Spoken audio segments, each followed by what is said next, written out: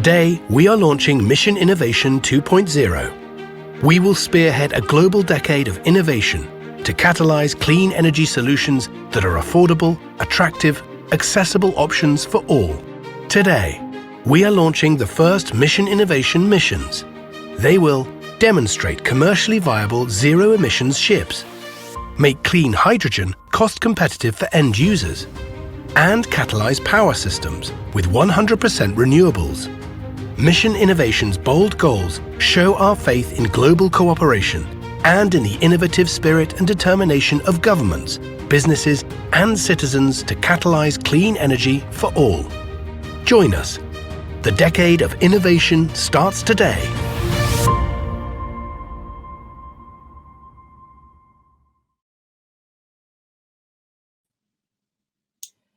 Friends, pioneers, investors, and diplomats around the world, it is my honor to welcome you to Mission Innovation's Innovating to Net Zero Summit. Today is going to be a great day. I'm so excited you can join us for the most important clean energy innovation event of the year, hosted by the government of Chile. First, I should introduce myself as one of your two co-hosts for the day. My name is Claire Healy, and I live in Washington, D.C. Let me tell you why I'm here.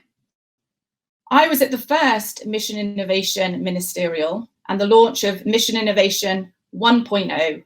So I am thrilled to be with you today for the launch of Mission Innovation 2.0. My day job is climate diplomacy, which in essence means getting countries to cooperate to deliver a safe climate for all. And the for all is really important to me. We cannot deliver on the Paris Agreement without the work of Mission Innovation. I have to ground myself in the science and what the science says is necessary, which is to halve global emissions in a decade. Just pause and reflect on that for a moment. That is a mammoth task.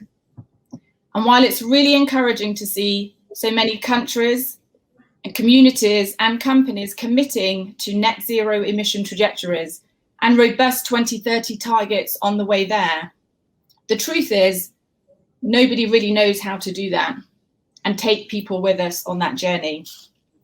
And that is where you come in. And that is where Mission Innovation 2.0 comes in, because we have to do a better job of coordinating and collaborating on our research and development, demonstration of new technologies, and yes, deployment of existing solutions. Mission Innovation is a space for that cooperation and a forum for that conversation and collaboration, governments to governments, with private sector and pioneers and investors, all of us. So we have an action-packed agenda today, but today is not just about today, even though it's going to be a fun and interactive session. Today is about the next decade and how we all work together to deliver on all these goals and make the targets that we've set a reality out here in the real world. So with me on this journey today is my co-host, and I'm delighted to introduce Claudio Seebach. Claudio. Thank you, Claire. My name is Claudio Seebach, and I head the Power Producers Association of Chile, and I live here in Santiago. Let me also tell you why I am here.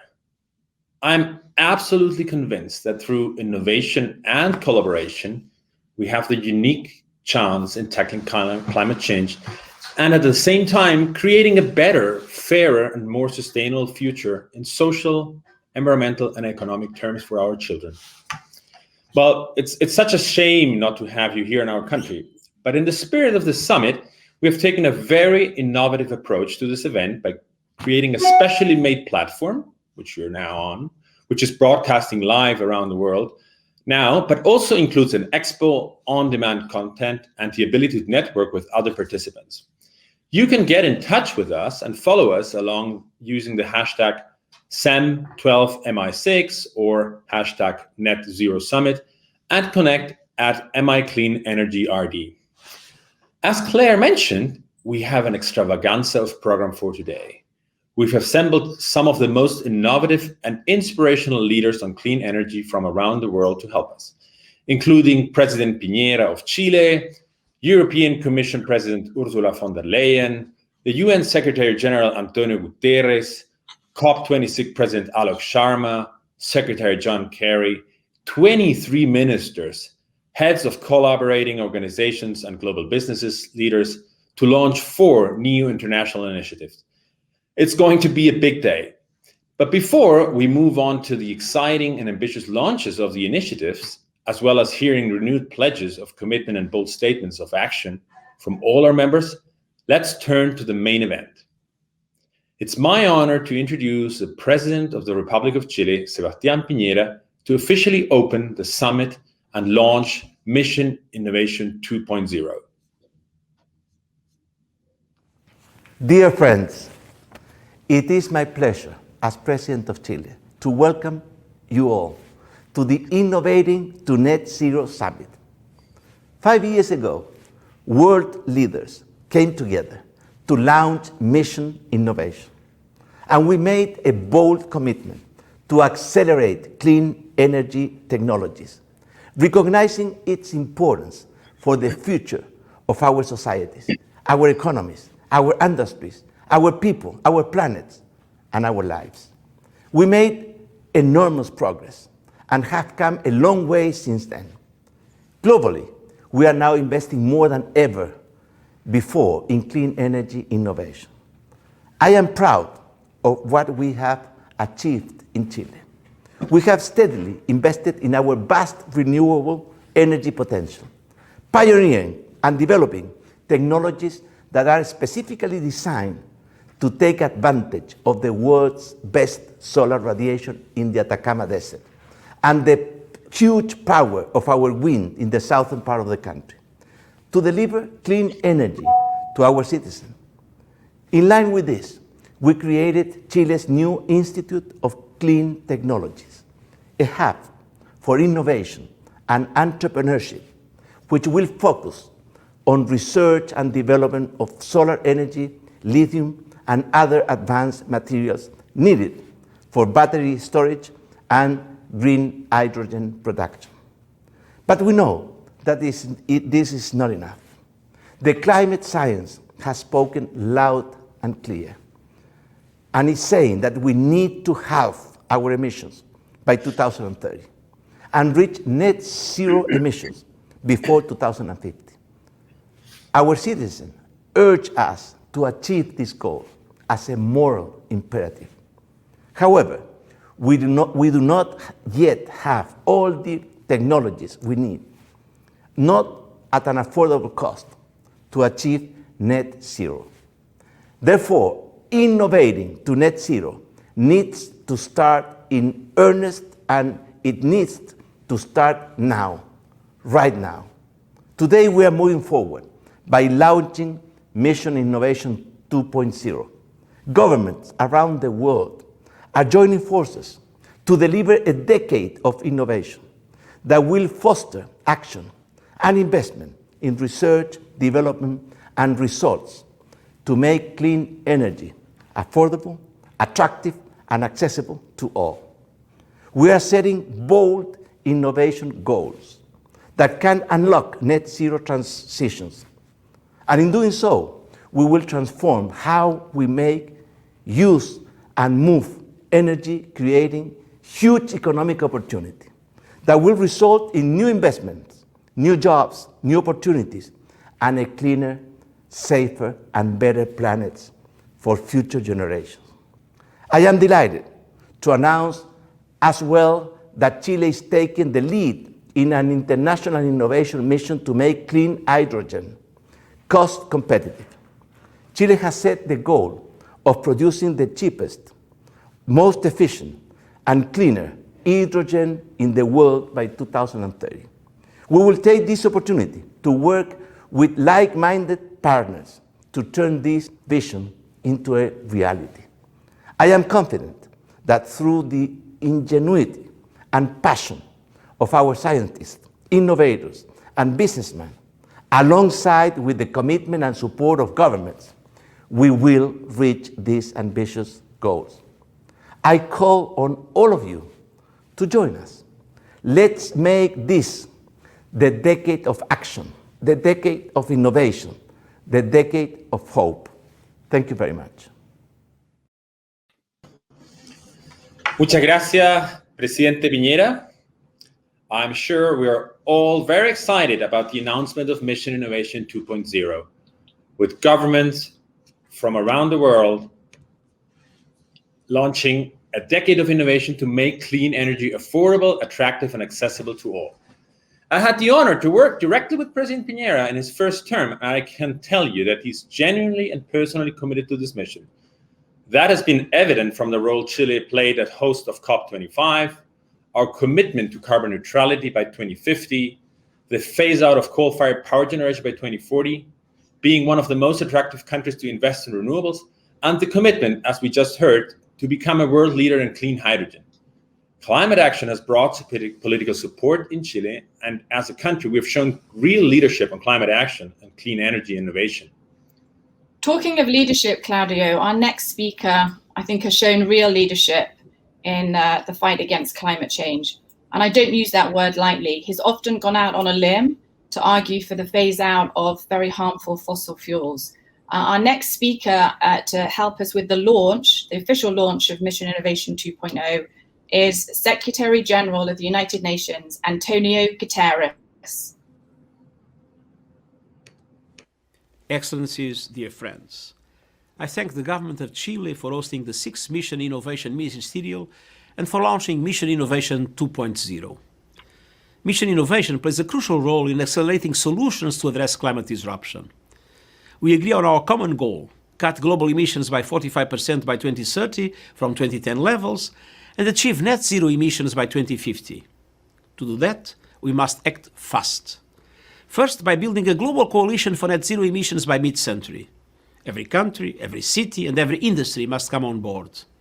Second, all countries, starting with major emitters, should submit more ambitious nationally determined contributions for mitigation, adaptation, and finance. Third, these plans need to be backed with concrete actions and policies for the next 10 years that are aligned with net zero emissions by 2050. The energy sector is at the heart of these. Phasing out coal is the single most important step to get in line with the 1.5-degree goal of the Paris Agreement. I commend the commitment of the G7 to phase out domestic and international coal finance. We must now see the G20 follow suit. This decade might also be when renewable energy overtakes fossil fuels. Countries must shift fossil fuel subsidies to renewable energy. Net zero emissions electricity systems must be the norm in advanced economies by 2035 and globally by 2040. The technology and the economics are on our side, but we need financing to bring it to scale. In addition, every hard-to-abate sector, including steel, cement, shipping, aviation, land transport, and buildings, must have an action plan for net zero by 2050 with robust intermediate goals. If the shipping sector were a country, it would be the world's 6th largest greenhouse gas emitter. Today's launch of the shipping mission for net zero innovation can help us to change course. Zero emissions ships must become the competitive choice by 2030, and we need credible market-based measures to get there. In sectors such as steel and cement, we urgently need demonstration projects and global procurement targets for 2030 pledged by governments. Here I commend India and Sweden for their work with the Leadership Group for Industry Transition. As we strive for net zero emissions, we need all hands on deck. The direction of travel is clear. With less than 6 months to COP26, I welcome the commitments from governments and the private sector today. I wish you a productive meeting, and I thank you.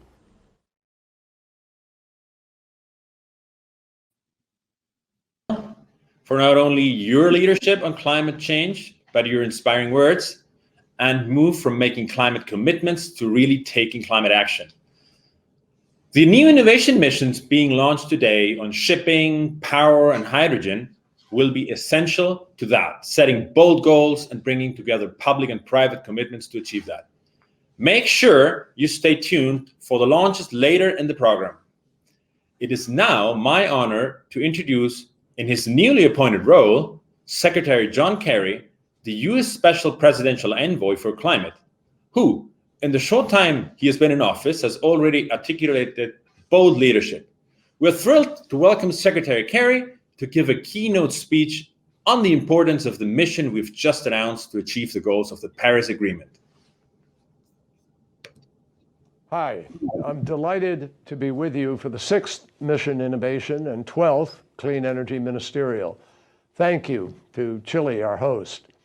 I want to recognize Chile's leadership on climate, clean energy, innovative technologies, and as current president of the COP during this critical year, Chile's work in driving progress as we head towards the critical meeting in November in Glasgow, including the unenviable but necessary work of organizing and hosting these ministerial meetings virtually during the pandemic. Mission Innovation and the Clean Energy Ministerial are both essential venues for speeding clean energy transitions around the world and for raising climate ambition. That is why it's great that these meetings are being held together, even if we can't gather in person. As President Biden announced at the Leaders Summit on Climate, the United States is stepping up to reinvigorate our engagement on international clean energy collaboration. And we look forward to hosting next year's meetings. Today, it's great to be here with you as we launch Mission Innovation 2.0. I remember launching the first phase of Mission Innovation 6 years ago at the Paris Climate Summit. The Obama-Biden administration spearheaded Mission Innovation to accelerate global clean energy R&D and to provide greater investment and collaboration. And President Biden has underscored our continuing support. The United States is very pleased to co-lead the new Mission Innovation shipping mission with Denmark, to join the hydrogen mission and launch a technology mission on CO2 removal at COP26 in Glasgow. I also welcome the new commitments by all Mission Innovation members to develop national innovation pathways, plans for supercharging their public and private investments in clean energy technology innovation so that we get on a trajectory for net zero emissions by 2050. This new phase of Mission Innovation is an essential step forward. The most critical innovation needs are outside the power sector. They're in industry, shipping, aviation, and trucking, where clean alternatives currently cost much more than today's dirty energy options. So we need to address the innovation needs for net zero emissions across all of these sectors. The launch of Mission Innovation 2.0, alongside the launch of CEM 3.0, will make it possible for the world to coordinate the development and deployment of the clean energy technologies we need for a swift net zero transition. So as we launch Mission Innovation 2.0 and CEM 3.0, what should we really be focusing on? All of us here recognize the need to hold the Earth's warming to no more than 1.5 degrees Celsius if we want to avoid the most catastrophic effects of the climate crisis. And we know that this decade is decisive. What the world collectively achieves before 2030 will determine whether we will be successful in reaching net zero carbon emissions by 2050 and in limiting the rise in the Earth's temperatures to the 1.5 degrees centigrade. With the energy sector representing 3/4 of greenhouse gas emissions, we know that we have to speed up the global clean energy transition, and I mean really speed it up. As the recent IEA report mapping out a net zero transition by 2050 points out, we are not in a good place. Emissions are way too high, and this year, they're actually rising at the second fastest rate in history. So if we're to successfully combat the existential threat the climate crisis poses, and if we're going to seize the clean energy opportunity ahead of us, we must accomplish 3 critical things in the decade ahead. First, it's critical that we immediately ramp down our dependence on fossil fuels. This means no new unabated coal-fired power generation and accelerating the retirement of the existing global coal fleet. And as the IEA points out, We need to get on track to net zero, and that will require making no new investments in fossil fuel supply, including oil and gas wells and coal mines, beyond what's already underway in 2021. Unless we decisively cut unabated fossil fuel this decade, we are looking at catastrophic consequences. Even as we cut fossil fuel use, we're going to need to ramp up deployment of existing technologies. We're in a good starting position with those technologies. Renewable energy from solar and wind is cheaper than fossil-fueled electricity in most parts of the world. And batteries to store power and stabilize grids have fallen in cost by 90% over the last decade. And electric vehicles are increasingly cost competitive with petroleum-fueled cars.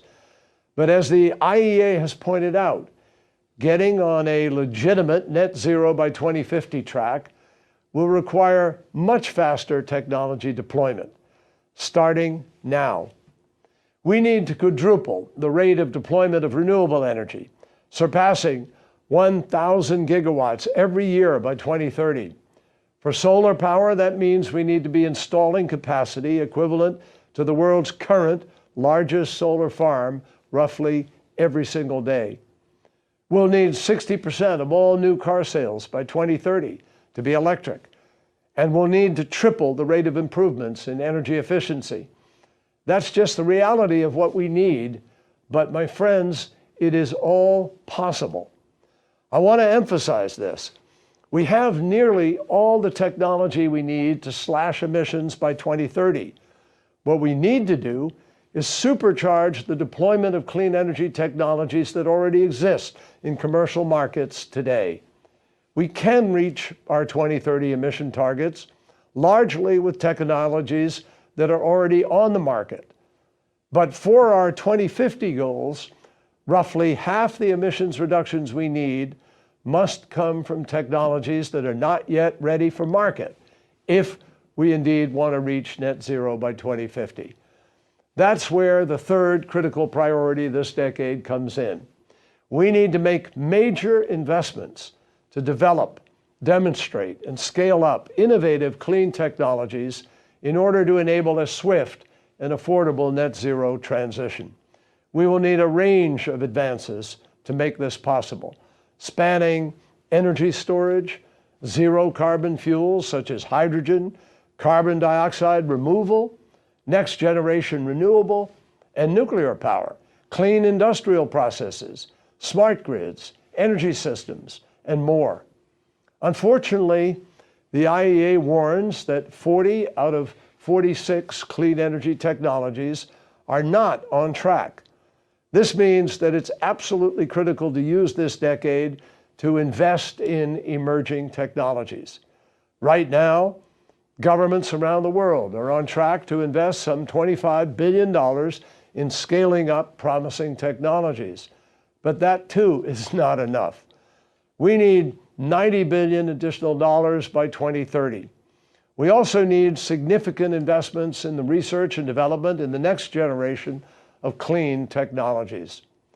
By 2030, we need to ramp up clean hydrogen production, one of the technologies not yet ready for market, and we need to ramp it up by more than 15 times current levels in order to pave the way for an even more massive scale-up in clean industrial processes and in clean fuel production by 2050. Without that investment, we won't be able to slash emissions from the hard-to-abate sectors, spanning major industrial processes, from steel to cement to chemicals, as well as long-distance transportation. So if we don't have demonstrated technologies at scale for those sectors by 2030, we won't be able to reach our 2050 goals, barring some unforeseen discovery. My friends, we literally cannot afford to wait. The good news is the clean energy transition is perhaps the greatest economic opportunity we've seen since the Industrial Revolution. It's not a hardship. Developing and deploying clean energy technologies represents an incredible economic opportunity, perhaps the greatest market transformation since the Industrial Revolution. Private investors are actually beginning to recognize this. 2020 set records for venture capital investment in emerging clean technologies, as well as global investment in clean energy deployment around the world. Entire new energy industries are going to emerge, industries to supply hydrogen to hundreds of industrial plants around the world, to produce clean synthetic fuels for ships and planes, to churn out advanced electric vehicles, to orchestrate zero carbon power systems. These industries will sell to multi-trillion-dollar markets. As an example of the opportunity, the world will need to build 20 gigafactories a year, every year through 2030, to churn out advanced batteries. And as governments, we need to invest in these industries and incentivize investment from our companies to mobilize the $4 trillion in annual global clean energy investment that we'll need by 2030 to reach net zero emissions by 2050. We'll need to develop and demonstrate new technologies at scale and create the early markets for those technologies to flourish commercially, such as by guaranteeing public procurement of goods produced through innovative zero-carbon industrial processes. As we emerge from this pandemic and seek to build back better, the countries and firms that seize the opportunities I've described, that seize the opportunity to build the industries of the future, those are going to be the ones that capture lucrative shares of growing and emerging markets, and they will generate economic prosperity and good-paying jobs. That's why in the United States, President Biden has committed to a carbon-free power sector by 2035 and to net zero emissions by 2050. And that's why American Jobs Plan is going to invest in clean energy technologies and supercharge U.S. manufacturing in sectors like advanced batteries, electric vehicles, because the clean energy transition is not a sacrifice, it's an economic opportunity. And the United States is committed to accelerating clean energy innovation to make net zero transitions cheaper and faster all around the world, not just in the United States. We recognize that raising our innovation ambition makes it possible for the world to raise its climate ambition. So President Biden has called for quadrupling U.S. funding for clean energy research, development, and demonstration over 4 years. This investment will develop the technologies that can be used all over the world. International collaboration will be critical to speed clean energy innovation and deployment. And the United States recognizes that we have an important role to play, even if we haven't been leading over the past 4 years. That's why President Biden hosted the Leaders Summit on Climate earlier this year, to re-galvanize American leadership on climate in gathering the leaders of the world's largest economies and largest emitters to figure out how exactly we're going to get this done. And that's why we're hosting next year's ministerial, and we'll continue to work through CEM 3.0 and Mission Innovation 2.0 in order to speed the transition to a net zero global carbon economy. But we also know that we can't do this alone. The need is just simply too great for any one country to fill. We have to work together, my friends, and that's how we're going to get it done. So let's get to work. You heard it. We can't do it alone, and it's time to get to work. It feels good to have the United States back in action, doesn't it?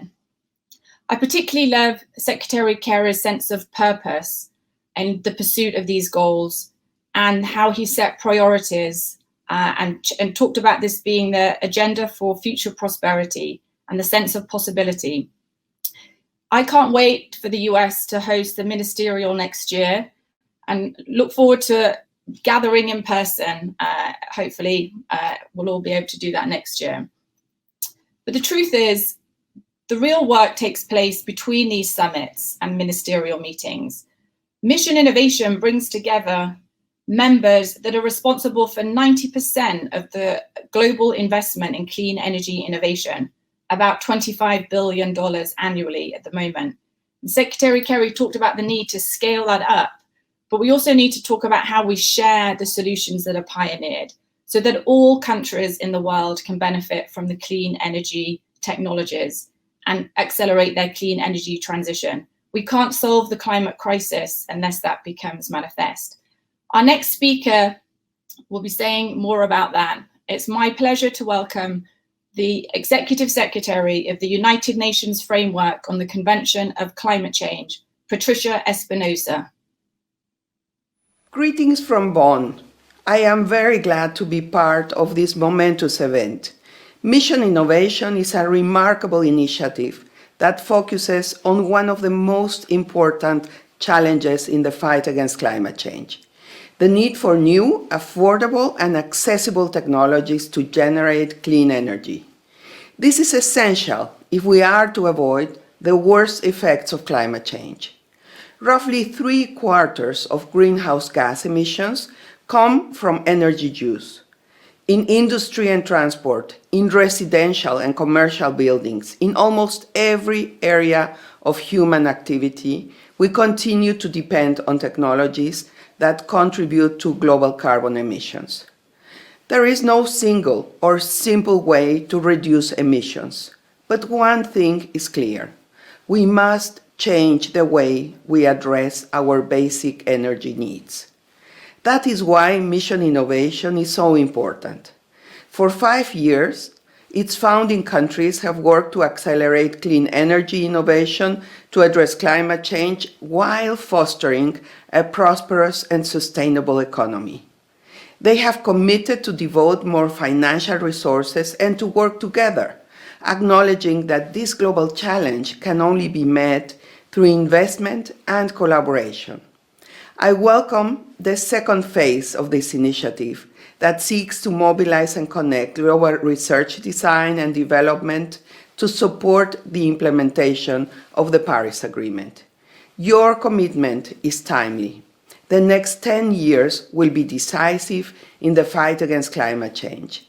This will be a make or break decade in our efforts towards the common goal of net zero emissions by 2050.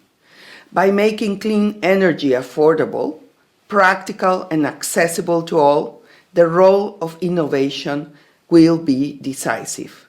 I sincerely congratulate all countries and organizations involved in this admirable international initiative that moves the world closer to a cleaner, greener, and truly sustainable future for all.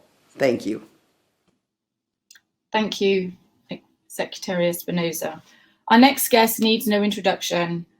He was there at the launch of Mission Innovation 5 years ago, and he has been active ever since with his breakthrough energy ventures. He's here to talk about the imperative of cooperation between the public and private sector, and perhaps introduce his new book on the shelves at the moment. Please welcome Bill Gates.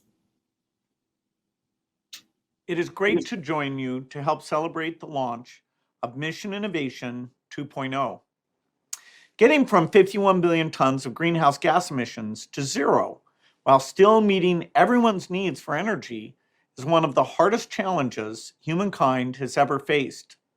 Hard problems call for bold solutions, and that's why I'm proud to have worked with leaders from around the world to launch Mission Innovation and Breakthrough Energy at COP21. Together, we've demonstrated the critical connection between the private and public sector and the work they must do to create the new technology the world will need to avoid a climate disaster and ensure that they are affordable and accessible to everyone. Since 2015, Mission Innovation has helped governments, businesses, investors, and scientists come together to understand how to invest early to invent new climate solutions while setting a course for how to deploy them at scale. Now is the chance to take that work to the next level. As countries develop economic recovery plans and plans for reducing emissions, we have a once-in-a-generation opportunity to build on the promise we created together when we formed Mission Innovation. We must continue the global drive to deliver more government resources to early innovation while connecting those innovations to early investors willing to take the risk to develop those ideas into companies. But we also need to take the next step to engage even more stakeholders to create the market infrastructure for those technologies to get out to countries around the world as quickly as possible. That's what Mission Innovation 2.0 is all about. It will play a critical role in discovering how to invent technology the world needs to eliminate the hardest to abate emissions. It will help connect the private and public sectors to begin to commercialize those technologies, and it will do that in a way that ensures every country on the planet can afford to choose the green alternative over the fossil fuel incumbent. This progress will come with new ways to think of partnerships between the public and private sector. And Mission Innovation 2.0 is already delivering on that promise. Today, Breakthrough Energy was excited to announce that we'll be working closely with the European Commission on building the Catalyst program, a first-of-its-kind innovative finance vehicle designed to rapidly commercialize critical climate-smart technologies. And we look forward to working with all the Mission Innovation countries on these exciting new initiatives. I'm an optimist. I believe we will avoid a climate disaster. One reason I believe this is because there are partners like Mission Innovation and its members who know what's at stake and are answering the call. Thank you. Thank you, Mr. Gates. I must say I'm also an optimist, and we will be able to avoid a climate disaster. And we, of course, welcome this exciting new partnership. As Claire mentioned, your continued championing of Mission Innovation from its creation until now has been crucial to its success. And as you rightly point out, public sector support for entrepreneurs and innovators will play a vital role in accelerating the clean energy technology we need. Our next speaker has spent the last 2 years as COP25 champion, the longest serving champion ever due to the pandemic. But he has been nevertheless tirelessly building bridges between the public and private sector to enhance collaboration on climate change. It is my pleasure to introduce my friend, inspiring leader and fellow Chilean, the high-level champion of COP25, Gonzalo Muñoz. The second launch of Mission Innovation is an historic occasion of continued collaboration to limit temperature increases to below 1.5 degrees. It complements the immense momentum for change building in businesses and civil society, both of which are ready to work with governments to deliver on the climate action pathways developed by the UN Marrakesh Partnership for every sector. Mission Innovation can help to deliver the solutions required as part of deep system innovation in this critical decade. The COP high-level champions for global climate action and the non-state actors supported it through the Race to Zero campaign and stand ready to help put this innovation into practice. Thank you, Gonzalo. The race to breakthrough that you and COP26 champion Nigel Toppings have been spearheading with non-state actors have been important to the MI missions that will be launched today, and we will look forward to seeing even more strengthening cooperation. Private sector efforts will be essential to accelerate innovation, and their involvement alongside with states and will be key elements of Mission Innovation 2.0. I'm therefore delighted that we have Michel Azalbert, CEO of the ENGIE Renewable Hydrogen Unit, with us today. ENGIE is a key player in energy in Chile and has taken important steps as part of its decarbonization plan, recently announcing its total exit from coal by 2025, as well as a massive renewable energy development plan totaling 2,000 megawatts in the coming years. Also committed to developing green hydrogen for our mining and logistics industry. With that, I welcome Michel Azalbert, CEO of the Renewable Hydrogen Business Unit at ENGIE. Good morning. My name is Michel Azalbert. I am the CEO of the Hydrogen Business Unit at ENGIE. Thank you for having me here at Mission Innovation 2.0, and thank you to Chile for hosting this very important event. Mission Innovation is an excellent platform for the private and public sectors to strengthen cooperation in our common path to net zero. Today we are witnessing a real momentum where governments worldwide manifest a strong commitment and support to the development of clean energy solutions. Energy majors are rallying behind the energy transition by setting net zero targets that are more ambitious than ever. As recently announced, ENGIE aims to accelerate in renewable and is committed to net zero carbon by 2045. And for example, in Chile, ENGIE has announced plans to develop 2 gigawatts of renewable energy projects, up from the 1 gigawatt of project that it has proposed in 2019. To achieve this goal, innovation and getting technologies to the next level are critical. For renewable hydrogen, one of the most important vectors of the energy transition, today's main challenge is bridging the competitiveness gap with grey hydrogen. At ENGIE, we are targeting green hydrogen production of 4 gigawatts by 2030. So today we work closely with technology suppliers to co-create and design innovative solutions. This is concrete now, as we have already more than 30 green hydrogen projects in 10 countries in the world. Our goal is to think big, because scale matters, and to act fast to drive costs down quickly. So let's join forces, public and private together, to be able to deliver this decade. Thank you. Thank you, Michelle. We'll be hearing more about hydrogen in just a moment for the launch of our first mission. But for our final welcome remarks and supportive comments, please welcome Oluwadabira from Nigeria.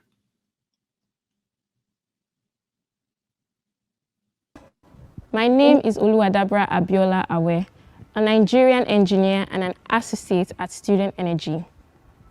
I come from Africa, home to a fifth of the world's population, but yet accounts for less than 4% of the global electricity use. Only about 50% of sub-Saharan Africa have access to electricity.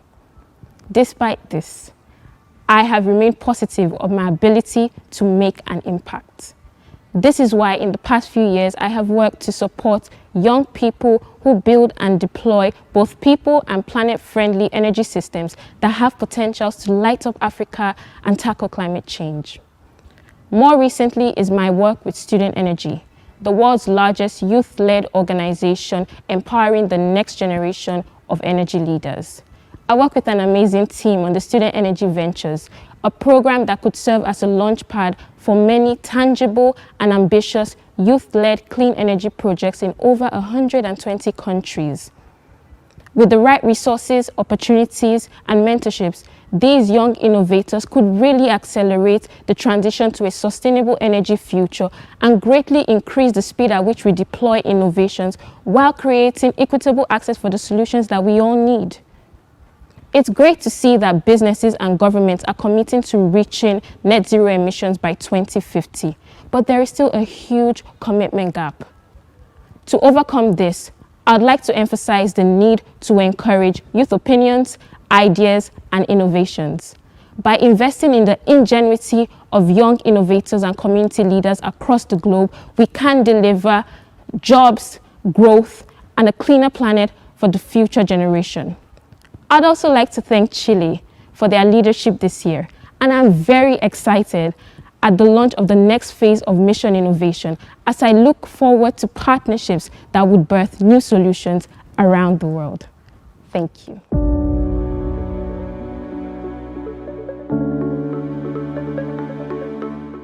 World leaders launched Mission Innovation in 2015 to accelerate the clean energy revolution. Affordable and available clean energy is key to tackling climate change. Innovation lies at the heart of this challenge, bringing together the world's leading governments with the power of the private sector and the ingenuity of innovators. Mission Innovation is building a movement. Over the past 5 years, we have increased our clean energy innovation investments by $5.8 billion to the highest levels ever recorded. We have collaborated on 8 innovation challenges and invested $1.6 billion in over 157 new international partnerships. We have proven 2 new technologies that can provide cooling to all without warming the planet. We have supported 1,500 solutions with the potential to avoid 2/3 of all energy emissions. And we have celebrated 40 exceptional researchers and innovators around the world who are driving the clean energy revolution. Now we are embarking on the next phase of our journey. We need to develop the next generation of low carbon technologies across every sector of the economy that uses or produces energy, including electricity, transportation, manufacturing, buildings, and agriculture. In the past year, the COVID-19 pandemic has challenged us all. But in the midst of this, we have also seen hope. Research, innovation, and collaboration have led to the delivery of vaccines at a speed we didn't think possible. Today, many governments and businesses around the world are committing to net zero goals. Clean energy lies at the heart of this commitment. Innovation will be crucial to deliver the technologies we need, at the cost we need, for all corners of the globe. Mission Innovation is stepping up to this challenge with urgency, commitment, and the innovative spirit needed to tackle climate change. Innovation to me means change, and we need change.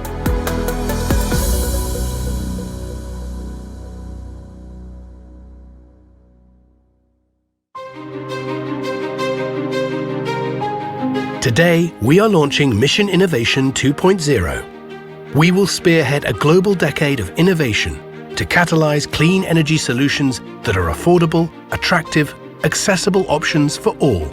Today, we are launching the first Mission Innovation missions. They will demonstrate commercially viable zero-emissions ships, make clean hydrogen cost-competitive for end users, and catalyze power systems with 100% renewables. Mission Innovation's bold goals show our faith in global cooperation and in the innovative spirit and determination of governments, businesses, and citizens to catalyze clean energy for all. Join us. The decade of innovation starts today.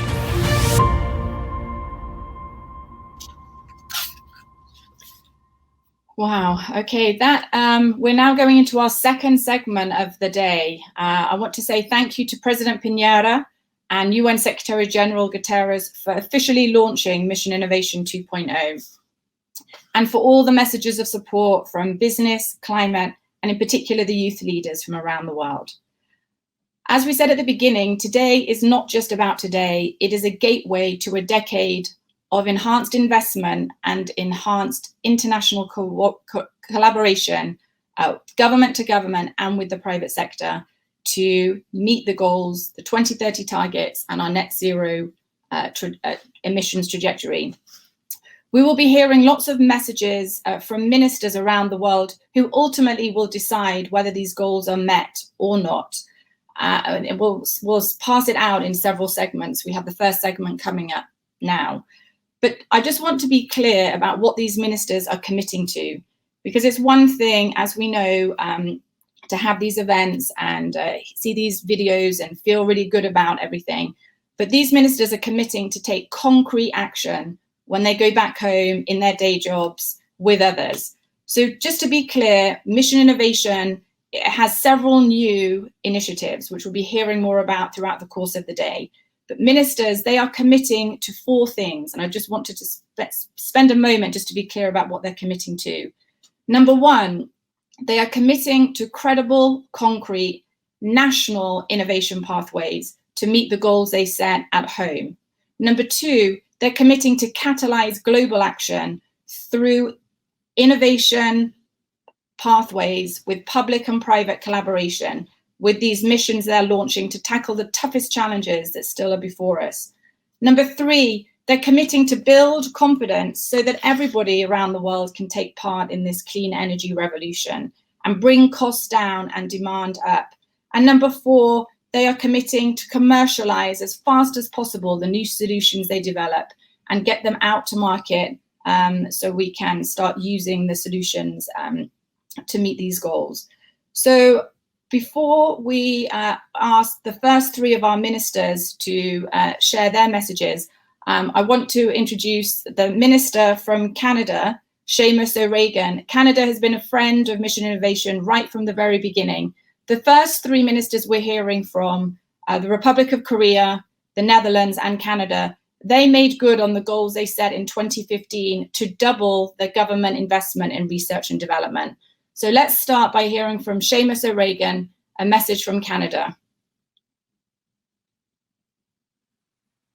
Hey everyone, bonjour à tous. Je vous rejoins depuis l'île de Terre-Neuve. le territoire ancestral des peuples Mi'kmaq et Beothuk.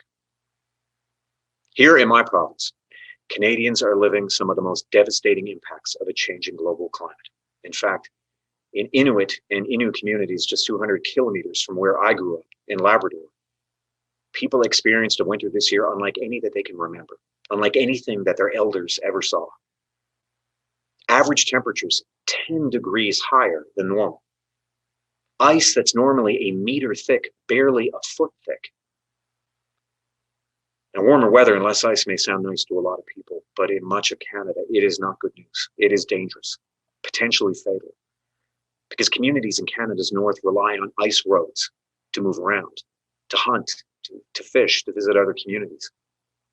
Climate change is an existential threat endangering those very communities right now, which means the need to act didn't end when this global pandemic began. And the urgency is only going to intensify when we finally get COVID-19 in a rearview mirror. It is up to us to act, to build a clean energy future, one that is inclusive and prosperous, one that creates jobs and lowers emissions. Canada is a founding member of Mission Innovation. We are proud to have been there 5 years ago to help launch it. It reflected our belief that climate action is more than the challenge of our generation. It is the opportunity of our lifetime. The decision to join Mission Innovation looks even smarter today because the market is moving. Investors around the world are increasingly making clear choices. They're putting their money into businesses, industries, and jurisdictions that are taking meaningful climate action. And they are divesting from those that, in their view, are not. So by harnessing the ingenuity of our engineers, our trades workers, our scientists, our investors, our inventors, by harnessing that ingenuity now, we can create jobs and a cleaner planet for future generations. Canada is well on its way. We have more than doubled our annual federal investments since joining MI, from $387 million in 2015 to over $785 million today. We're working with the private sector on everything from energy storage to smarter grids, from clean energy materials to biofuels to carbon capture, use, and storage. Canada's involvement in MI has led to some amazing initiatives, including our Power Forward Challenge, launched jointly with the UK, and our Breakthrough Energy Solutions Canada program, a public-private partnership with our friends from Breakthrough Energy. There's still a lot more work to do, but Mission Innovation has already proven what's possible when we dream big and when we act boldly. When we raise the level of ambition to something that is just out of our grasp, but not out of our reach. So Canada is keen to help launch a second, more ambitious phase of Mission Innovation, one that will lead to tipping points in the cost and scale of clean energy solutions. Like I said, now is the time to act. The transition to a global low-carbon economy is already underway. There are projects being built right now to lower emissions by real people working real jobs who really want to save the planet and really want to make money. Mission Innovation is working. It's doing what we wanted it to. It's changing how we think of energy. So let's double down with phase 2. Let's double down on our common mission. Net zero emissions by 2050. A prosperous economy that creates jobs and a low carbon future that leaves no one behind. It's ambitious. It's a lot. But this is Mission Innovation. This is what we do. Thank you. Merci beaucoup. Thank you, Minister O'Regan. And also to talk about doubling down, our next two ministers, Minister Seung Wook Moon from the Republic of Korea and Minister Yeshlikos Sigarius from the Netherlands. 후안 카를로스 호베 장관님과 회원국 장관 여러분, 대한민국 산업통상자원부 장관 문승욱입니다. 청정에너지 투자를 선도할 MI 2.0의 출범을 여러분과 함께하게 되어 기쁘게 생각합니다. 2015년 청정에너지 기술에 대한 투자 확대를 공공부문이 선도하자는 취지에서 MI 1.0이 출범하였습니다. MI 1.0 출범 이래 지난 5년간 청정에너지 기술 혁신에 관해 글로벌 공감대가 크게 확산되었습니다. 또한 기술 혁신을 위한 각국 정부와 민간의 네트워크도 한층 강화되었습니다. 그 결과 코로나19와 같은 어려움 속에서도 청정에너지에 대한 공공부문의 기술혁신 투자는 약 60% 이상 증가하였습니다. 특히 한국의 경우 MI 1.0 첫 해인 2015년에 4.8억 불이었던 청정에너지 기술에 대한 투자가 2020년에는 약 2배인 8.5억 불로 대폭 늘어났습니다. 또한 태양광, 수소, CCUS 분야의 도전적인 과제에 대해서는 1,800만 불의 국제 공동연구 예산을 지원함으로써 MI 회원국 간 공동 R&D에도 적극 참여하였습니다. 회원국 장관 여러분, MI 1.0의 성과를 바탕으로 우리는 이제 MI 2.0에 막 진입했습니다. 지난 4월 기후변화 정상회의에서 주요 국가들은 2030년 탄소 저감 목표 NDC의 추가 상향을 제시한 바 있습니다. 또한 2050년 탄소 중립에 동참하는 국가들도 늘어나고 있습니다. 2050년 탄소 중립으로 가는 길에 수많은 고비가 있겠지만 청정에너지 기술 개발을 통해 산업활동을 지속적으로 혁신해 나가는 것이야말로 탄소 중립 실현이 정도가 아닐까 합니다. 아울러 탄소 중립을 위한 기술 혁신은 개별 국가만의 노력으로는 불가능한 도전이기에 여러 국가들이 기술적 역량을 결집해야 할 것입니다. 따라서 청정에너지 기술 혁신을 위한 역량 결집이라는 각국의 공감대에서 출범하는 MI 2.0은 탄소 중립 시대를 준비하는 우리들에게 매우 소중한 협력 플랫폼으로 자리 잡을 것으로 확신합니다. 한국도 지난 10월에 2050년 탄소 중립을 선언하였습니다. 그래서 MI 2.0은 한국에게도 매우 중요합니다. 한국은 현재 탄소 중립을 위한 기술혁신 로드맵을 수립하고 있는데 로드맵을 완성하고 이를 이행하는 과정에서 MI 2.0과 연계한 기술 협력과 투자를 더욱 강화해 나갈 것입니다. 특히 MI 2.0에서 마련 중인 다양한 미래지향적 기술 분과 활동에 적극 참여하면서 MI 사무국에 대한 지원도 지속 확대하도록 하겠습니다.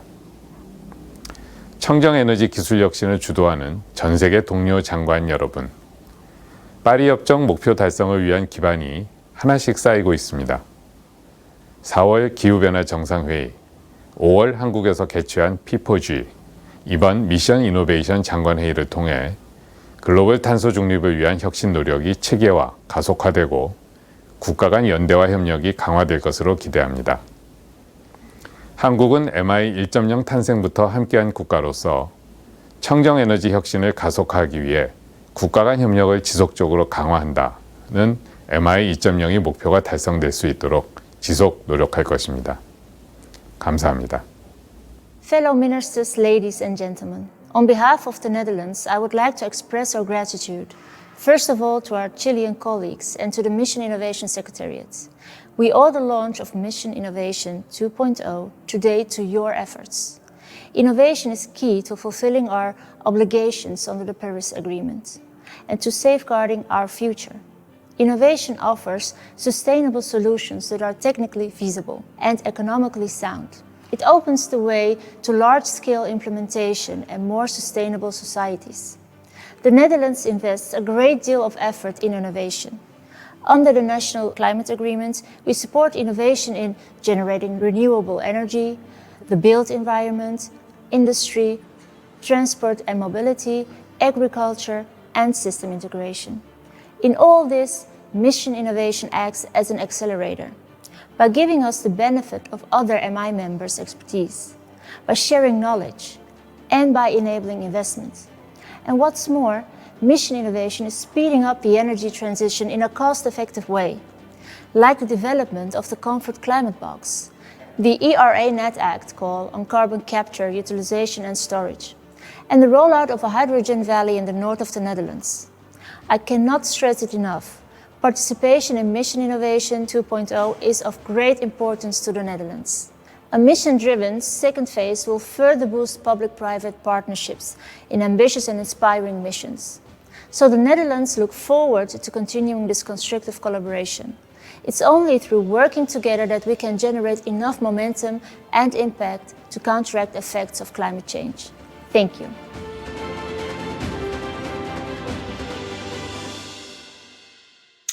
Thank you, ministers from Canada, Korea, and the Netherlands. Next up, I'm delighted to introduce the first of the 4 mission launches, the mission launch for the Hydrogen Challenge.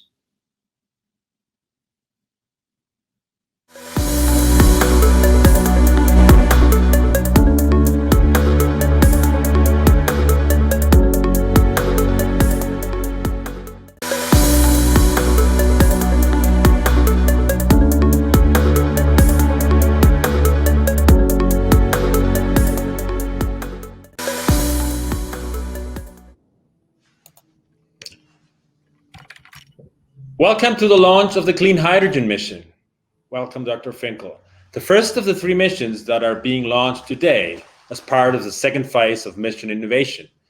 These public-private alliances will catalyze global action by setting ambitious goals backed by commitments that can lead to tipping points in the cost, performance, or scale of clean energy solution this decade. As we've all seen, there is currently an extremely high level of global and also local interest here in Chile in clean hydrogen as an essential element for achieving many countries' net zero goals. But why is hydrogen so important, and what can we achieve with greater research and innovation? I would like to introduce Dr. Alan Finkel, Special Advisor to the Australian Government on Low Emission Technology, to elaborate on just that. Dr. Finkel, over to you. Thank you for that introduction, Claudio. I relish any chance I get to extol the virtues of hydrogen. It is one of my 3 favorite elements. As an electrical engineer, I am in awe of silicon. As an electric car driver, I revere lithium. And as a believer in a zero emissions future, I pay homage to hydrogen. Element number 1, the simplest and most versatile element of them all. Hydrogen is a miraculous fuel. It's a gas that burns like methane or propane or acetylene. But what makes hydrogen so stunningly attractive is that when it burns, the only end product is water vapor. In the race to zero, no other fuel can compete with hydrogen. Now, the idea of hydrogen as a fuel, it's not new. Indeed, it has a long history. The most prominent use of hydrogen last century was as the fuel burnt in the main engines of the space shuttle, whose white-hot nozzles and invisible exhaust thrust astronauts into space for 2 decades. A lesser-known use of hydrogen was to produce the ammonia fuel in the X-15 rocket-powered aeroplane. Back in 1967, the X-15 set the world speed record for a crewed aircraft. It flew at more than 7,000 kilometers per hour, a record that remains unbroken to this day. For 100 years, the use of hydrogen as a fuel burbled gently in and out of consideration. But today, everybody is talking about hydrogen. The conversation has become a roar. Why now? First and foremost, because of the global determination to eliminate greenhouse gas emissions. Second, the cost to produce clean hydrogen from plentiful solar and wind electricity has plummeted. As a result, the price of renewable hydrogen is within a factor of 3 or 4 of where it needs to be to compete with fossil fuels, and the gap is continuing to close. Third, there has been a steady improvement in the technologies for hydrogen use. For example, fuel cells to convert hydrogen into electricity are now cheaper, smaller, lighter, and more robust than they were 20 years ago. Equally important is the carbon fiber fuel tank that enables hydrogen to be stored at 700 atmospheres, providing cars, trucks, and trains with very long driving range and rapid refueling. The final reason for hydrogen's prominence is its use to ship renewable energy long distances from countries where it is plentiful to countries where the demand is high. The challenge for hydrogen, producing it cost effectively. Unlike coal, oil, unlike natural gas, nuclear, or water in big dams, or wind and solar, all of those which are fuels ready to use, it takes energy to produce hydrogen. Despite the effort required to produce it, clean hydrogen has to match the price of the incumbent fossil fuels. If the engineering challenge for hydrogen is to produce it cost effectively, the commercial challenge is to build demand.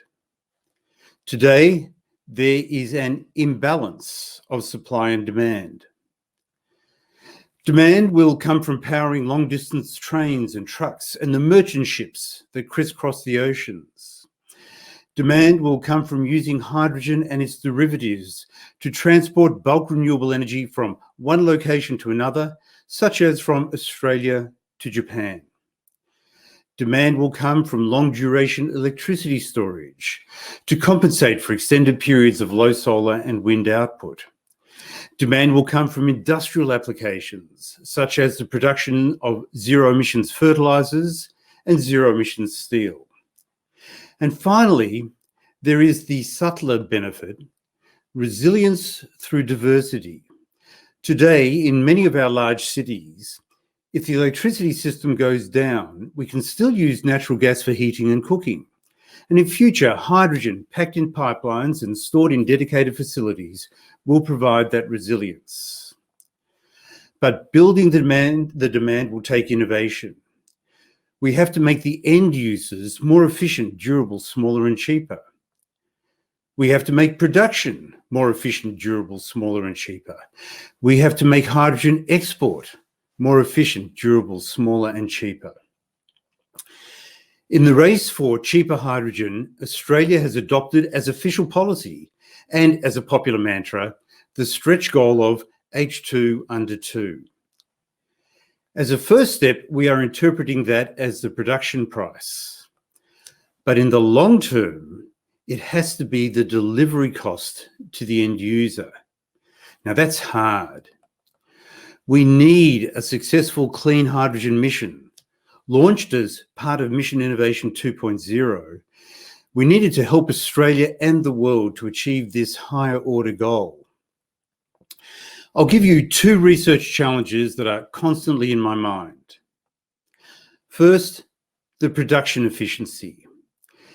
If by 2050, as some predict, the global trade in hydrogen is $1 trillion, a 10% improvement in production efficiency between now and then will save the world $100 billion every year. Now, improving efficiency, it's hard, but I predict that it will be achieved by tens of thousands of engineers and scientists inspired year after year by the Clean Hydrogen Mission. Second challenge, the cost of hydrogen refueling stations.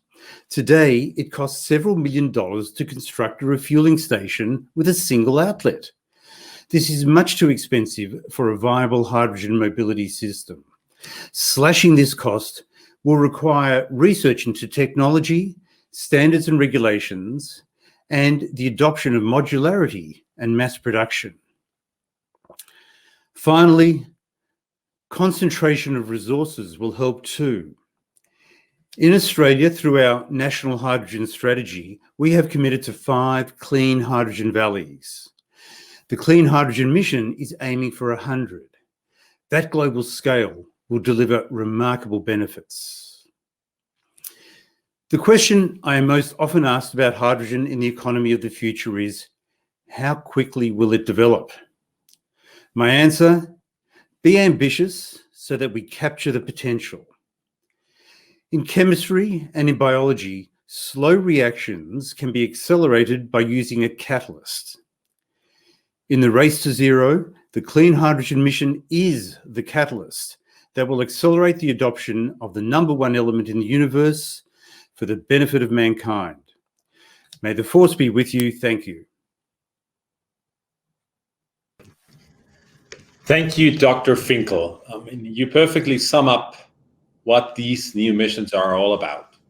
Stretching ambition and catalyzing innovation. So we hope that if humanity can stop burning stuff there is something we need to burn, it's hydrogen, because all it will be left over is water. So, well, but however, as you have explained, the problem is, and the price of clean hydrogen currently remains above what it needs to be to complete and displace incumbent fossil fuels. To have the greatest impact on helping decarbonize the world economy, the cost needs to fall as quickly and as greatly as possible. I am therefore delighted to introduce Ministers Llobet of Chile, Minister Taylor of Australia, Commissioner Gabriel from the European Commission, and lastly, Minister Trevelyan of the UK, to launch the Clean Hydrogen Mission and explain what it will deliver and who is involved.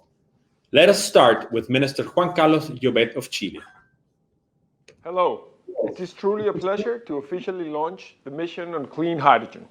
Chile is extremely excited to be co-leading this mission alongside such important partners in this sector. The hydrogen mission aims to increase the cost competitiveness of clean hydrogen to build a global clean hydrogen economy. This mission will help accelerate the pace of clean energy innovation to achieve performance breakthroughs and cost reductions to provide widely affordable and reliable clean energy solutions. The goal of this mission is to increase the cost competitiveness of clean hydrogen to the end user by reducing end-to-end costs to $2 per kilogram by 2030. Research shows that costs of hydrogen are falling dramatically each year. We want to see which production methods and end uses can get us there first to pave the way for others to follow. The mission will work towards this goal through 3 pillars. The research and development pillar will focus on innovation in technologies and industrial processes. The demonstration pillar will include large-scale demonstration projects and will take a systematic approach covering hydrogen, production, storage, transportation, and end use through hydrogen valleys, building on the work of Innovation Challenge 8 and the establishment of the Hydrogen Valleys platform. The final pillar, the Enabling Environment pillar, will work with other initiatives to identify and overcome deployment barriers such as standards, regulations, and demand pool. The work of this mission will perfectly complement the ambitious national green hydrogen strategy that our country announced last year, in which our aim is to be one of the top 3 leading exporters of green hydrogen worldwide by 2030, shipping approximately $2.5 billion each year at the lowest cost globally. Chile is proud to reaffirm its commitment to deploying large-scale green hydrogen valleys in the Antofagasta and Magallanes regions through policy support and public-private collaboration, which will leverage both domestic and international demand, as well as our abundant renewable energy resources to deliver competitive, clean fuels to the end user by 2030. Australia is excited to be a co-lead of the hydrogen mission. Getting the cost of producing clean hydrogen to economic parity with existing energy sources is already one of 5 priorities outlined in Australia's technology investment roadmap. This will require international collaboration on R&D and innovation, and Mission Hydrogen establishes a forum for that very important work. The tipping point for clean hydrogen is likely to be reached when its end-to-end costs are reduced to less than $2 US per kilogram. But certain applications and locations will become competitive before others, and supporting these closer to market technologies will help build hydrogen capacity around the world. We can expand production and grow demand while harnessing our comparative advantages as countries, as industries, as investors, and as exporters. Australia is pleased to announce that we've committed more than $850 million to build an Australian hydrogen industry. In the coming months, we'll identify locations for 5 regional export hydrogen hubs. Australia sees great potential for clean hydrogen to reduce global emissions, not just at home, but for our trading partners too. This is our first step in achieving the mission goals by 2030. We are very excited to co-lead the Clean Hydrogen Mission. Our intention is to bring together public authorities, research institutions, NGOs, trade associations, and private enterprises across the hydrogen value chain. Members will join forces to deliver significant demonstrations of future uses for clean hydrogen, which are at the forefront of building global clean hydrogen economies. Lowering the price of clean hydrogen is urgent. We want all countries to share in progress and build on each other's achievements. We'll connect the players to stimulate collaboration, funding and projects, and create a cooperative, competitive environment for achieving our cost goals. This mission will result in new and cheaper processes and technologies across the hydrogen value chain, acceleration towards a global clean hydrogen market, interlinked, integrated, innovative hydrogen ecosystems or hydrogen valleys across the globe, and a knowledge platform to enable rapid learning from early development of cutting-edge technologies through the commercialization. International cooperation is essential to achieve these targets. The European Hydrogen Strategy, a key initiative under the European Green Deal, affords great importance to working collaboratively with key international partners to jointly scale up hydrogen production and help achieve our climate goals. We are looking for committed partners to contribute to the delivery of at least 100 large-scale integrated clean hydrogen demonstration projects by 2030. This is ambitious, but we are not starting from scratch. Globally, there already are more than 30 hydrogen valleys or hubs in different stages of development, as featured in the Hydrogen Valley platform. Together with the Hydrogen and Fuel Cells Joint Undertaking and the European Member States, we'll develop further the hydrogen valleys in Europe and abroad. I look forward to remaining engaged with you as the mission develops further, and I wish you the best of luck with this important initiative.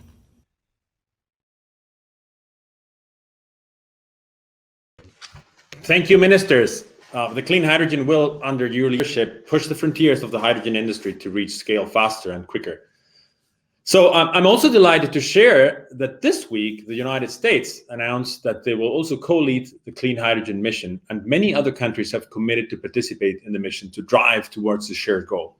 Each clean hydrogen mission has committed to develop a minimum of 3 hydrogen valleys, as Commissioner Gabriel mentioned, to deliver the mission of this goal. Therefore, this platform will be important to share information and track progress. With that in mind, I'd like to introduce Mr. Bart Bijbuek, Executive Director of the Hydrogen and Fuel Cells Joint Undertaking, who will discuss the platform and how it will complement the mission's research and innovation activities. The floor is yours, Mr. Bijbuek.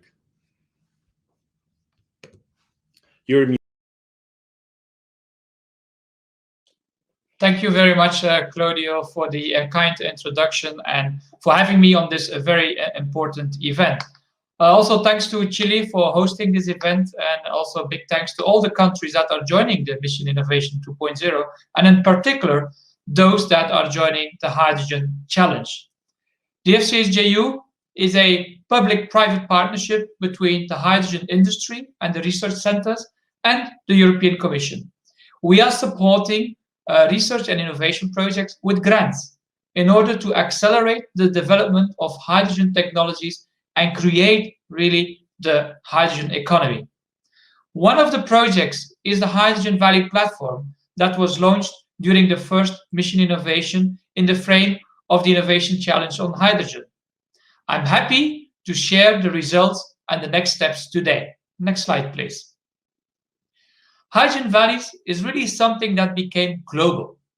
The platform has now 34 valleys from 19 countries, including more than 3,500 data points and 10 in-depth best practices profiles. Please have a look at the website in order to get more insights of the different projects globally. You can see the link here in the middle of this slide. Next slide, please. One of the findings is that globally, we can identify 3 types of archetypes of hydrogen valleys. The first archetype is very local, small scale, but very much focused on mobility. The second archetype is also very local, but more medium scale, and focus on the industry. And finally, the third archetype is from a much larger scale, and it's mainly focusing on export internationally. And as you can see, there are various examples for each of these archetypes that are existing in this platform. Next slide, please. Today, I have the pleasure to launch the final report of the first phase with key insights. Please have a look at the report, which is published from today on our website. The report identified also a few key barriers that are still there. One of them is obtaining public funding support to close really the remaining funding gaps. The second one is to finding clean hydrogen off-takers and signing long-term contracts to make projects bankable. Thirdly, we need to ensure technology readiness of all fuel cells and hydrogen applications that we are requiring. And finally, we need to ensure adequate legal regulatory support. Examples of that are, for example, carbon pricing or standardizations or fast permitting, and there are many more of this. However, we will not stop here. The countries have agreed to continue the platform to address the before mentioned issues, but also to further develop and enhance the platform during Mission Innovation 2.0 with the funding from the FCHJU. We just heard Alan Finkel mentioning that he envisioned 100 of these hydrogen valleys. Our goal is to realize this clean hydrogen economy by sharing learnings and discuss them through this platform. It is key to realize the decarbonization of our society fast, and clean hydrogen will be one of the key elements. Thank you very much for listening. Thank you, Bart. As your presentation made clear, the clean hydrogen missions goal will not be achieved if it's only governments working alone. But for that, and for how the partnership on hydrogen with the private sector, I'd like to leave you with Minister for Business, Energy and Clean Growth, Minister Trevelyan from the UK. Thank you, Commissioner Gabriel. I am also excited to be announcing the UK's co-leadership in this new effort to make clean hydrogen cost competitive. Alongside Chile, Australia, the European Commission and the UK, I am pleased that many members of Mission Innovation have decided to join our global coalition to accelerate a low-cost, clean hydrogen future. We know that to achieve this goal, we need to combine the expertise of the public and the private sectors to both innovate and build demand. I am pleased we will be working in close partnership with many international organisations and initiatives, including the Clean Energy Ministerial, Green Hydrogen Catapult, the World Bank and the World Economic Forum, to develop a global roadmap to achieve our goal. But we want to be more ambitious. We are looking for additional committed partners across governments, the private sector and academia to join our mission. It is collaborating on pioneering research and innovation projects today that will create the commercial technology to deliver low-cost, clean hydrogen tomorrow. The UK is at the forefront of hydrogen research and development, and we will use the upcoming publication of our hydrogen strategy and our £1 billion net zero innovation portfolio to meet the mission's goals.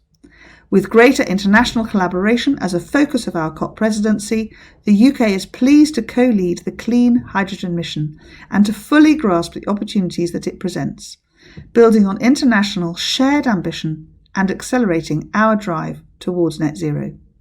I look forward to what we will achieve together. Thank you, Minister Trevelyan. And to explain the collaboration with the Hydrogen Mission, I'm delighted to welcome my friend and fellow Chilean, Gonzalo Muñoz, the UNFCCC High-Level Climate Action Champion on behalf of the Green Hydrogen Catapult. Timur Gül from the International Energy Agency, which coordinates the Clean Energy Ministerial's hydrogen initiatives. Fernando de Cisternes of the World Bank, and the Executive Director of the Hydrogen Council, Darrell Wilson. This new hydrogen mission will help to speed to market those solutions required to complement direct renewable electrification of heavy industry and transport. Its goal of delivering hydrogen below $2 per kilo before 2030 can focus public support toward the UNFCCC breakthrough target of 25 gigawatts and less than $2 per kilo by 2026 in order to reach a tipping point in cost and performance of renewable hydrogen technologies. Initiatives like the Green Hydrogen Catapult can work with country members to achieve the mission's objective through specific public-private partnership and by clarifying the R&D and policies that are essential parts of deployment-led innovation. So in the race to zero emissions, this new mission offers a space for civil society, businesses, and policymakers to create and embrace the positive disruption offered by renewable hydrogen to stabilize temperature below 1.5 degrees. Dear Ministers of Mission Innovation, dear colleagues, my name is Timo Bühl and I'm the head of the Energy Technology Policy Division at the International Energy Agency. The IEA is the coordinator of the Clean Energy Ministerial Hydrogen Initiative, which is a multi-government initiative that works to accelerate the commercialization and deployment of hydrogen technologies across all parts of the economy. Low-carbon hydrogen today is still more expensive than hydrogen produced from fossil fuels, and innovation will be critical to ensure that the cost gap between low-carbon hydrogen and fossil hydrogen closes through RD&D and through scaling up deployment. It is through such cost reductions that hydrogen will be able to fulfill its promise as a low-carbon fuel for different parts of the energy system. For this reason, we welcome the launch of this hydrogen mission, and we are looking forward to engaging with you, explore collaborations between the SEM Hydrogen Initiative and the MI Hydrogen Mission. We wish you best of luck to this hydrogen mission for your new endeavors and look forward to working with you. Good morning and good afternoon. My name is Fernando Cisternes, and I'm the Green Hydrogen Lead at the World Bank's Energy Sector Management Assistance Program. The World Bank shares the view that green hydrogen will be a key enabler of the energy transition, as it could contribute to the decarbonization of hard-to-abate sectors such as industry and transport, and provide a medium for long-duration energy storage, increasing the participation of renewables in the energy mix. This is why we welcome the initiative by Australia, Chile, the European Commission, Germany, and the UK to launch a hydrogen mission to reduce the cost of green hydrogen production to $2 per kilogram by fostering innovation throughout the green hydrogen supply chain. We hope that thanks to this collaboration, we will be able to bring sustainable green hydrogen solutions to more developing countries and help scale up innovative solutions and improve public policies adapted to the specific needs and conditions in these countries.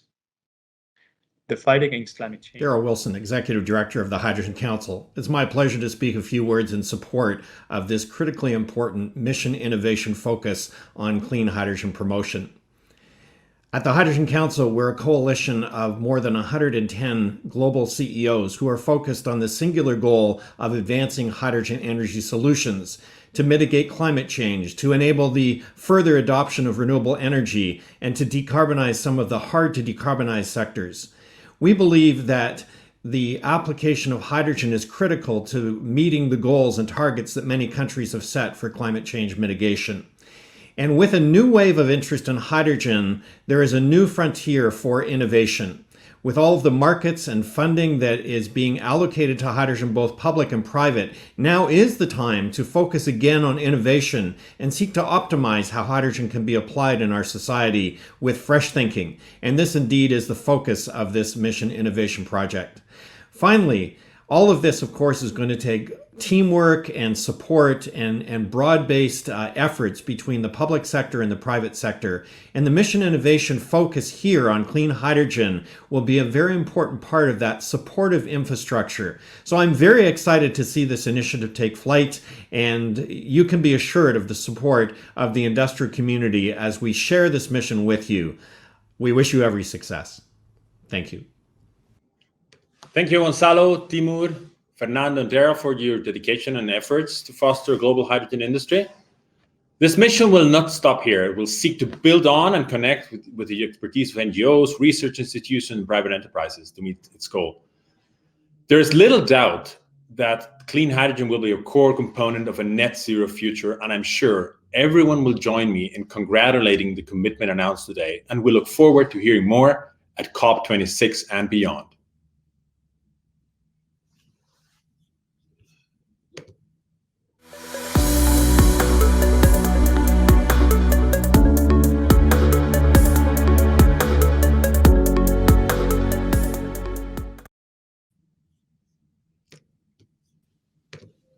Wow, Claudio, you did a great job of moderating that first mission launch. I never knew there was so much interest in hydrogen. That was a joke. I was going to say that. Okay, yeah, you're right. But yeah, it's definitely amazing what is going on with the hydrogen and how important electricity and what the opportunities are for several countries in Chile. It's been great hype as well. I think I'm excited about the launch of the other missions throughout the day and to hear more from ministers. But before we carry on, I just want to express my regret. I really wish we were doing this in person in Chile. I've never been. I would love to go. Well, it's never too late, and we hope that you're going to be able to come out of the pandemic. We're having almost 70% of population already vaccinated. So I hope in the spring, well, we're in midwinter now in Chile, we can have you down here. So in that sense, if you can't make it, let me show you some pictures. Like you see what we have behind here, and this is in the Atacama Desert. This is Cerro Dominador. It's the first concentrated solar power plant in Latin America. You might know that Atacama is the driest desert in the world. There have been even places where it has never rained in the last 500 years. And it has the highest solar irradiance and home to the largest copper and lithium productions. They're all key ingredients for the energy transition. This CSP plant will be actually inaugurated next week on Tuesday. It has 10,600 heliostats, and they work with the local community. They train technicians, especially women, for the mounting of these mirrors. It's a technical job traditionally reserved mainly for men. And this solar field itself is more than 700 hectares big. And the tower in the middle of the picture gets reflected. It's 250 meters tall. It stores the heat in molten salt at more than 500 degrees Celsius, and it's able to produce electricity overnight up to 17 hours. Combined with the solar PV, you get electricity from the sun 24/7. Isn't that amazing? Wow, it also looks huge, a huge undertaking. A bit like what we're doing today, a huge undertaking, 4 more hours to go. So shall I set us off on the next session, which is the next section of ministerial videos? Give you a break, Claudio. So without further ado, this is the second of 4 sections where we have ministerial commitments, where they're talking about what they did in the first mission innovation, the first 5 years, and what they intend to do in the second. So first up, we have 2 videos from Minister Altmaier and Minister Pompili from Germany and from France. Dear Mr. Joubert, ladies and gentlemen, the Paris Agreement is a truly historic achievement. Germany joined it because we firmly believe in it, and we are determined to do everything we can to implement it as soon as possible. The same holds true for Mission Innovation, which was launched in 2015, bringing together 24 countries and the European Union. It is a joint effort to deliver new solutions. We are well aware that in order to keep global warming well below 2 degrees, we will need to develop additional innovations and scale these globally. Mission Innovation is now entering its second phase, and I'm delighted to be working with so many committed countries and specialists once again. If we all pull in the same direction, we can meet the Paris climate targets. Germany itself seeks to achieve net zero already by 2045. We want to lead on climate action and at the same time work with as many partner countries as possible. Germany will need to not only produce but also import large amounts of renewable energy. We believe that hydrogen will play a key role here as it enables us to convert volatile renewable energy into a commodity that can be traded internationally. As a member of Mission Hydrogen, we are doing our bit to make sure that a renewable-based global hydrogen economy becomes a reality. This will require effective international cooperation, and I am pleased that you are willing to be part of it. In order to build and safeguard prosperity in Europe and around the world, a successful energy transition and an expansion of renewable energy is just as important as a strong industrial sector and good and sustainable jobs. We will only be able to transition towards net zero emissions if our industrial sector is on board. On this note, I wish us all every success as we work together towards a sustainable future for our planet. Thank you, good luck, and dear colleagues, dear friends. France was one of the founders of Mission Innovation launched during the COP21 in 2015. Its goal is to highlight the crucial role of clean energy innovation in favor of the energy transition. Indeed, France is at the forefront for developing innovative technologies from the first stage of research to industrial deployment. Since 2010, France invested 57 billion euros through a special program of investments for the future called PIA in order to support innovative and promising investments. In 2020, the government announced the extension of this program until 2025 with an additional 20 billion euros. This is a clear message. The ecological and energy transition will represent at least a third of the investments. We promote, in particular, the development of carbon-free hydrogen, the decarbonization of the industry, and the development of advanced technologies for the energy systems. But also the decarbonization of the mobility, the batteries, the transformation of cities, and the transformation of the agricultural systems. The government also decided that no expenditure under this program will be detrimental to the environment. It's a matter of coherence. Besides technological innovation, France aims to give a voice to the citizens. This is necessary to accelerate the fight against climate change and build social acceptance.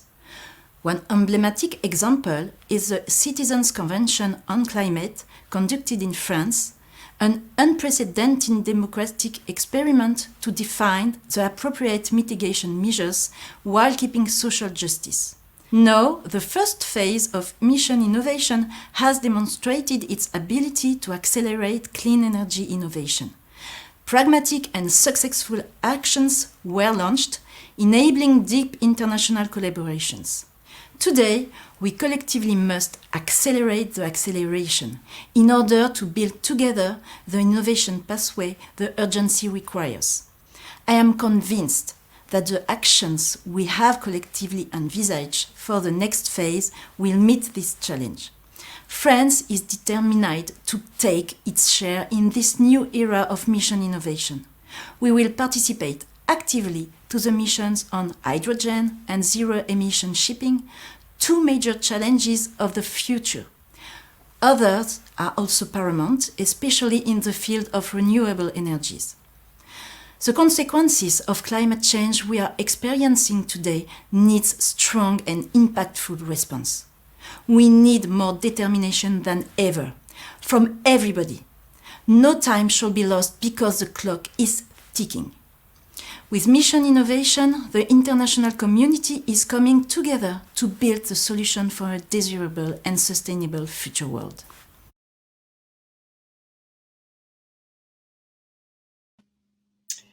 Thank you, Minister Altmaier and Minister Pompili.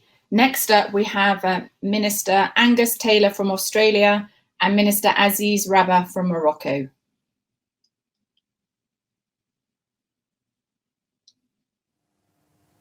Thank you for this opportunity to speak about Australia's commitment to the newest phase of Mission Innovation. Like all of you, Australia believes new technologies and low-cost clean energy breakthroughs are key to cutting emissions. That's why we're aiming to accelerate the development and commercialisation of new and emerging low emissions technologies. This technology-led approach is a win-win. It supports our economic growth and future prosperity while maintaining our strong track record of reducing emissions. The Australian Government is proud to commit to an ambitious second phase of mission innovation. The mission innovation community is ready-made to pursue practical and high-impact international collaboration in key areas, in partnership with the private sector. Australia is pleased to announce its membership of the New Power Mission. Australia is also committed to co-leading Mission H2. We fully understand the potential hydrogen has to decarbonise our economy and economies around the world. In the last 12 months, we've announced new investments that bring our total commitment to establishing an Australian hydrogen industry to more than $850 million. We'll also support the development of 5 clean hydrogen export hubs, with sites to be chosen in the coming months. The ambition is to produce the cheapest clean hydrogen in the world at under $2 per kilogram Australian. These are some of the practical steps Australia is taking to reach our goal of net zero emissions as soon as possible and preferably by 2050. Again, it's a pleasure to be able to support mission innovation as it moves into its next phase, and on behalf of the Australian Government, I look forward to continuing to work with all of you. Together, through sustained and strengthened cooperation across sectors and key technologies, we can help fast-track an energy revolution. Thank you. طبعا بلادنا بقيادة جلالة الملك حفظه الله يعني اعتبرت التنمية المستدامة قضية مصيرية واستراتيجية، ومن ضمنها كل ما يتعلق بالطاقات المتجددة. يعني أطلقت بلادنا منذ أكثر من عقد من الزمن استراتيجية وطنية للطاقات المتجددة في مجال إنتاج الكهرباء، ولكن في المجالات كلها. والحمد لله بعد عقد من الزمن يعني نتائج مهمة كبيرة جدا، والمغرب يعتبر الآن من الدول الرائدة في هذا المجال. لذلك ننخرط في كل المبادرات الدولية في إطار شراكات، تعاون، شبكات. وكان طبعا انخراطنا في تحالف مهمة الابتكار في فانكوفر قبل سنتين في هذا الإطار كأول دولة إفريقية انخرطت في هذا التحالف. طبعا في هذه التجربة ل10 سنوات وما سيأتي يمكن أن أقول بأنه مجال البحث العلمي في مجال الطاقات المتجددة من أكثر المجالات تطورا في بلادنا. اليوم الحمد لله عندنا معهد اللي هو رائد، يعتبر المعهد يعني الذي يخلق نوع من الانسجام بين كافة المعنيين بالبحث والابتكار والتطوير في مجال الطاقات المتجددة. عدة منصات بحث في مجال يعني الطاقة الشمسية، في مجال البنايات الخضراء، في مجال الشبكات الذكية، في مجال الهيدروجين، ثم هناك منصات أخرى قيد الضرس ستنشأ قريبا، ثم عدد من الاستثمارات بعشرات الملايين من الدولارات في هذا المجال، طلبات عروض لإشراك الباحثين على الصعيد الوطني، الشركات على الصعيد الوطني، ولكن أيضا الباحثين على الصعيد العالمي. هذا يبين الإقبال على المغرب، يبين تطور هذه المنصات، منصات البحث العلمي، يبين أيضا مكانة البحث العلمي والتطوير والابتكار في هذه الدينامية الطاقية اللي كتعرفها بلادنا. ولذلك يمكن أن نؤكد نحن we are committed، نحن مستعدون أن نشتغل أكثر في هذا التحالف، مستعدون أيضا أن نستقبل المؤتمر المقبل لهذا التحالف في بلادنا، مستعدون أيضا انطلاقا من هذا التحالف أن ننفتح أكثر على شركائنا في كافة يعني القارات، ولكن بالخصوص في القارة الإفريقية هي والتي نعتز بالانتماء إليها، وهي سوق واعد لأن فيها مؤهلات، فيها حاجيات كثيرة.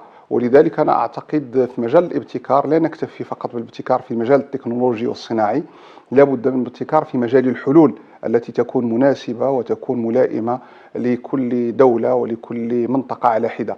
أيضا لا بد من الابتكار في مجال العقود. طبعا لا يمكن أن أنسى بأن المغرب مستعد أن يحتضن إن شاء الله المؤتمر المقبل لهذا التحالف، ومستعد أيضا أن يعني يضع رهن إشارة كل الشركاء وكل الدول الصديقة وخاصة في الدول الإفريقية تجربته في مجال البحث والتطوير، لكن مستعدون أكثر أن نجلب استثمارات في هذا المجال، وأن تكون هذه الاستثمارات وهذه البحوث رأسنا إشارة الشركات التي تريد أن تطورها إلى صناعات، والمغرب مؤهل أن يحتضن صناعات في مجال التكنولوجيات الجديدة وفي مجال الاقتصاد الأخضر. Thank you, Ministers Taylor and Minister Rabah. Sometimes I felt in the past that the journey to replace fossil fuels with clean energy has been moving at a glacial pace. But now, listening to these ministers, you finally get the feeling that it's on the move. And countries that don't accelerate their progress are at risk of being left behind or being locked out of the future markets. You can begin to hear that with ministers talking about their imports and exports and get a sense of sort of the race to the top. And a country that is beginning to take this very seriously, and I'm pleased to introduce the next minister, Dr. Harsh Vardhan from India.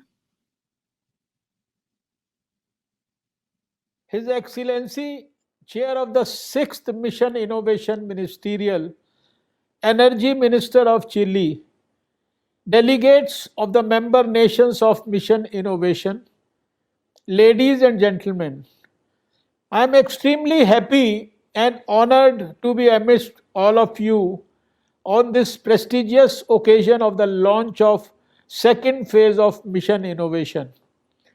Indeed, India has taken an active role in accelerating innovation in clean energy by participating in all 8 innovation challenges and co-leading 3 others. India co-leads the Analysis and Joint Research Program and is part of the steering committee of Mission Innovation. Clean energy is critical, both from an environmental as well as an energy security point of view. Access to clean energy, electricity and water definitely has a positive impact on the quality of life of people and for overall human development. In past 5 years, Mission Innovation has provided a platform for active collaborations between the public and private sectors. The key strength behind Mission Innovation is the collective response of all members to a global challenge for a common objective.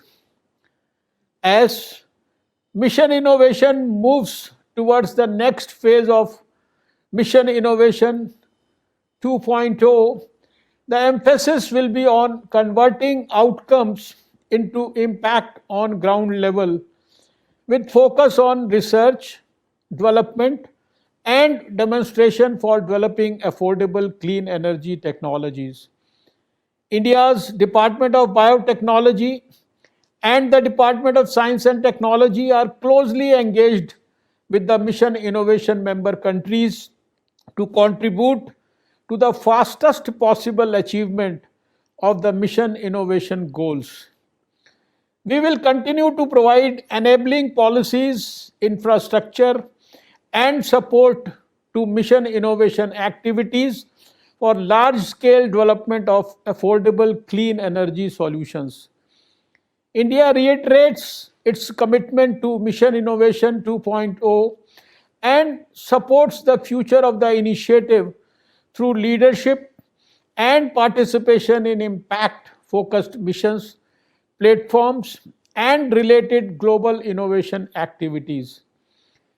Under the Collaborate and Accelerate module of the platform, the ICs that are desirous to be continued are being relaunched. I am happy to note that India and the United States will co-lead the Collaborate platform on innovation for sustainable aviation fuel. India is also looking forward to developing and demonstrating technologies for bio-based renewable fuels, chemicals and materials to replace the petrochemical products, contributing to greenhouse gases emission reductions. India is leading the Clean Energy Incubator Initiative. The Clean Energy Incubator, set up by the Department of Biotechnology, Government of India, has successfully demonstrated the impact for startups. And moving forward, this incubator will help to make stronger partnerships with members. In India, we support the missions on power, hydrogen, and shipping. India is supporting the proposal on innovation community on materials for energy and is co-leading the proposal on innovation community on affordable heating and cooling of buildings. We are committed to working closely in creating an ecosystem for public-private partnership for accelerated clean energy innovations that is mutually beneficial for all member nations. I wish success to all members of this incredible mission and hope that collectively we are able to develop technological solutions that shall make the world healthier, cleaner, and greener. Many thanks for granting me this honor to address such a learned audience. Thank you. Thank you, Dr. Vardhan. One has to commend India for their commitment. They joined all mission innovation challenges we just heard, as well as leading the future sort of missions. So Claudio, I think coming up next is our next launch. We're going from hydrogen to another key enabler of this clean energy revolution. I think the Power mission launch is coming up right now. That's correct. So let's go with right now. Here it is. Let's go.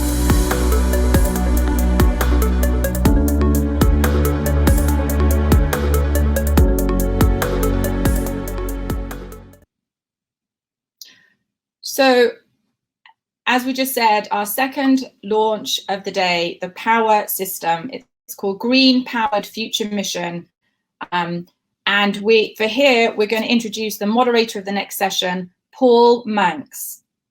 Paul, the floor is yours. Are you ready to take us away? I am indeed. Good afternoon, everybody from the UK, wherever you are, whatever time zone you're in. Welcome to the launch event of the Green Powered Future Mission as part of Mission Innovation 2. And for the next sort of half an hour, 45 minutes or so, I'll be your moderator or host to take you through it. Thank you to our host, Chile, for the Innovating to Net Zero Summit and putting together this excellent program of events in a digital format. This event is a key clean energy event moment in a crucial year for climate. This is the time to raise the ambition in the run-up to COP26, hosted by the UK, and we look forward to seeing many of you in Glasgow this autumn.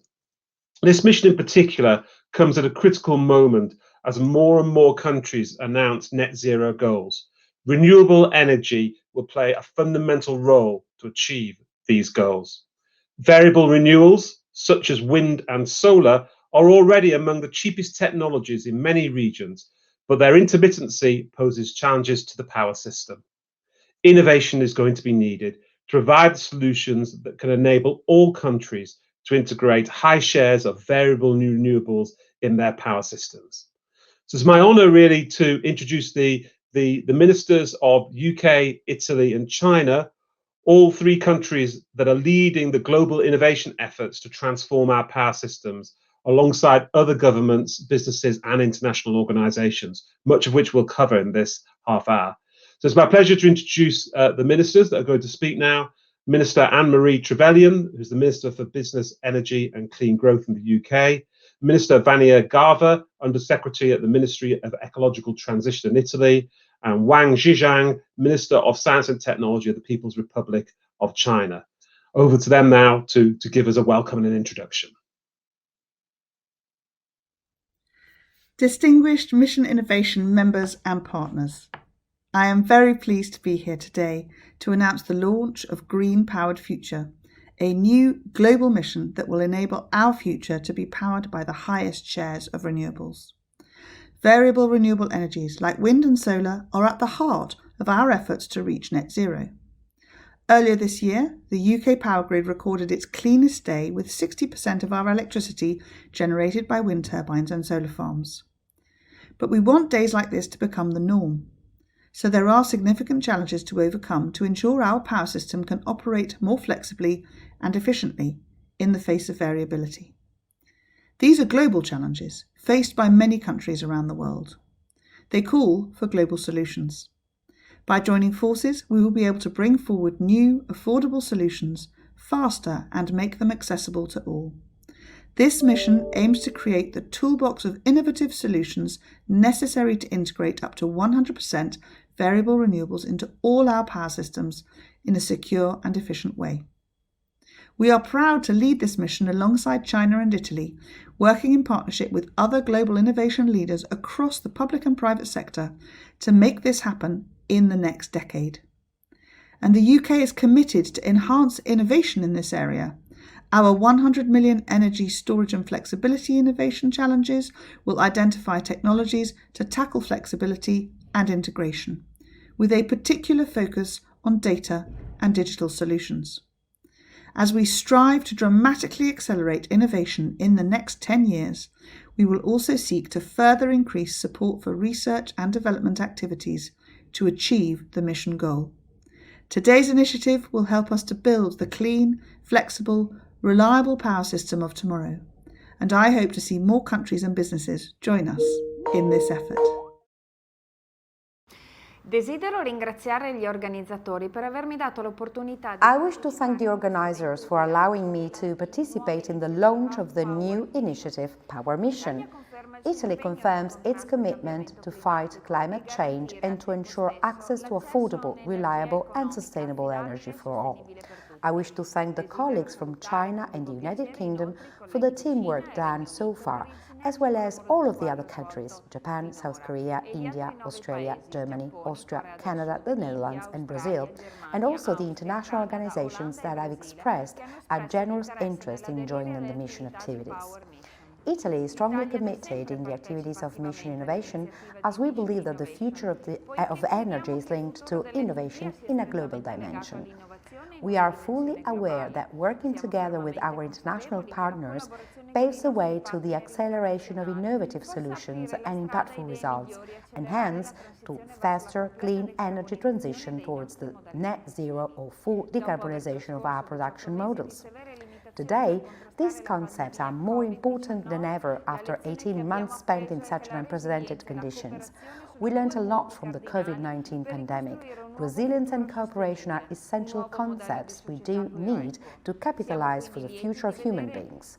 Therefore, we're very glad to see many countries joining the Green Powered Future Mission, and we also welcome the involvement of international organizations. We believe that their participation is crucial to address global innovation priorities by collaborating together to demonstrate or propose innovative solutions in real-life systems. Power system digitalization and modernization is an enabling factor to renewable energy sources massive integration, and I consider Power Mission as an important laboratory where participating countries have the opportunity to share their experiences and learn from each other. In line with the spirit of the Mission Innovation Project, research centers and system operators and the private sector as well will join forces towards the mission's goals to identify innovative enabling technologies and business models, thus accelerating the development and deployment of affordable, innovative solutions to be replicated and adopted worldwide. Italy is fully committed to the Power Mission initiative and proudly accepted the important responsibility of putting forward the first mission director. Italy will increase the level of investments in R&D activities during next years for 100 million euros, especially in the areas where national and international efforts are needed to achieve secure and resilient power systems with up to 100 VRE integration.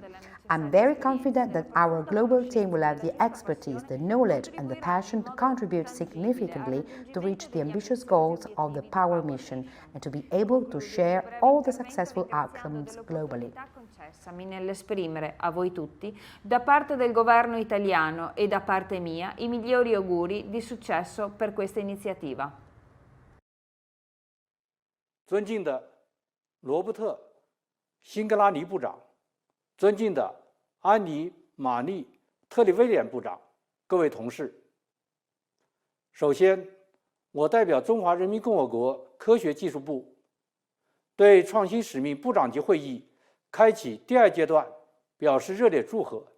科学无国界，创新无止境，开展清洁能源技术创新国际合作，对于应对气候变化、实现人类可持续发展具有重要意义。作为落实巴黎协定的积极践行者，中国政府一贯重视并支持创新使命部长级会议机制，愿意在第2阶段与各方继续加强务实合作。回顾过去5年，中国加大清洁能源技术研发投入，与意大利、印度联合牵头智能电网创新挑战，集聚21个成员方的智慧和力量，围绕储能、新型电网架构、系统灵活性等6个议题开展合作，发布智能电网创新挑战国家报告，协同各国就智能电网技术创新方向达成共识。同时，我们还牵头和参与了生物智能、离网电力、碳捕获、太阳能转化、建筑供热智能及氢能等6项创新挑战，为全球清洁能源技术研发提供中国方案，贡献中国智慧。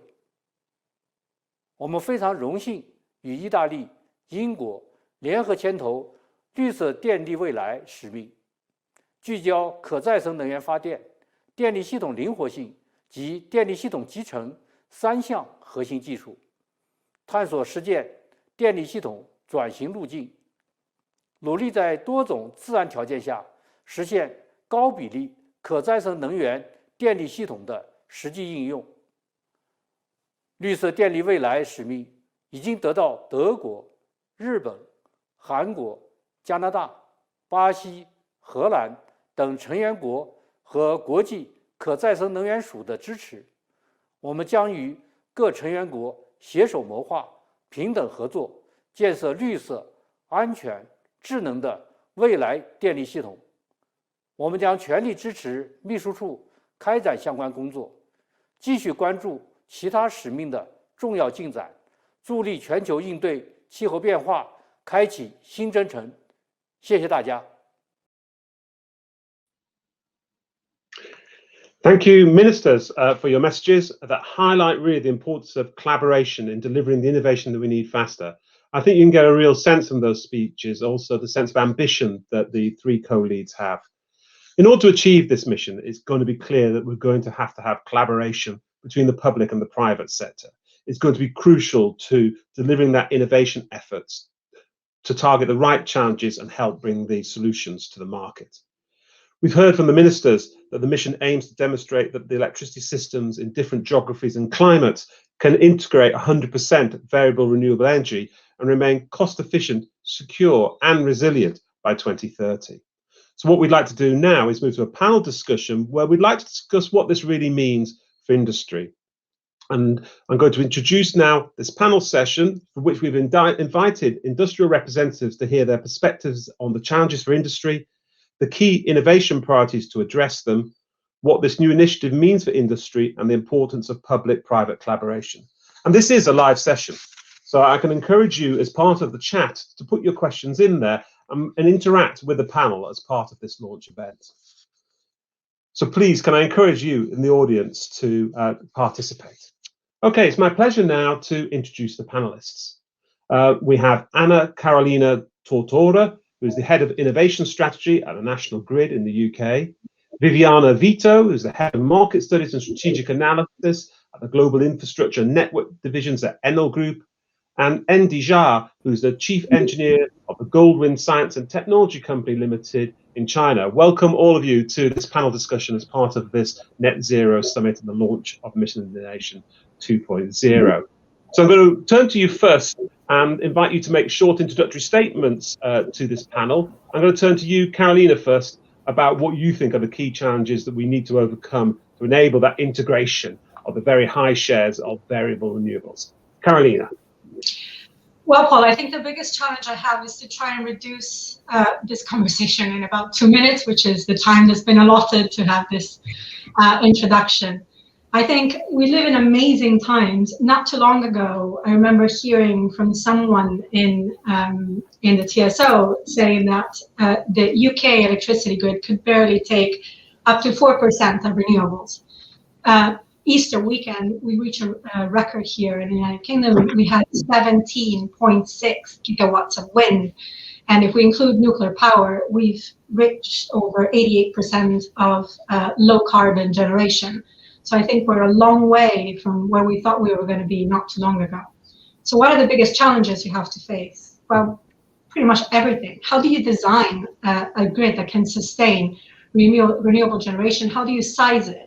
What is the capacity that you have to measure, right? Because when you're looking at renewable generation or nuclear power, like in the case of the United Kingdom, you're looking at non-flexible generation, meaning you get your peaks and then you have to deal with the troughs. So what is the minimum demand that you have to deal with? Second, you need to work on what are the services that you need to work with. You no longer have your traditional generators that are absolutely flexible. You can tell them to come on when I say so, get off when I say so. Today you have to work is there wind, is there sun, can we put demand up and down? We're shifting our thinking from dispatching generation to dispatching demand. So that's a totally different way of thinking. And ultimately, of course, is how do you coordinate amongst all the different players? You mentioned working with private sector as well as public sector, but it's already a challenge looking at coordinating all the networks. So DSOs, DNOs, and transmission operators and system operators, as well as the generators, and then all the aggregators and so on. So it's just a mix of different things. I think at a very high level, these are, I think, the major challenges that we should be looking at. Thank you, Carolina. That kind of gives an overview of the problem. Viviana, what's your take on the key challenges and what we need to do to overcome them? I think that this is really a time where we are facing an extraordinary transformation, and still we need to do a lot of boosting of renewable deployment in order to reach and to enable it and to have an overall decarbonization goal for everyone, for the entire community. And we also have not to forget that together with the renewable resources, there is a lot of stream of other sectors, such as the transportation sector, that will switch on electricity. And this means a big responsibility to have all these entire use of demand and to switch it also not just electricity, but green powered electricity. Together with this scenario, we have that most of the generation will be more and more smaller size.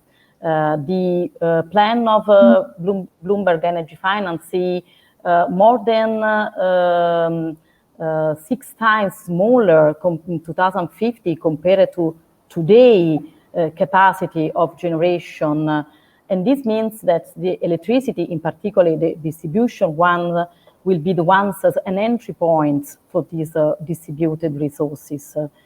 This means that you need to accompany the conventional role of distributor to be resilient, to give a service with high level of quality, and also to be consistent and security of supply provider, together with this new role, the role of system operator, meaning the combination of all these players, demand resource supplier, coordination with the TSO, that's for sure very key and important, and also new way that the customer will bring their demands in a more active way. So we need to forget the way we worked before, that was just operating the network with a more comprehensive and efficient way to do it, and flexible. To have a flexibility, I think you need a flexible network. And this is the only way that we can do in order to cooperate with the sustainable principles, encouraging the use of electricity as the most natural choice for all citizens. And this is the way to contribute to the net zero future, in my opinion. Thank you, Viviana. That's really clear. That flexibility is going to be a key feature of the future energy system. Andy, over to you. The key challenges and how to integrate them. Thank you, Paul. Thank you for inviting Godwin to participate. I think the key challenges, consist of number one, how to improve the system flexibility. Since Godwin, we are the turbine manufacturers. We provide the wind solutions. So the renewable energy are not always consistent. So we have to say by means of the energy storage solutions and with reasonable cost. And also we need to provide advanced grid adjustment and also the control strategies and also the solutions. Those are the parts that Godwin right now is working hard to improve the system. Number two is how to enable the reliable, efficient, and also the low-cost operation of renewable energy, especially wind power systems on the specific geographies and also the climates. And those are the key challenges that we are facing in our wind industry and also at Godwin, not only just the turbine manufacturer. We try to facing this new higher shares of renewable energy, and we try to overcome those challenges. Thank you. So we're going to go into discussion now, and again, to any of the audience that are online, please send your questions in, and they'll come through, and we can address them to the panel as we get going. So as we move to the panel discussion, I'm going to pick up first a question to Andy. This is about innovation, and what do you think are the key opportunities in wind power that can unlock that 100% VRE that Mission Innovation aims to achieve? Okay. What are the key innovations for you? Yeah, at the current times, it's still a lot of challenges, but I would say higher shares of this viable renewable energy requires a systematic solutions of energy systems. Number one, energy storage, as the minister mentioned before. The key technologies are, for example, the development of integrated control of energy storage system, and also the centralized energy storage for very weak power grid operation. Number two, improvement of grid collections. The primary frequency regulation technologies enables the wind turbine to participate in the wind in power grid stability maintenance, and also to provide good support for the power grid. So still at the current times, 100% VRE, especially for wind power, we see challenges for this, but we are, we have confidence that in the next 5 or 10 years, we're going to improve a lot, especially in these two areas. Thank you, Paul. Thank you. So handing over to Viviana now. I mean, Andy made the point around infrastructure and the role that infrastructure, and I think you said around flexible infrastructure is going to be a critical part moving that. So what transformation do you think is really going to be needed in that infrastructure and that sort of flexibility when we move to the VRE sort of world? I think that we need to transform ourselves really in an orchestrator of the energy system at local level. And the smart grid evolution is a sort of first step, first layer to guarantee that we can proceed in what we call the grid futurability. So the capability to respond to all these environments is a combination of traditional equipments with innovative digital solution. So massive deployment of smart meter is an essential layer, advanced sensor, substation, grid automation, self-healing, all these capability of implementing all the technology within the network is essential. But I think there is also the combination of capability of managing, organizing the network as a platform in order to have this possibility to be open towards all the player and stakeholder. So I think Viviana there highlighted, Carolina, the role of digitization, and digitalization, and a week goes by, we don't have to talk about digital twins. Will be an interesting week. So Carolina, what's your take on the role of digitalization to meet that sort of challenge? Do you see it as incremental, systematic, or disruptive? I'm not sure that you have to pick one of them. I really think it depends on what bit of it, right? So digitalization is not a goal here, it's an enabler. So you are applying new processes or you're reviewing your tools in order to meet challenges as they come.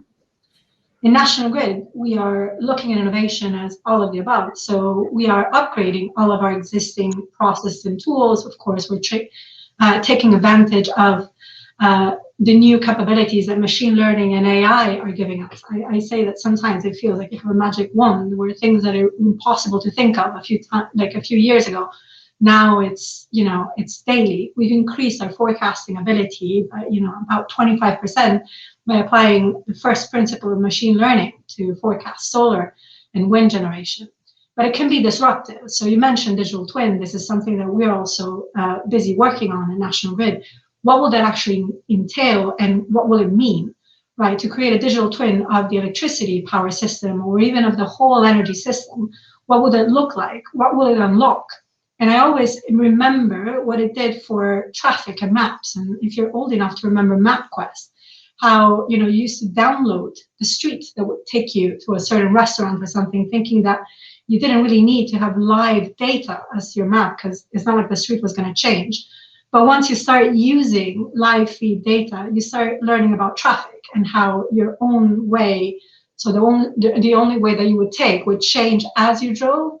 So this is a value that you unlocked through that digital twin of the maps. And the same thing, of course, would happen in the electricity world. So in that sense, I would say it's disruptive, because you're accessing a wealth of new benefits and data that you weren't able to do before. So as I said, it's a combination of things. It is about improving your services, improving your comms, improving, in the case of the system operator, your visibility of the grid. And at the same time, it's an ability, or it's the opportunity to totally disrupt the way you're doing work. So it's not just about having single models that are looking at specific problems, but having a single holistic model that encompasses the entire energy system, and being able to have full visibility and being able to trade information with a gas network as well as electricity one. Yeah, I think it brings that federation of digital twins and that idea that we're working in a systems of systems approach here. And actually, we want to move away from monolithic systems. Yeah, that's going to be an important part of this sort of step into the new innovation around that. And I think that sort of flexibility that digital gives you and the sort of things that you're talking about are exactly the challenge of that innovation. Moving back to you, Andy, we've talked a bit about digital there. You kind of work on the other end in terms of some of the big infrastructure. So what do you think is the next sort of innovations around the advanced renewable energy technologies themselves?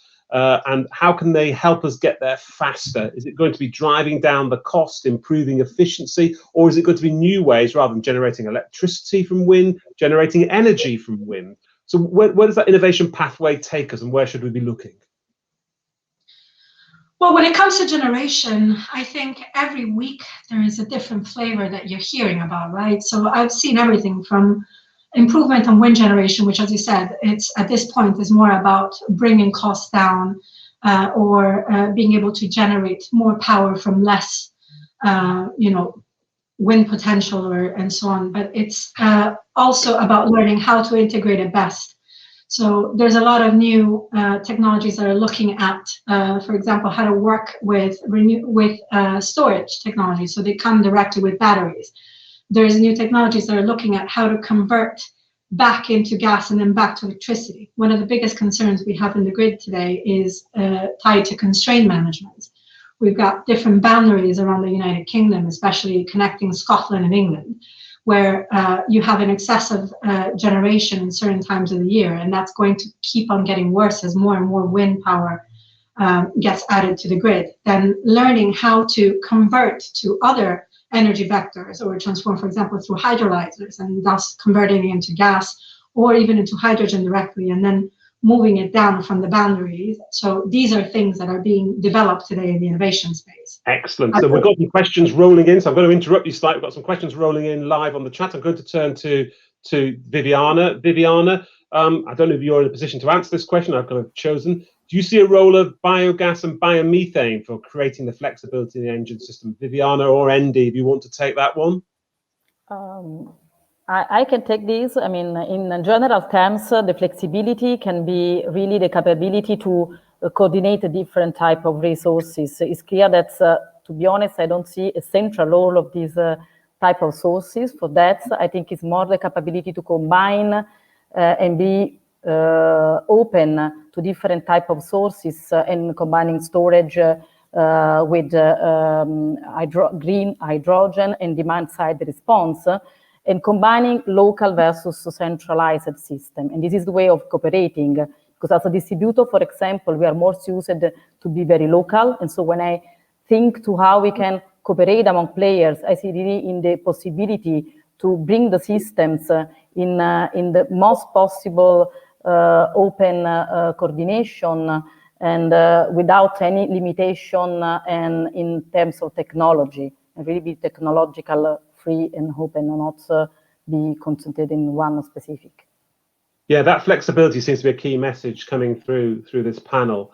So we've got another question just coming in. Andy, I'll turn to you because I think you talked a little bit about this. What other alternatives do the panel see for the long-term energy storage beyond batteries and demand-side response? So I don't know who wants to pick that up, Andy, or Viviane, or Carolina.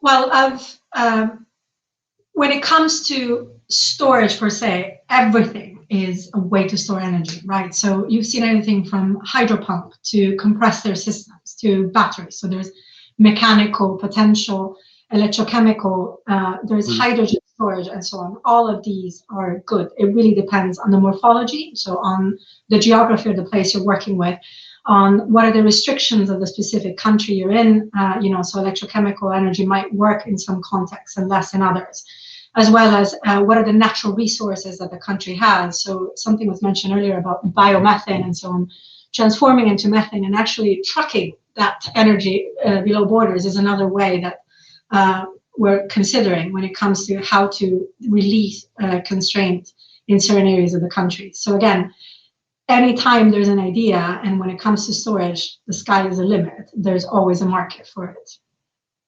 So I think a question maybe that Andy can answer here from the chat. How are we planning to address the waste issues around, for example, wind turbines when you replace them? Andy, I think you're on mute. Maybe Paul, I can add a little bit for the storage in China's case. And we, in addition to what the expert said, we also have this pump storage in China that we consider for long-term these solutions, not just chemical or physical solutions. So pump storage, we have a lot of resources for this as a part of for renewable or in the future.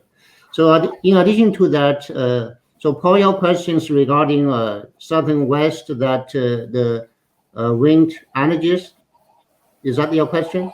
Yes, yeah. Yeah, wind energy right now, the utilization of wind energy in particular areas, for example, in China, may not be 100%. Sometimes there's a waste, and for the energy that right now we try to overcome this kind of shortage. Again, back to the storage solutions. Yeah. We are, the innovation, all the technologies that we are considered, not only at the Godwin, but also the other institutes in China, chemical solutions, the storage, and the physicals that we also have the projects for this, and also the gas solutions, and now the pump storage solutions that we think more right now for forward to reduce the waste of the wind power.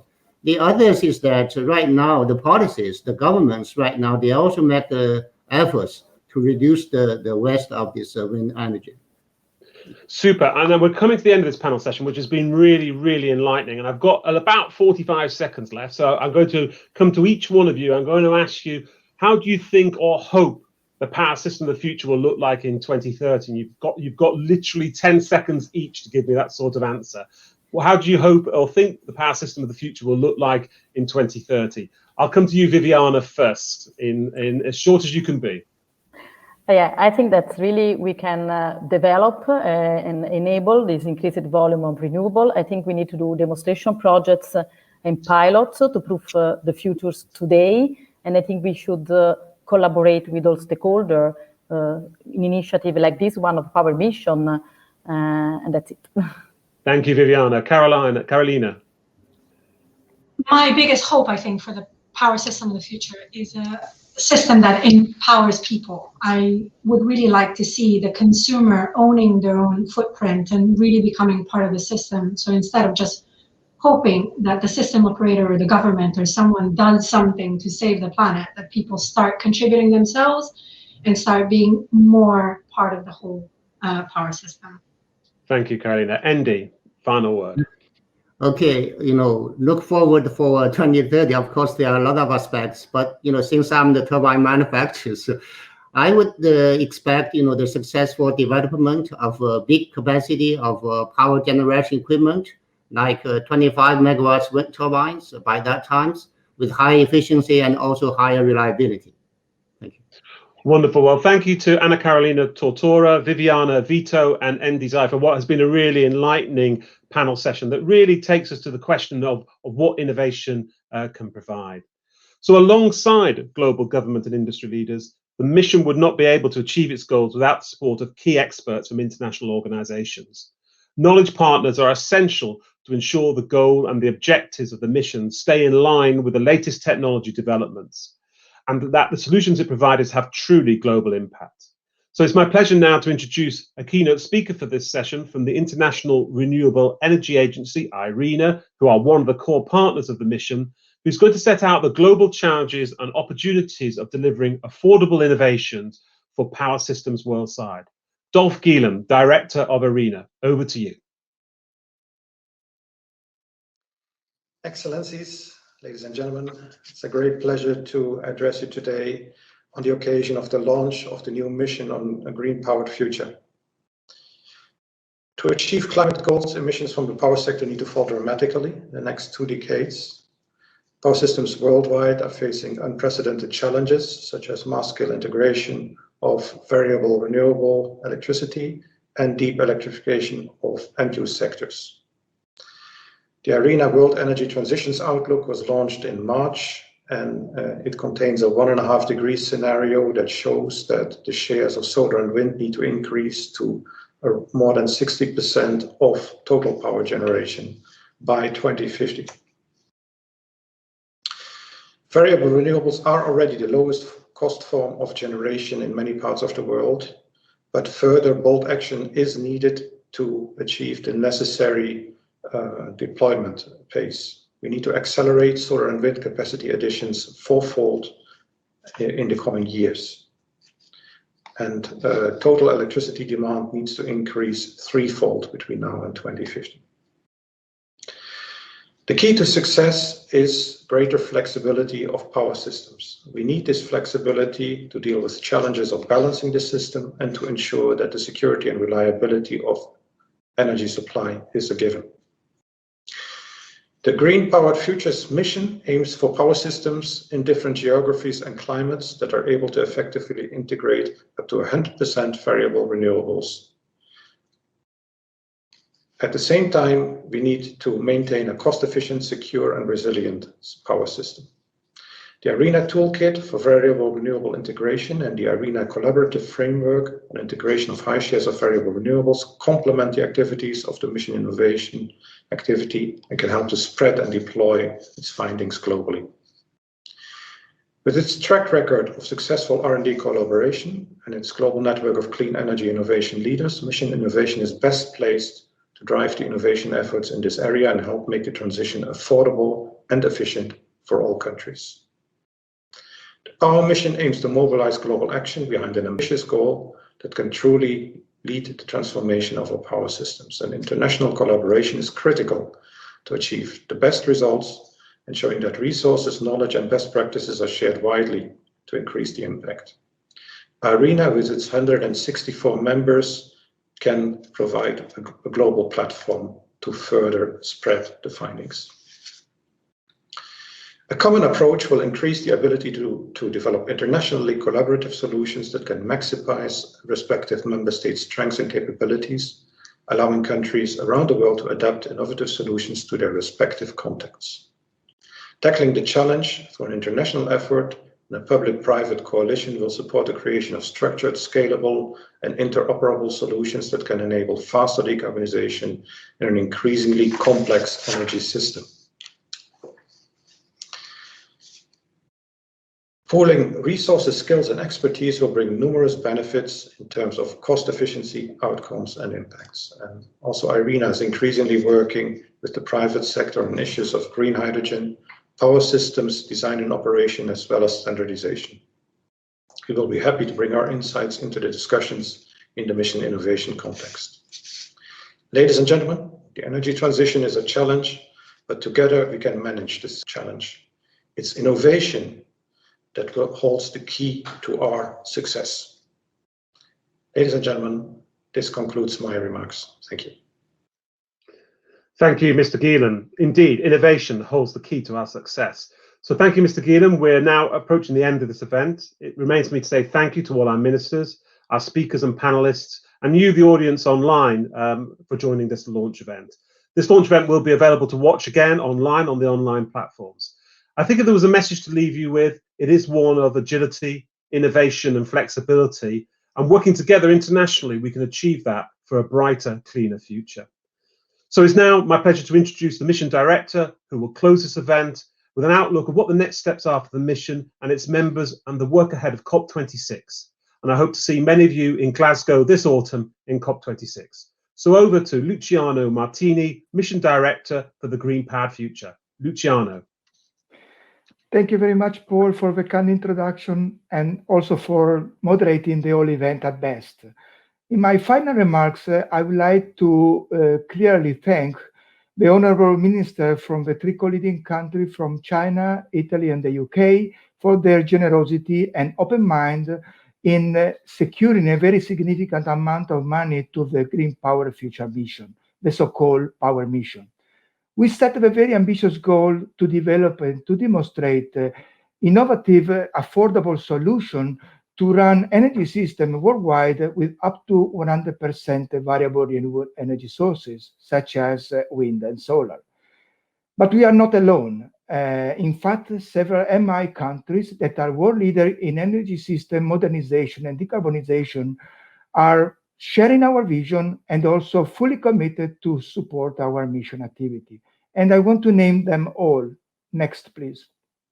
Austria, Brazil, Canada, European Union, Germany, India, Japan, the Netherlands, Republic of Korea, and Saudi Arabia. Thank you all. On top of that, we can also count on a strong support from key international organizations, and in particular, next, from IRENA and the World Bank.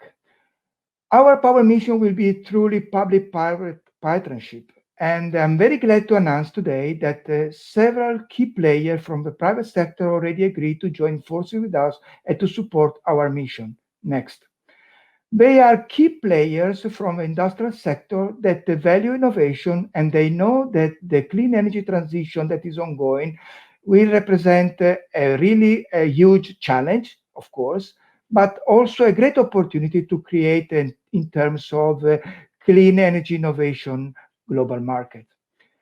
I believe our power mission is already very strong and rely on a very strong coalition. And we also have a legacy from the Innovation Challenge 1 on smart grid. Next. However, we are open to new members, and we are also willing to build a bridge toward the other two missions that are launched today. Our power mission will be up and running shortly. We already fixed the date of our kickoff meeting, 18th of June, and we clearly define the first mission achievement. We do hope to have the possibility of a physical meeting at COP26 in Glasgow next.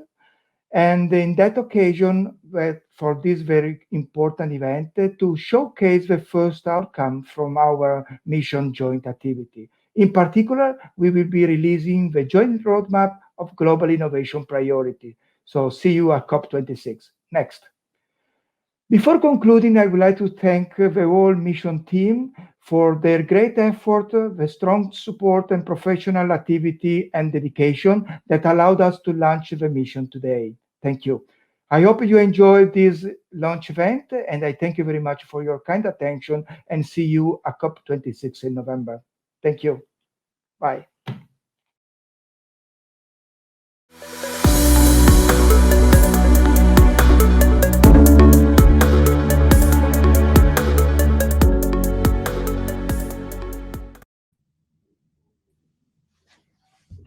Wow, Claudio, that was pretty impressive to listen to how they're going to actually higher the level of renewables in a grid. In the US, President Biden has got a commitment of 100% clean electricity on the grid by 2035. If only we knew someone that knew something about power in Chile to tell us what they thought of that mission. Wait. I'm the head of the Power Producers Association, so I can tell you a little bit about that. What do you think? Well, first of all, I see they just brought up a picture of power production in Chile, and that's in Patagonia, actually. That's on the Magellan Strait, on the southernmost tip of the American continent. It's very close to Antarctica, and it's probably one of the windiest places on Earth. But let me take a few minutes to tell you a little bit of power in Chile, since you asked. Until recently, Chile produced around 40% of electricity from burning coal. But in 2018, we had a voluntary full phase out of coal was agreed between the government and the power generation companies. And by 2025, 50% of coal capacity will already have been phased out. So today, all new power generations and projects in Chile are renewable, mainly wind and solar. So market design, flexibility, storage, grid operation, and transmission will be key, as we heard in the discussion. So we're endowed with lots of sunshine in Atacama, as we saw, winds from the Pacific, which is everything but Pacific, heat from volcanoes and water from the Andes. But probably the most important underlying principles for this success has been the openness of our economy to foreign investment, the attraction of global talent, free trade, intense competition in our generation market, which brings innovation, sound public policy, and of course, a long-term commitment to sustainable growth. So we hope that the share of renewables in electricity will rise from the 46% today to above 85% by 2030. And definitely the climate emergency gives us little time. So the scope and need, the speed needed for this energy transformation is enormous. So the role of Mission Innovation 2.0 is definitely central to that. Wow, thanks for sharing that with us. As I say, I wish I was there in person. I've always wanted to go to Patagonia. Maybe one day we'll be able to go see those wind plants by ourselves. It's pretty impressive, the percentage you're trying to get to by 2030. Okay, but I feel like we should move on to our next segment and hear more from ministers what they're going to be doing over the next decade to also get their targets and their clean energy revolution underway. So Claudio, I'll leave in your good hands, and I'll see you in a little bit. Yeah, thank you so much, Claire. We are already two and a half hours ahead here in this, and I'm very excited by the work Chile, my country, is undertaking in the power sector, as I just explained. But I'm also very interested in hearing how other countries are undergoing their own energy transitions and the renewed commitments and initiatives that will bring to this Mission Innovation 2.0. So now it's my pleasure to bring you 9 Mission Innovation ministers who will share us with the advances underway in their countries. Let me start by introducing Minister Bento Albuquerque of Brazil and Leonore Gewessler, Minister from Austria. Dear ministers and members of the Mission Innovation community, the Brazilian participation in the first phase of MI led us to launch a project to enhance data collection, governance, and indicators on clean energy research and innovation investment. One of our goals is to improve our spending by better understanding our domestic research and development landscape. We believe this is not just about the amount invested, but how it is actually spent. Therefore, Brazil will gladly take part in the Mission Innovation Insights module. We hope we can contribute to mission innovation through this ongoing experience. Brazil is also participating in the Mission Power. Our power mix is made up of around 85% of renewables. As we grow, our current challenge is to gradually rely less on hydropower and more on solar and wind power. This demands an even more complex energy planning and new solutions in digitalization, flexibility, and storage. We also look forward to joining Mission Bioeconomy in the next wave of missions. Turning to our domestic context, I am proud to refer to two programs that are currently under development and that will help us achieve an even cleaner energy mix. One of them is the Fuels for the Future, which aims at increasing the use of sustainable fuels and has a strong component of technology development. This program will not only tackle road transport, but also look into biokerosene used in aviation and sustainable fuels used in the maritime sector. I am certain that this experience will contribute to our discussions on bioeconomy within the framework of mission innovation. Brazil is also focusing on hydrogen development. Our national hydrogen program will address technology gaps and opportunities, as well as stimulate research and development. Biofuels and hydrogen are Brazilian top priorities in the United Nations high-level dialogue on energy. Please be sure to count on Brazil's long-standing clean energy experience in the next phase of mission innovation. I thank you all, and in particular, our Chilean hosts, whose efforts contributed to important results we are presenting today. In Austria, we have set a bold target on national level. We want to be climate neutral by 2040. At the same time, the post-pandemic situation calls for major efforts to boost the economy, which we are directing towards climate protection. We will combine this with an assertive approach in research, innovation, and international collaboration. These two factors play an important role in our ambition as a small country to become an innovation leader in technologies and in solutions addressing the energy transition and the climate crisis. During our current decade, Austria will provide an annual amount of 1 billion euros in public money to fund climate protection measures across our national economy. Zooming in on our relevant R&D funding budgets, I can share that we will be able to raise them by almost 25% in 2021 and 2022, with money from our National COVID-19 Recovery Fund, and I'm firmly committed to keeping up our ambition and even looking for a further increase in the future. In 2021, we have started new R&D initiatives, which will result in demonstration labs in the fields of 100% renewable energy regions, climate-neutral cities, and circular economy.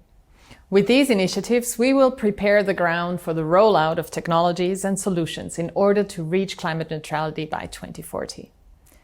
Austria supports the excellence governance model proposed for Mission Innovation 2.0, and I can confirm that we will continue to offer our in-kind contribution to the Mission Innovation Secretariat. We will participate in the recently established missions on power and hydrogen and seek to engage in the second wave missions on cities, industry, and bioeconomy. I'm proud to announce that Austria will engage in the Mission Innovation Platform with a focus on transnational research funding collaboration. We will do this by offering the lead together with Sweden in the module on annual joint calls, an exercise which was very successfully launched with the first two Mission Innovation R&D calls in 2019 and 2020. I would like to invite all Mission Innovation members to join the next Mission Innovation calls, one on heating and cooling solutions, the other on climate-neutral urban district and neighborhoods. Your contributions can make an important difference. Let me conclude by saying that Austria is proud to be a member of the Mission Innovation Initiative. Together with all of you, we are eager to accelerate the development and deployment of clean energy technologies and solutions and to work towards a climate-neutral future. Thank you, Minister Albuquerque and Minister Gewessler. Thank you very much for these commitments. I'm certain that these are going to be extremely relevant for the post-pandemic recovery. So with that in mind, let me now introduce Minister Mirka Lintilä from Finland and Minister Juan Carlos Llobet from Chile. Dear ministers, colleagues, ladies and gentlemen, Finland is committed to MI 2.0. It is very important to invest in clear energy research and innovations to build the basis for sustainable recovery. We need clear energy innovations also to achieve the objectives of the Paris Agreement. Based on our government program, we aim at reaching a 4% share of RD&D spending of GDP by 2030 and climate neutrality by 2035. Is it essential to allocate public funding to reach RD&D targets and climate policy targets? We have prepared industrial low-carbon roadmaps which show innovations part of various sectors to reach climate neutrality. During the last years, Finland has been able to increase investments in clean energy innovations. In the future, it is crucial to sustain and, wherever possible, increase investment clean energy RD&D investments. For example, Finland will invest 50% of its EU recovery and resiliency financing to climate solutions, including research, development and innovation activities. MI missions is an idea strongly supported by Finland.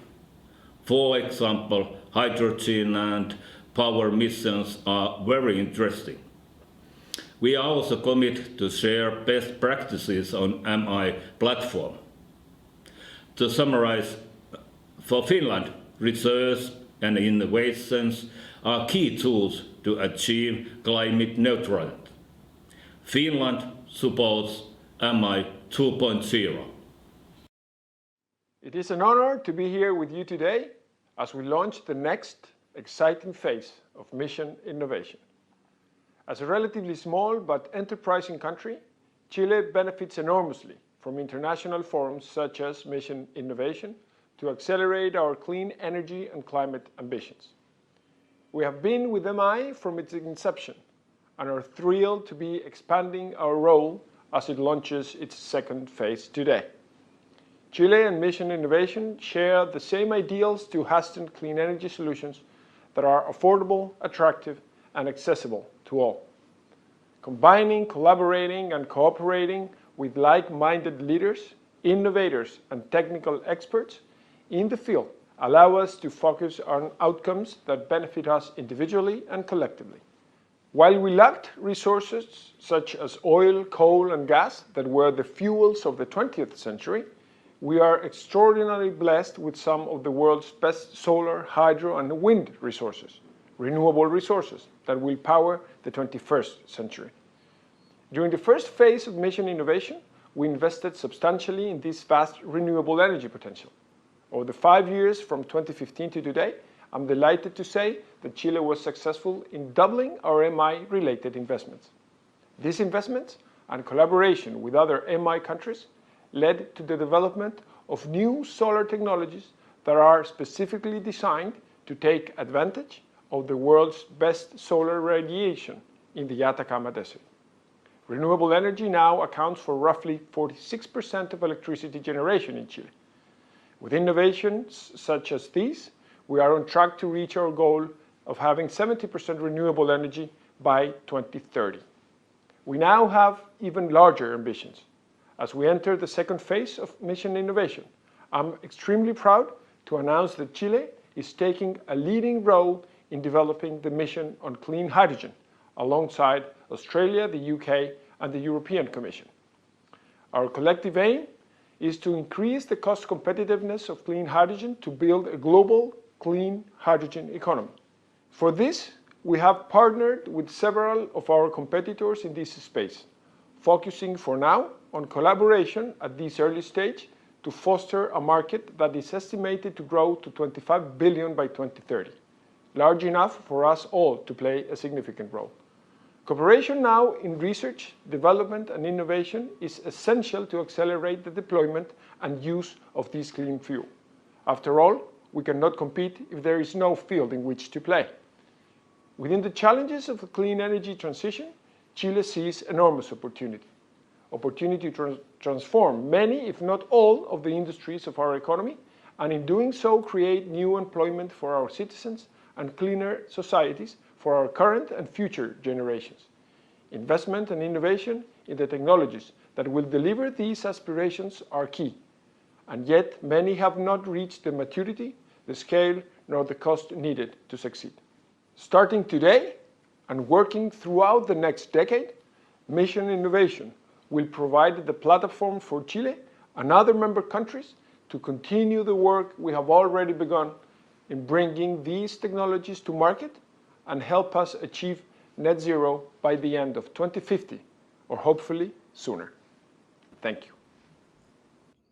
Thank you, Minister Jobert. Thank you, Minister Lintilla. It's amazing to see these back-to-back and to see the opportunities in collaboration. So let's keep going and hear from Dan Jørgensen from Denmark and Hiroshi Kagiyama from Japan. Oh, I'm sorry. Actually, it's Tina Bru, Minister of Norway, and Vanya Gaba, Undersecretary from Italy first. So afterwards, we'll hear from the other two. Friends and colleagues, climate change is global and can thus only be resolved through global cooperation. The goals of the Paris Agreement are challenging to achieve and require large efforts from us. And Mission Innovation plays an important part in the global efforts to reduce emissions. 5 years after Paris, we are now coming together to launch a new phase of our joint mission. I can assure you that Norway will do its part by reducing our emissions by 50 to 55% by 2030 and by 90 to 95% by 2050, compared with 1990 levels. Let me share with you some of Norway's efforts to boost the green shift and reduce our emissions through research, development, and innovation. We have launched Longship, a full-scale demonstration project for carbon capture, transport, and storage. The project will set up a full value chain for CCS, backed by strong government support. Longship has inspired both businesses and countries, and we are happy to see that new CCS projects now are being launched internationally. Also, construction is underway on Hywind Tampen, which will be the world's largest floating offshore wind farm. Backed by government funding, the project will boost floating wind innovation and bring costs down. And we also have big ambitions for hydrogen in Norway. Hydrogen-powered ferries will soon be crossing our fjords, and we are upping our efforts in research, establishing infrastructure, and market introduction to developing the hydrogen industry. And I must say, I find this proposed second phase of Mission Innovation very encouraging and inspiring. It is important to remember that we won't reach the climate targets without the private sector on board. Therefore, we must ensure that MI 2.0 becomes a real collaboration between the public and the private sector. Norway will be an active partner in the second phase of Mission Innovation. We have already decided to take a leading role in the mission on zero emissions shipping and have also joined the mission on hydrogen. Mission Innovation 2.0 has had a great start. Let's continue the good work and make it a success. I wish us all good luck in our common effort to reducing greenhouse gas emissions, and I'm sure the initiative will help us reach the goals of the Paris Agreement. Mission Innovation represents an important global tool where political goals combine with R&D ambitions. As member of both communities, political and research, I believe Mission Innovation represents both political aspiration and scientific vision, working together for a greener world, boosting and enhance the dialogue among countries. Il dialogo tra I paesi con mutuo vantaggio. In questo senso, collaborare con maggiore... Therefore, we are all invited to collaborate with greater awareness for the challenges of the next years in order to find new clean technological solutions and innovative approaches of cooperation never realized so far. Guidare I nostri comportamenti e le nostre scelte future. Se da un lato dobbiamo poter fare affidamento al On one hand, we have to trust the technology progress that can help us to have less uncertainties for our future. On the other hand, we have to stress mission innovation targets aimed at sharing new clean technologies and research achievements to ensure access to affordable, reliable, sustainable and modern energy for all, as also stated in the Sustainable Development Goals, goal number 7. Italy has been strongly committed in cooperating in mission innovation activities since it was established, and we believe that the future of energy is linked to innovation at a global dimension. We are fully convinced that working together with our international partners paves the way to better ideas and more impactful applications for end users. tempi più ridotti. Durante la prima fase di Mission During the Innovation, first MI phase, Italy participated actively at some innovation challenges, in particular as co-leader at the IC1 Smart Grids Innovation Challenge. Italy is very much committed in increasing clean energy R&D investments in the next phase of MI through investments and supporting the research centers as well as the private sector. energia rinnovabile attraverso ingenti investimenti e sostenendo i centri di ricerca e il settore privato a accelerare la transizione energetica. Gli investimenti saranno The focalizzati investment will be focused on three main sectors: smart grids, hydrogen, innovative energy materials. All the efforts are aimed at meeting EU decarbonization targets by 2030 and full decarbonization targets by 2050. Capitalizing on the successful results of IC1 Smart Grids, Italy will be the co-leader of the mission Power due to the high strategic importance of this mission. Italy will support also the mission Hydrogen. collaborare con tutti i paesi interessati e perseguire un futuro più sostenibile per tutti. Grazie ancora per l'opportunità di rappresentare la posizione italiana e auguro a tutti noi il pieno successo della nuova fase di Mission Innovation. Grazie, Undersecretary Gava. Thank you, Minister Bru. We would like to keep looking at different experiences. So let me introduce now, this time, Dan Jørgensen from Denmark and Hiroshi Kayama from Japan. In the fight against climate change, we need all hands on deck. Governments, organizations, companies, citizens, everybody must take action. We need to raise our ambitions globally in order to reach the goals of the Paris Agreement. We need to trim the sails. Mission Innovation 2.0 does just that. Accelerating global clean energy transition is a key pillar in addressing climate change. Therefore, Denmark remains fully committed to Mission Innovation and its next phase. Denmark has a long history of clean energy innovation. 30 years ago, we constructed the world's first offshore wind farm. Today, we are building on that legacy with the construction of the world's first energy island in the North Sea and one in the Baltic Sea. The energy islands will serve as hubs, or major green power plants that collect wind power from the surrounding wind farms and distribute it directly to several countries. This allows us to share Denmark's vast wind resources with the rest of Northern Europe. In their full capacity, the energy islands will meet the electricity demand of 12 million European households. And that is not even all. We also aim to convert surplus power into hydrogen and green fuels for trucks, planes and ships. This last step is actually crucial. For a large maritime nation like Denmark, reducing emissions from shipping is mandatory. To decarbonize the shipping industry, it is necessary to develop zero-emission vessels, port infrastructure, and green fuel supply chain. That is why we've been leading the development of the zero-emissions shipping mission in the past year. This requires close collaboration and deliberate collective action from the maritime industry, the energy sector, the financial sector, governments, and IGOs. Therefore, I'm very pleased that the United States, Norway, Global Maritime Forum, and Maersk Mc-Kinney Møller Center for Carbon-Free Shipping all decided to co-lead the mission alongside Denmark. The zero-emission shipping mission has the potential to solve one of the major challenges in the fight against climate change. Mission Innovation has made it possible. Building on the success of its first phase, Mission Innovation continues to facilitate international cooperation in its second and more ambitious phase.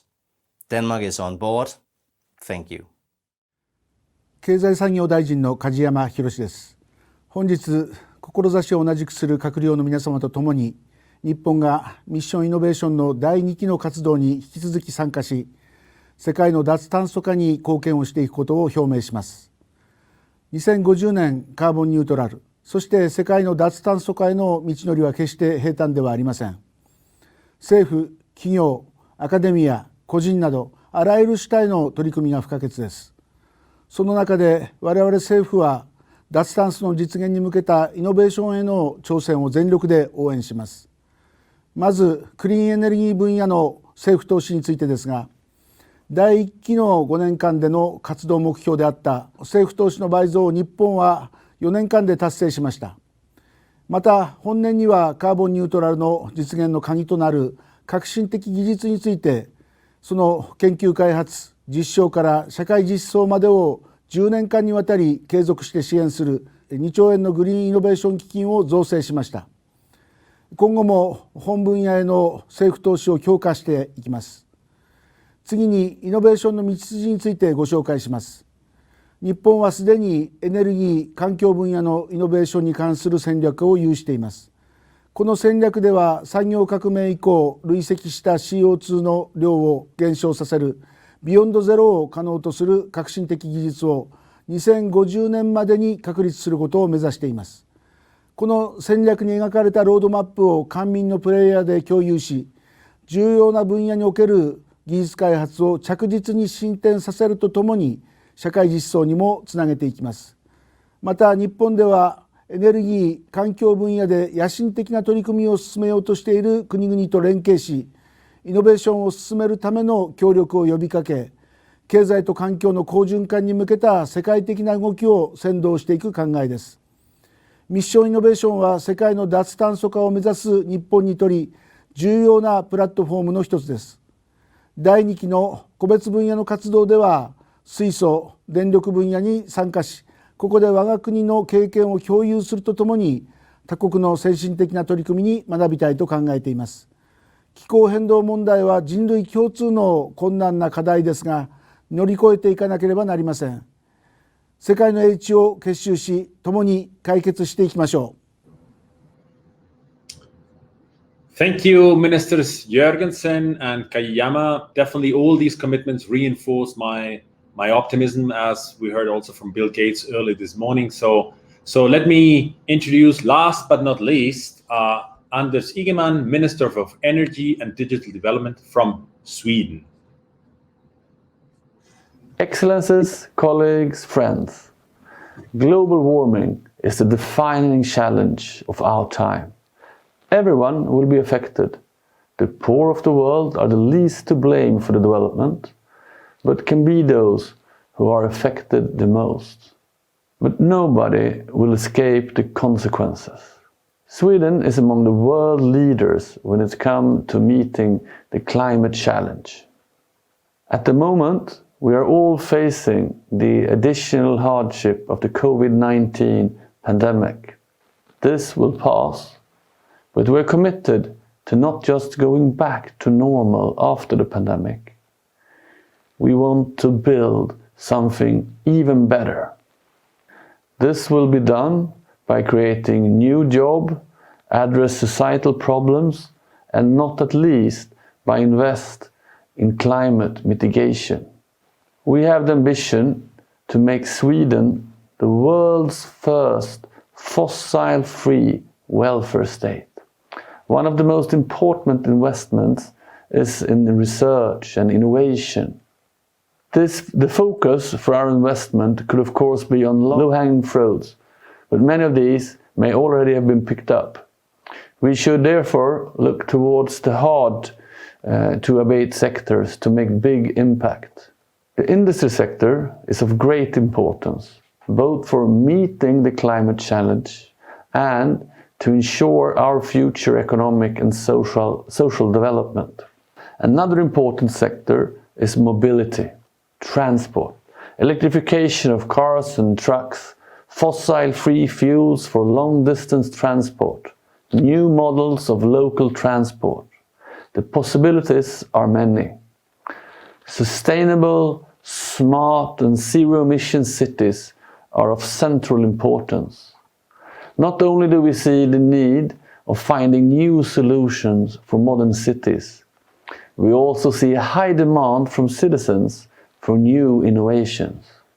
This is an exciting development we cannot afford to ignore. Research and innovation becoming better if done in collaboration. By cooperating globally, we can tackle bigger problems, engage the best scientists and pool our common resources. The challenge is global, and so is the response. Sweden aims at being in the front of clean, green energy and sustainable energy development. New solutions will help in meeting the challenge of climate change. This in turn will help our industry to export our welfare, our country and the world as a whole. By being in the mission innovation, we will contribute to solving the problems and in return getting access to the solutions. Thank you for your attention.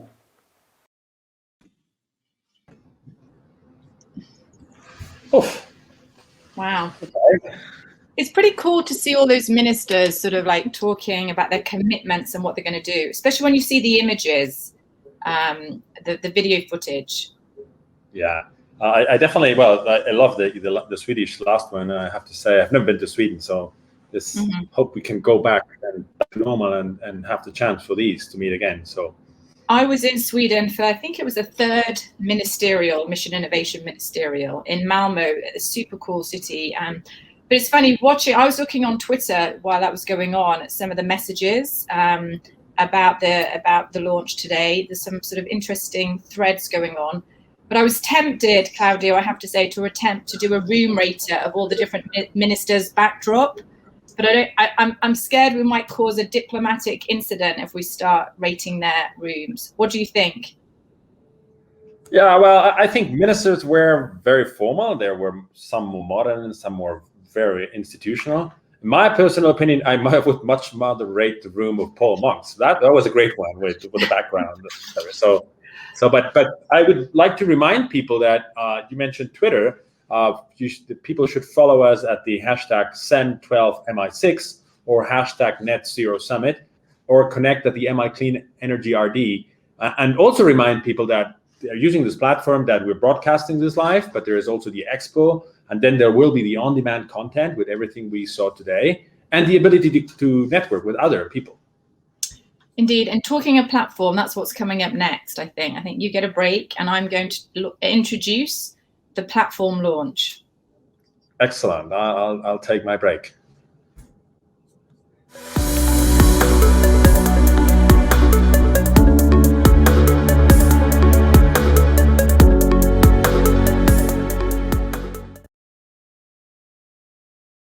So just to recap, so far on the day, we've had 2 launches of the missions where groups of countries come together to tackle a particularly challenging aspect of the net zero emissions. So we've had the hydrogen launch and the green power launch. Now I'm going to introduce one of the new initiatives from Mission Innovation 2.0, and this is called the platform launch. It is for all members of Mission Innovation and their partners to collaborate in different pieces of the transition. So to come together and do different collaborative activities. For example, there'll be some different modules about insights and different calls for action. But to introduce the platform more formally, I'm going to call back to the stage Minister Vardhan from India. His Excellency, Chair of the 6th Mission Innovation Ministerial, Energy Minister of Chile, delegates of the member nations of Mission Innovation, ladies and gentlemen, today I am honored and delighted to launch the Innovation Platform, a suite of programs led by and open to all Mission Innovation members, a platform that is slated to increase global confidence in emerging clean energy solutions. Building on the successes of the first phase through innovation platform, we will provide access to key and robust insights to track innovation progress and accelerate learning on innovation policy. This innovation platform will also help us to collaborate by exchanging knowledge, identifying key R&D needs, and convening funders. As a part of this platform, we shall be able to accelerate solutions towards the market by working with innovators, investors, and end users. Since 2015, we have been improving evidence on global clean energy investments. For instance, India, Brazil, and China have all reported on this for the first time. To maximize the impact of public investment in clean energy innovation, we need more and better data on innovation progress to inform more effective decision making at the national and international level. Over the past 5 years, we have collaborated on 8 innovation challenges with the aim of accelerating innovation in priority technology areas. While some of the innovation challenges have evolved into missions, others find a home in the innovation platform. Today, we are announcing 3 collaboration initiatives. Building on the success of the innovation challenges, International Sustainable Aviation Fuel, Materials for Energy, and the innovation community on affordable heating and cooling of buildings. We are also announcing an enhanced Mission Innovation Call series to facilitate transnational collaborative clean energy research, development, and demonstration. I am also delighted to announce a new Accelerate initiative, the Mission Innovation Clean Tech Exchange. Building on India's Clean Energy International Incubator Center, set up by the Department of Biotechnology, Government of India, in a PPP mode, this Clean Tech Exchange will create a network of incubators across mission innovation countries to support new innovations and help them to get a soft landing in international markets around the world. It will share country-specific needs, assessments, run joint scouting activities, support programs for startups, and conduct innovation exchange programs. The platform will complement and support other mission innovation programs such as various missions. Each initiative tackles a key gap in the clean energy innovation journey. I look forward to smooth implementation of these initiatives that will not only support mission innovation members but also the rest of the world in their clean energy transition. Many thanks for giving me this opportunity to speak. Thank you. Thank you, Minister Vardhan, for introducing and officially launching the platform. To be clear, there are different activities where countries can come together and collaborate. Minister Vardhan mentioned the Insights module, and to tell us a bit more about what that means, we have 2 speakers next. First up, Executive Director of the International Energy Agency, Fatih Birol. The IEA has been instrumental in helping countries collect data to make decisions and also to track progress. Let's hear from Fatih Birol. Dear colleagues, the level of commitment to fight climate change has never been higher. But take a step back and the picture becomes less optimistic. As our numbers show, this year, global emissions will increase substantially, the second largest increase in the history. International Energy Agency, we presented only a few days ago a roadmap for the world's energy sector to reach net zero by 2050.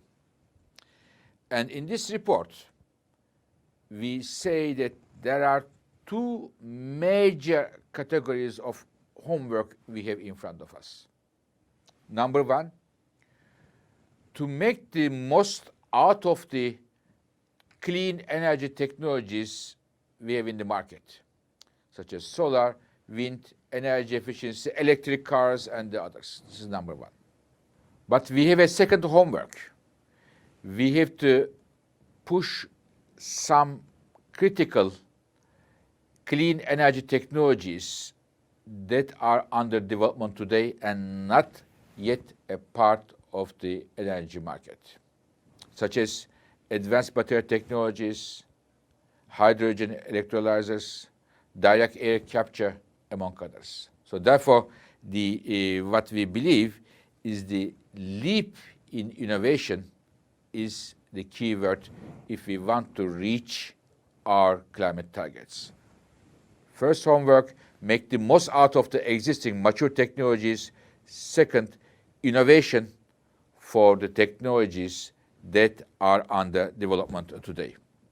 Our net zero report indicates that without international cooperation on clean energy innovation, we might miss the net zero goal by as much as 2-3 decades. So, international collaboration is critical to reach our climate goals. Mission innovation is the evidence that the governments understand their responsibility to work together, and dear countries, dear colleagues, you may count on the International Energy Agency. You heard Fatih Birol set the homework there for countries working together. Looked a little bit like a professor, so I would do what he says.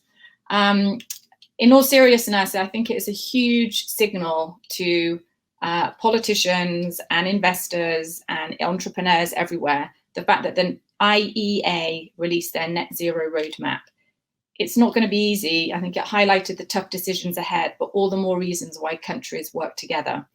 Our next speaker to tell us a bit more about the Insights module is Director General of IRENA, the International Renewable Energy Agency, Mr. Francesco Lacamera.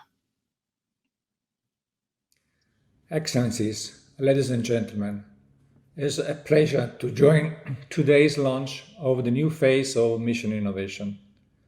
In this critical year for responding to the impact of the pandemic and for the global energy transition, there are many reasons for hope. Renewable deployment again reached record levels.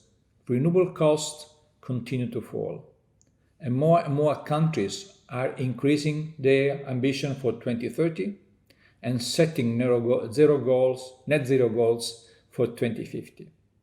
However, as IRENA World Energy Transition Outlook shows, the pace and scale needed to deliver net zero remain daunting.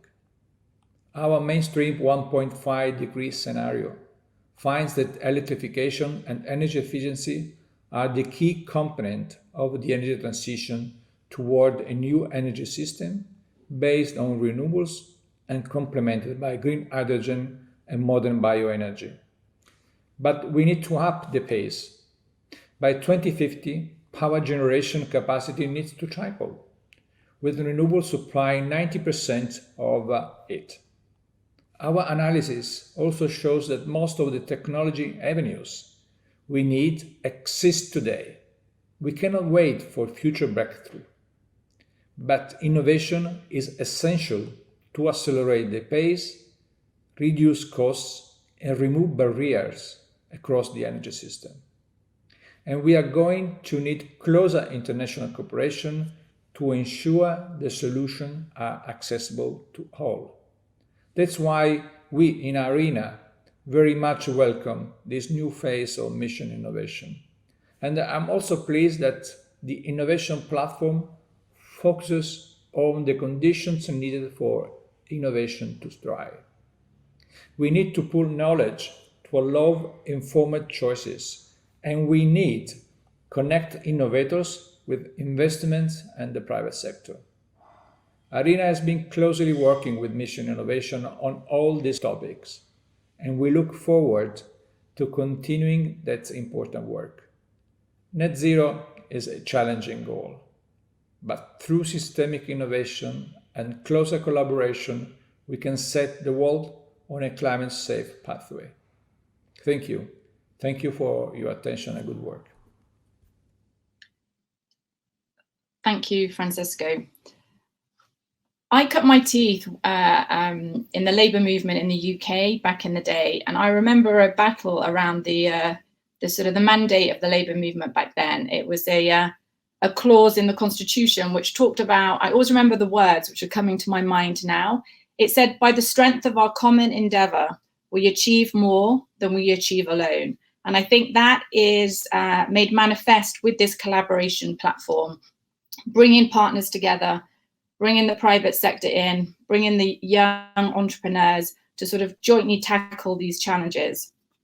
So the next part of the platform, I think, is called a collaborative module. And to tell us more about what this module entails, we have a video which I think features Austria and Sweden, who are leading a mission innovation call for proposals. And this will become more clear in this video that's coming up right now. Hello and a warm welcome to the audience of the launch of the Mission Innovation 2.0 platform. My name is Michael Hübner from the Austrian Ministry of Climate Action, and I'm very happy to introduce this very brief video pitch that we want to give on the Mission Innovation calls. Since our first introduction of the idea at the Mission Innovation Prep meeting in Chile, we were able to implement 2 pilot multilateral calls for projects, and I'm very happy to introduce 2 representatives of the platforms that we were leveraging: Hans-Günther Schwarz, a colleague of mine from the Austrian Ministry for Climate Action, and Fredrik Lundström from the Swedish Energy Agency. Can I ask you, what did we learn from our 2 pilot calls that we have initiated, and what are we going to do next?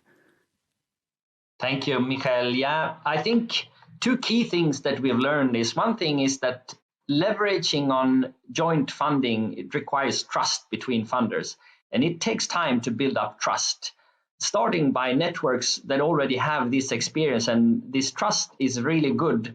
The other thing we learned is that by leveraging on existing funding programs, we can save time. So we utilized our existing collaboration on the joint programming platform of Smart Energy System, the JPP SES, as we call it. This is a platform where 32 funding partners from 29 countries have a yearly planning and implementation of calls and additional activities to this that complements the dissemination of results and the monitoring of the projects. So for the 2021 MI call, we are preparing to launch a joint call on the accelerated heating and cooling transition. Here we will look into how we, with different heating and cooling solutions and also their integration into the energy system, can accelerate. Heating and cooling solutions, I think, a very important topic for the global initiative Mission Innovation. But we also found a second platform that we can work with, and that's led by Hans-Günther Schwarz. Right, this will be for 21. And just to answer your question, the Joint Programming Initiative Urban Europe is a research, development and demonstration funding network. So a network of funders that has a very strong focus on the urban transition towards sustainable solutions. And we want to start bicarbonate by achieving carbon neutrality on a district or neighborhood level. And the call that will launch in probably September or October this year will be exactly on carbon neutral urban neighborhoods. And we invite all Mission Innovation countries to participate. An important activity to introduce everyone and to get people on board for this new calls in 2021 is the Funders Dialogue. Fredrik and Hans Günther, at the end of this session, can you briefly explain what the Funders Dialogue is about? So another important activity to complement the joint calls is our new Funders Dialogue, which we want to initiate in the Collaborate module in order to give research and development funders across the Mission Innovation countries an opportunity to liaise and to discuss next calls and next call themes. The support will come from the two platforms which were described before by myself and Fredrik. However, we want to allow those funding institutions to come together, build trust, exchange about successes and challenges in research and innovation funding across borders, and to build on the calls that we've done so far to create new calls. So after successful pilots, we are now really in the takeoff of the more or less joint multilateral program in the framework of Mission Innovation 2.0. And we would be very happy if many, many countries would join these successful activities.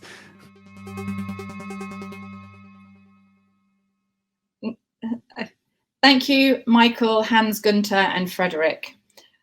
In Mission Innovation 1.0, I remember a workshop in London where people from around the world came together and they decided on the name Innovation Challenges. There was much wrangling whether they should be called quests or missions, but we set on the name Innovation Challenges. And these have become a success story of Mission Innovation 1.0. So much so, they have continued through this new platform, innovation platform. Minister Vardan referenced three of them that we're going to hear more about in a moment. And that is the relaunching of the Innovation Challenge for Advanced Materials for Energy, the Innovation Community for Affordable Heating and Cooling in Buildings, and the third is the Innovation for International Sustainable Aviation Fuels. These innovation challenges bring together and connect people working in the labs at universities and technical experts around the world with the policymakers in government making decisions about their priorities and their plans and what their national innovation pathway is going to look like, and of course, where they invest. So to bring these different groups together, innovation challenges are very effective. And we're going to hear more about these three relaunch of the innovation challenges now in this forthcoming video. Hello, I'm Mark Kosdras, International Co-Lead for IC6. I'm very pleased to be here to tell you about the importance of energy materials in the fight against climate change. Within the first mandate of Mission Innovation, 18 member states participated in the Clean Energy Materials Innovation Challenge. IC6 developed a broader ecosystem supporting the low-carbon transition. This work created an innovation community, particularly in Canada, Europe, and India, that will emerge as Materials for Energy, or M4E, under MI 2.0's collaborative platforms. M4E will deliver self-driving laboratories described in the IC6 report, Materials Acceleration Platforms, that is available on the IC6 website. M4E is an AI-driven, cross-cutting platform providing technologies that connect the missions of MI 2.0 by accelerating materials innovation by a factor of more than 10. M4E's focus will be to convene the international community by aligning its research infrastructure, training highly skilled researchers, and transferring a diverse set of materials to the clean energy industry. I look forward to supporting the energy transition for a cleaner planet for future generations. Thank you. Innovation in heating and cooling is critical if we're going to meet our future targets as well as deliver on our sustainable development goals. We are the global innovation community for low carbon and affordable heating and cooling of buildings. We intend to bring together the global research and innovation community with a shared vision and agenda to facilitate new partnerships and collaboration and to accelerate private investments in delivering significant. To capture and share our research, innovations, and best practices from a live information platform. And Sweden contributes to identify the global challenges and develop the opportunities of low carbon heating and cooling. The International Energy Agency Technology Collaboration Program on Heat Pumping Technologies. Looking forward to continue the collaboration. Hello from the USA. OMI are excited about continuing our involvement within this community. Greetings from Australia. Looking forward to working together on these global opportunities. Hello everyone. I am Sangeeta Kasture, representing Department of Biotechnology, Ministry of Science and Technology, Government of India. Government of India has taken many initiatives to promote biofuel blending in transport fuel, including jet fuel. Department of Biotechnology has been promoting RD&D to promote advanced biofuels through multiple instruments, both at national and international level. Moving towards MI 2.0, India has decided to continue leading IC4 initiative focused on innovations for sustainable aviation fuel, that is ISAF. Aviation sector expected to account for 3.5% of global CO2 emissions. And sustainable aviation fuels are key to reducing emissions, but there is need to address challenges related to higher production cost and limited feedstock. ISAF will advance RD&D for sustainable aviation fuel, facilitating collaboration between members and stakeholders and exchange of best practices. This ISAF collaborative platform is jointly led by India and US with active support from China, Denmark, Netherlands, European Commission, and IEN Arena. India and US look forward to engage with global aviation biofuel community. Thank you. Wow, you get a real sense of the sort of enthusiasm and the interconnectedness, I think, through those videos. Next up, so we've had the insights module, the collaborative module, and next up we're going to talk a little about the accelerate module. I think when you're starting out, it can be quite a lonely and daunting task to sort of create a new product or service to speed up our transition. A proven tool to help innovators are incubators that bring entrepreneurs together and provide them some assistance in sort of starting up, scaling up, and also accessing international markets. And so as an example of the Accelerate module, that's going to be a key part of the innovation platform. We're going to see a video now from India around the Clean Tech Exchange, which I believe is a network of incubators across India. So let's see that video as an example of the Accelerate module. It's a matter of great pleasure and pride for me to be here on the launch of this very important Mission Innovation Clean Tech Exchange. I'm so pleased that the Clean Energy Incubator, which was set up by the Government of India in a public-private partnership mode, is today moving into its next phase, and that is the phase where it becomes a connecting bridge between the startups of all the Mission Innovation member countries.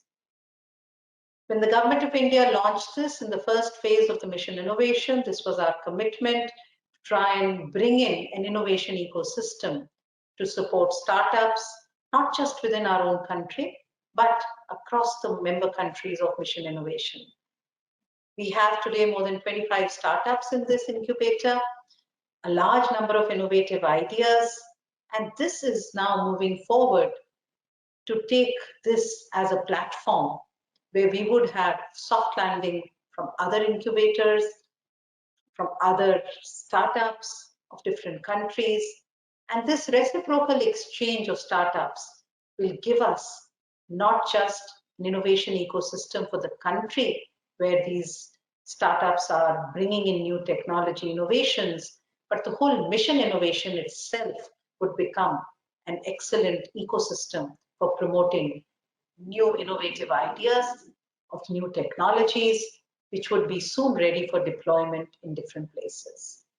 I'm so very pleased to see that we have countries like Sweden, Denmark, Norway, and Finland who already made their commitments. And I'm sure as we move ahead, we will have all member countries coming together.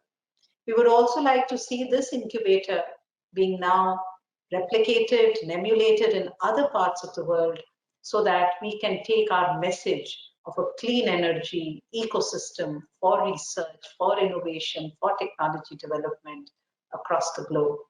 This is today the need, this is today our commitment, and we are hopeful that collectively the mission innovation, along with the clean energy incubator, the next phase of the clean tech exchange will help us to take this forward to meet the objectives with which we have been able to set this forward. So congratulations to the team. Thank you so much to the Mission Innovation. Thank you to the Secretariat. Thank you to all the countries for giving us your support. And I, on behalf of Government of India, reassure you that we stand committed to fulfill this aim and objective. Thank you very much.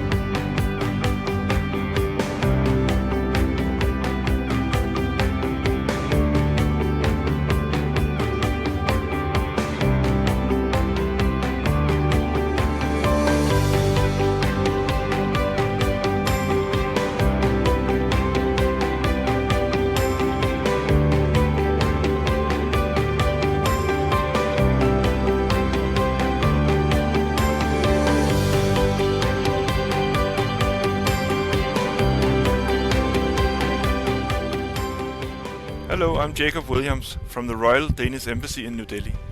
I represent the Danish Ministry of Higher Education and Science.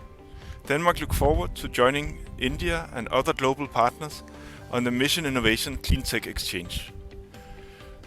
To reach our global energy targets, we need to leverage new technology and innovation. The platform does this by establishing collaboration between our incubators and between our innovation clusters. Denmark has set aside money and resources for workshops and open innovation bootcamps for the first year of the platform's existence. We look forward to working with you. Let me start by congratulating India on the creation of an international platform of clean tech incubators. Back in 2018, India was already visionary when it launched the first international incubator under Mission Innovation to promote innovation in the field of clean energy and stimulate research, innovation and entrepreneurship for our global initiatives on clean energy. Indeed, in Europe, we have also seen that speeding up the transition to clean tech or other global challenges requires support for startups and entrepreneurs to develop their creative ideas and test new technologies and products to make it to the market. And the recently created European Innovation Council seeks to address precisely this need. India's International Incubation Centre is also a unique public-private partnership, serving as an excellent example for leveraging more funding for research and innovation to accelerate the clean energy transition. By creating this international platform, there will also be more room for international cooperation, which can only speed up the deployment of innovations necessary to meet the carbon neutral targets that we have set for ourselves.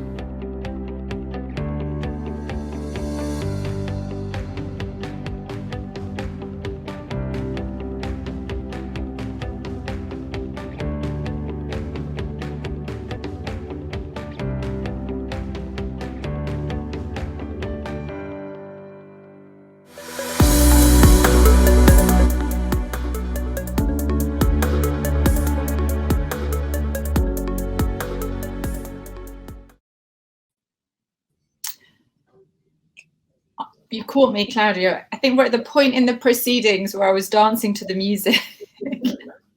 I can imagine. It's been quite a job, hasn't it? Yeah, I'm only, I don't know, partway through. What time is it? How long more do we have to go? Well, it's almost noon, you know. So we got an hour and something more to go. There is a lot to be seen. Mm-hmm. Why don't we, since you are now here in Chile, why don't we take a walk through Chile? We have spoken about Atacama, about Patagonia. Mm-hmm. I don't know if I have some minutes on speaking about not only energy, not only about the wind we have in the south or the lot of sunshine we might have in the north, but also here in central Chile, where Santiago is, it's a Mediterranean climate. So in that sense, I'd like to share with you something. We have here, that's exactly what I was asking to be able to share. Here, this is a picture of central Chile, pretty close to Santiago. We have here a Mediterranean climate. It's very mild, and it's where outstanding wine is produced. And that's why I wanted to make a special mention to a Chilean wine. I'm not getting paid by this wine, by the way, but it's a wine linked to the sustainability issue. And I'm sorry for having wine already. I'm sure somewhere in the world it's good wine time. This is look what I have here. Look what I have here. So this is Pulcura. It's a small vineyard, and it's a certified B Corp. I don't know if you're familiar with the B corporations, and it gets all its energy from renewables. This vineyard was co-founded by Sven Bruchfeld, a great friend of mine, together with Gonzalo Munoz. We have seen Gonzalo a couple of times. He's not only the high-level champion, but he's also an entrepreneur. So with this wonderful climate here, we also have great food, particularly fruit and vegetables. And we are on the other side of the world, so you can get our fruit and vegetables in your winter and our summer. And with 4,000 kilometers of coast, we get this cold Humboldt Stream from the south. We have also fantastic seafood. So Chile is not only climate, landscapes, national parks, but it's also a fascinating blend of indigenous population, and it has been an attractor of migrant talent throughout its history. So I definitely wish we could have had you down here. And let's raise a glass to those vineyards. And at some point, it's almost noon, as you said. I hope my kids aren't watching, but salut. No, my kids are in school right now, so they aren't watching either. So I'll turn over to you. I'm going to go off with this wine. I'll turn over to you for the next batch of ministerial messages. I promise I won't drink it all. Okay, take care. So we'll see you after the next section. So we are now into the last session of ministerial videos. We've already heard from Mission Innovation members pursuing a broad range of bold and substantive agendas. And I think this next group of 6 ministers will allow along the same ambitious path to see how they're doing in their countries. It's my pleasure to introduce Dr. Sultan Al Jaber, Minister from the United Arab Emirates, and His Royal Highness Prince Abdulaziz bin Salman Al Saud, the Minister of Energy of Saudi Arabia. Thank you, President Piñera and Secretary Kerry. The United Arab Emirates is honored to join you today for the launch of Mission Innovation 2.0. Since the original Mission Innovation was established in 2015, the basic idea behind this initiative that R&D investment is key to accelerating progress in clean energy innovation has more than proven itself. In the United Arab Emirates, for example, we have seen how continuous investment in solar technology has brought solar power costs down from $6 to almost $1 per kilowatt in just 5 years. And we are now a regional leader in solar energy, operating the 3 largest and lowest cost solar plants in the world. In short, investment in innovation has helped move nascent technologies from the margins to the mainstream.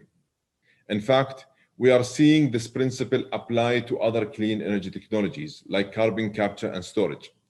5 years ago, the UAE opened the first industrial-scale CCUS facility in the region, capturing CO2 from the production processes of Emirates Steel. Carbon capture technology is now expanding around the world as governments and corporations understand that climate goals simply cannot be met without it. While CCS technology is still costly, its environmental benefits are clear, and its ROI will only grow as the value of captured carbon increases. The trend is clear. R&D investment in clean energy technology is not only delivering social value, it is creating knowledge, skills, jobs, and new sectors for economic growth. As the second phase of Mission Innovation gets underway, the UAE is exploring new areas for clean energy innovation, such as hydrogen. Just 2 weeks ago, the UAE launched the first industrial-scale hydrogen project in the region that will use solar power from the Mohammed bin Rashid Solar Park to produce hydrogen at a commercial scale. And at the Abu Dhabi National Oil Company, we are leveraging our existing gas infrastructure to explore scaling up production of blue hydrogen. While hydrogen as a fuel source is still at an early stage, we are developing a roadmap to create a hydrogen ecosystem to serve both the UAE and the global market. The key takeaway from our experience in energy innovation is this: investing in developing clean technologies pays off over time and delivers value for the long term. I am confident that all the partners in the Mission Innovation Initiative have inspiring examples that will further demonstrate this fact, and I look forward to continuing to promote mission innovation at every opportunity. To that point, the UAE would be happy to provide mission innovation with a regular platform at the annual Abu Dhabi Sustainability Week, the world's largest sustainability event that also hosts the largest gathering of energy, economy, and environment ministers. As we build ambition ahead of COP26 in this crucial year for climate action, I am proud of the work that Mission Innovation has inspired so far, and I look forward to its continuing impact for a brighter future. Thank you. Dear Mission Innovation community, more than 5 years ago, the Kingdom of Saudi Arabia was one of the founding members of Mission Innovation. As countries, we come together recognizing the importance of committing to investing in innovation to support economic growth, energy access and security, and lasting global response to climate change. In the last few years, we have worked with the MI members to advance clean energy innovation challenges. Saudi Arabia has co-led the Innovation Challenge number 3 on carbon capture, utilization and storage, and participated in other innovation challenges.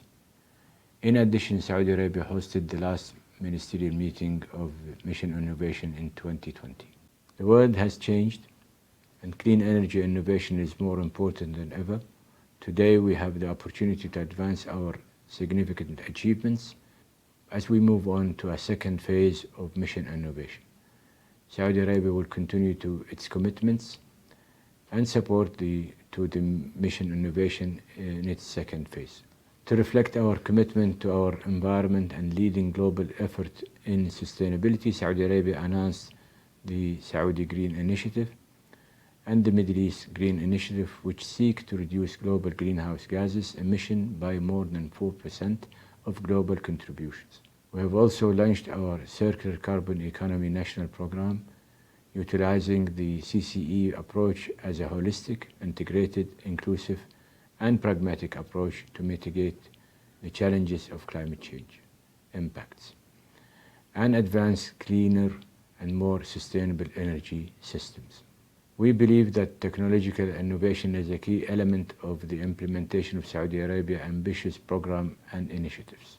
And we trust that Mission Innovation provides an important platform to advance international collaboration in clean energy innovation. Thank you, and I look forward to a successful second phase of Mission Innovation. Thank you, Prince Abdulaziz bin Salman Al Saud and Minister Sultan Al Jaber. I'd like now to go back to Commissioner Maria Gabriel. We've heard from her early this morning from the European Commission, and Xi Guangwang, the Minister of China. Ladies and gentlemen, today Mission Innovation closes the first chapter of its activities. We are proud of what we have accomplished so far, but we need to step up global efforts to make clean energy options widely available and affordable. This is why I'm very excited about the launch of the second phase of Mission Innovation for the next decade. For us, this means keeping the high level of funding for clean energy. We'll allocate at least 35% of the Horizon Europe budget to climate-related activities. It also means developing a roadmap of technologies and working closely with other countries to build synergies. The second phase will focus on finding solutions to the energy challenges of our times. I'm looking forward to the first missions, the one on hydrogen, which we co-lead, and those on shipping and power, which will follow with great interest. As we take stock of the first 5 years of Mission Innovation, there is a lot to be proud of. Mission Innovation members increased their annual clean energy funding to the benefit of researchers and innovators in academia as well as the private sector. The innovation challenges allowed ambitious initiative to tackle persistent technological challenges in grids, fuels, materials, and buildings. The launch of the Hydrogen Valleys Global Collaborative Platform crowned our collaboration on hydrogen. And today, this unique online information exchange platform provides integrated and systemic solutions for 29 hydrogen valleys in 17 countries. Finally, Mission Innovation and Clean Energy Ministerial Cooperation exemplifies the need to find the intersection of technology push and demand pull and to improve understanding of new technologies among policymakers, infrastructure managers, and regulators. Without integrated actions across multiple sectors and continents, global climate commitments will not be met. Mission Innovation is ready to go further and to accompany countries on their pathways to net zero by accelerating the deployment of clean energy technologies through innovation. Time is running out, and we have to make the best possible use of it, together. This ministerial is an important step on the road to Glasgow. COP26 is an opportunity to bring together all stakeholders, governments, academia, civil society, industry, and individuals. Mission Innovation will be there to promote greater inclusion, especially of women and youth, to build a greener and more resilient future where no one is left behind. Thank you.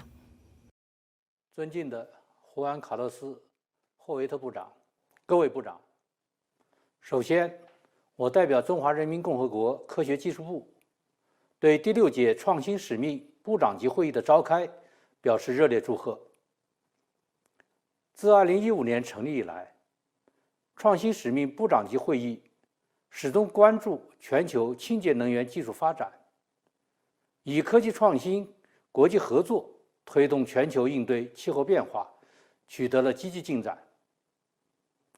中国政府一贯高度重视，并将继续深度参与创新使命部长级会议。现行能源结构及使用是造成二氧化碳排放的主要因素。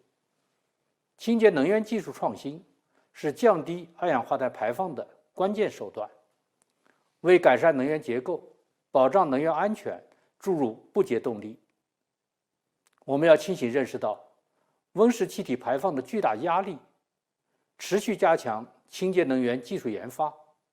碳达峰、碳中和将带来一场由科技革命引起、涉及经济社会环境等重大系统性变革，其意义不亚于3次工业革命。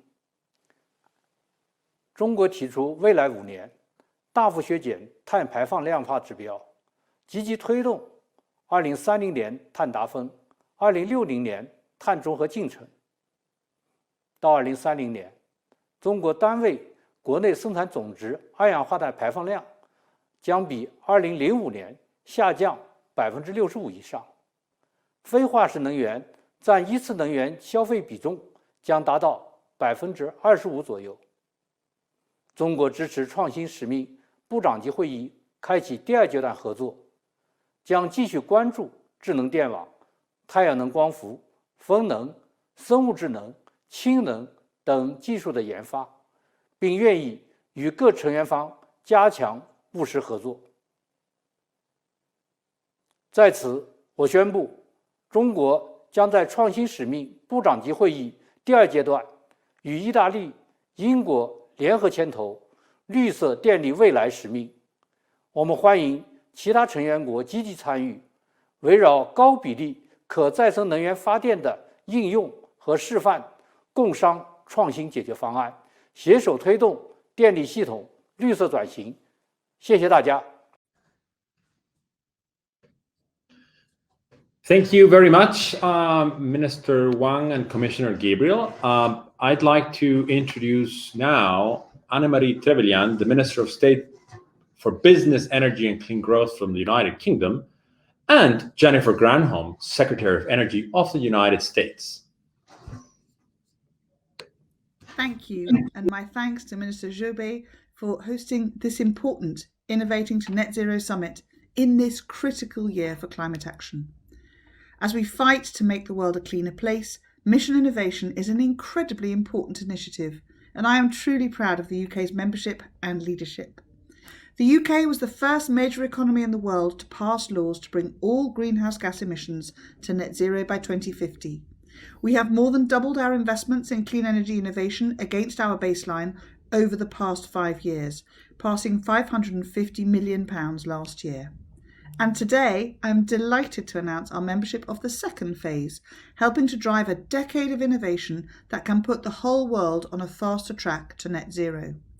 Our goal is to see clean energy technologies which are cost competitive, which create good jobs, and which are viable around the world. To do that, we must now accelerate research, development, and demonstration.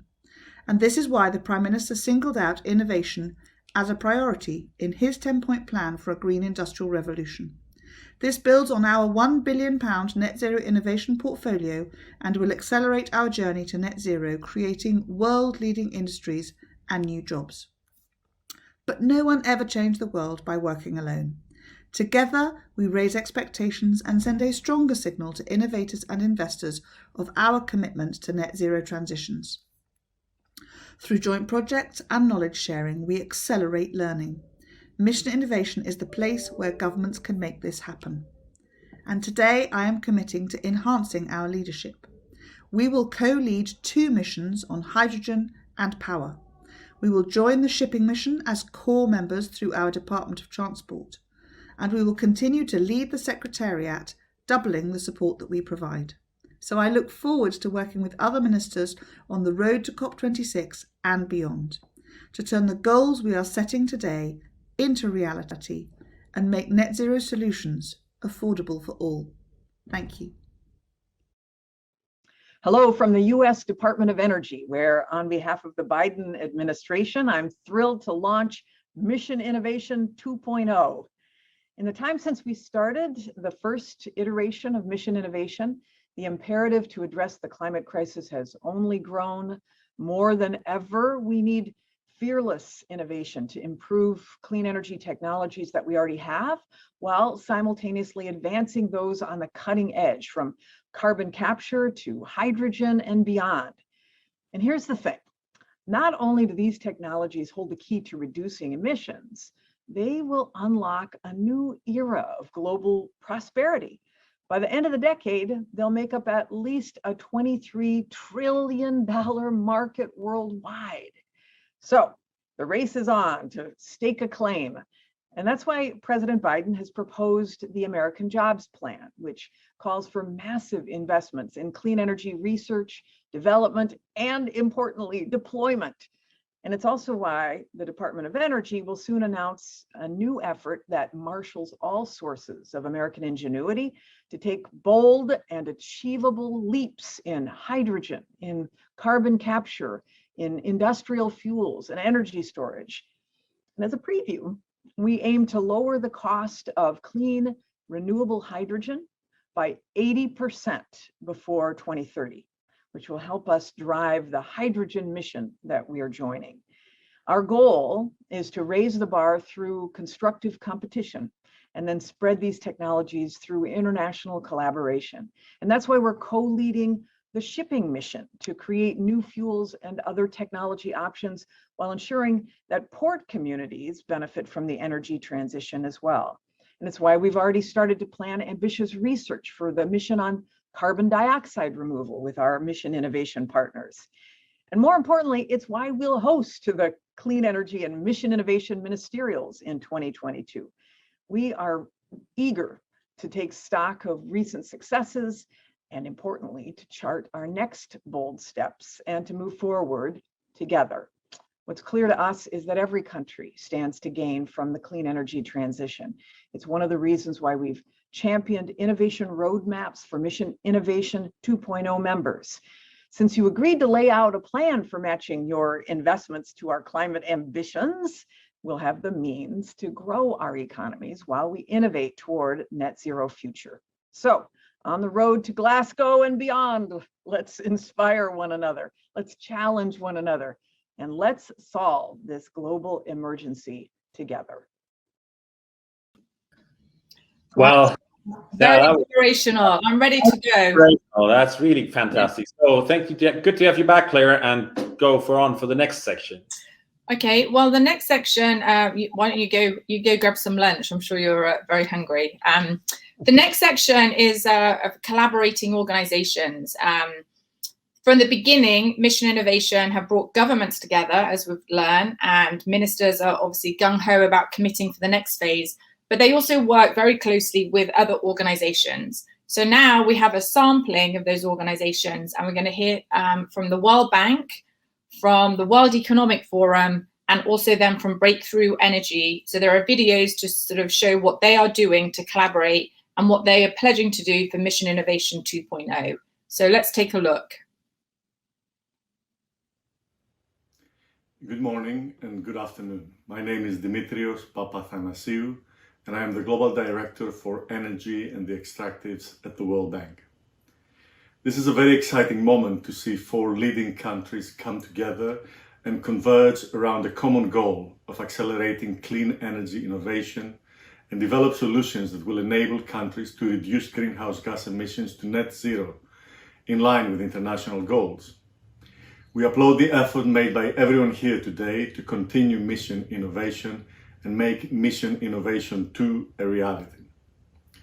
The World Bank also shares the view that innovation in energy is key to coming up with solutions that can offer feasible and economic clean alternatives to fossil fuels.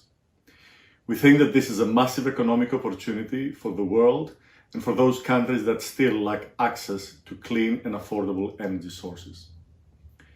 In developing countries, the challenge of achieving net zero is also complicated by the fact that around 800 million people still lack access to electricity, while about 3 billion people are still cooking with dirty, polluting fuels that cause health problems to women and children all around the world.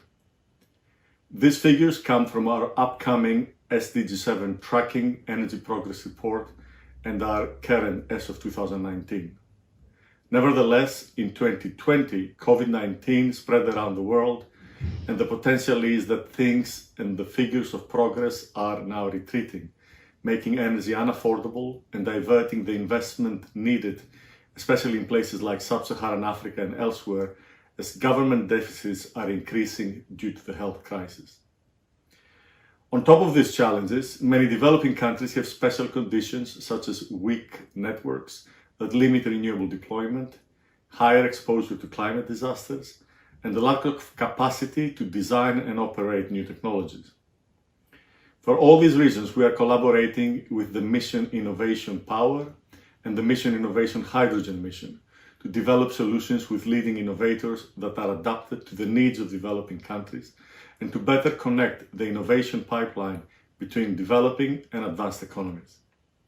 For instance, we look forward to seeing affordable 100% renewable grids, mini grids, that can become a reality, and innovative hydrogen-based solutions that will power economic activities in places that cannot be easily electrified by extending the network. The fight against climate change cannot be won if we are not inclusive when it comes to the energy transition and looking for new solutions to these energy challenges. The World Bank is committed to supporting innovation in the energy sector, and we look forward to working with all partners under Mission Innovation. Thank you very much. Hello. It is an absolute honor to be here today for the launch of Mission Innovation 2.0. The World Economic Forum has been a partner of Mission Innovation since 2017, and we very much look forward to continuing and further strengthening this collaboration as Mission Innovation enters its second phase.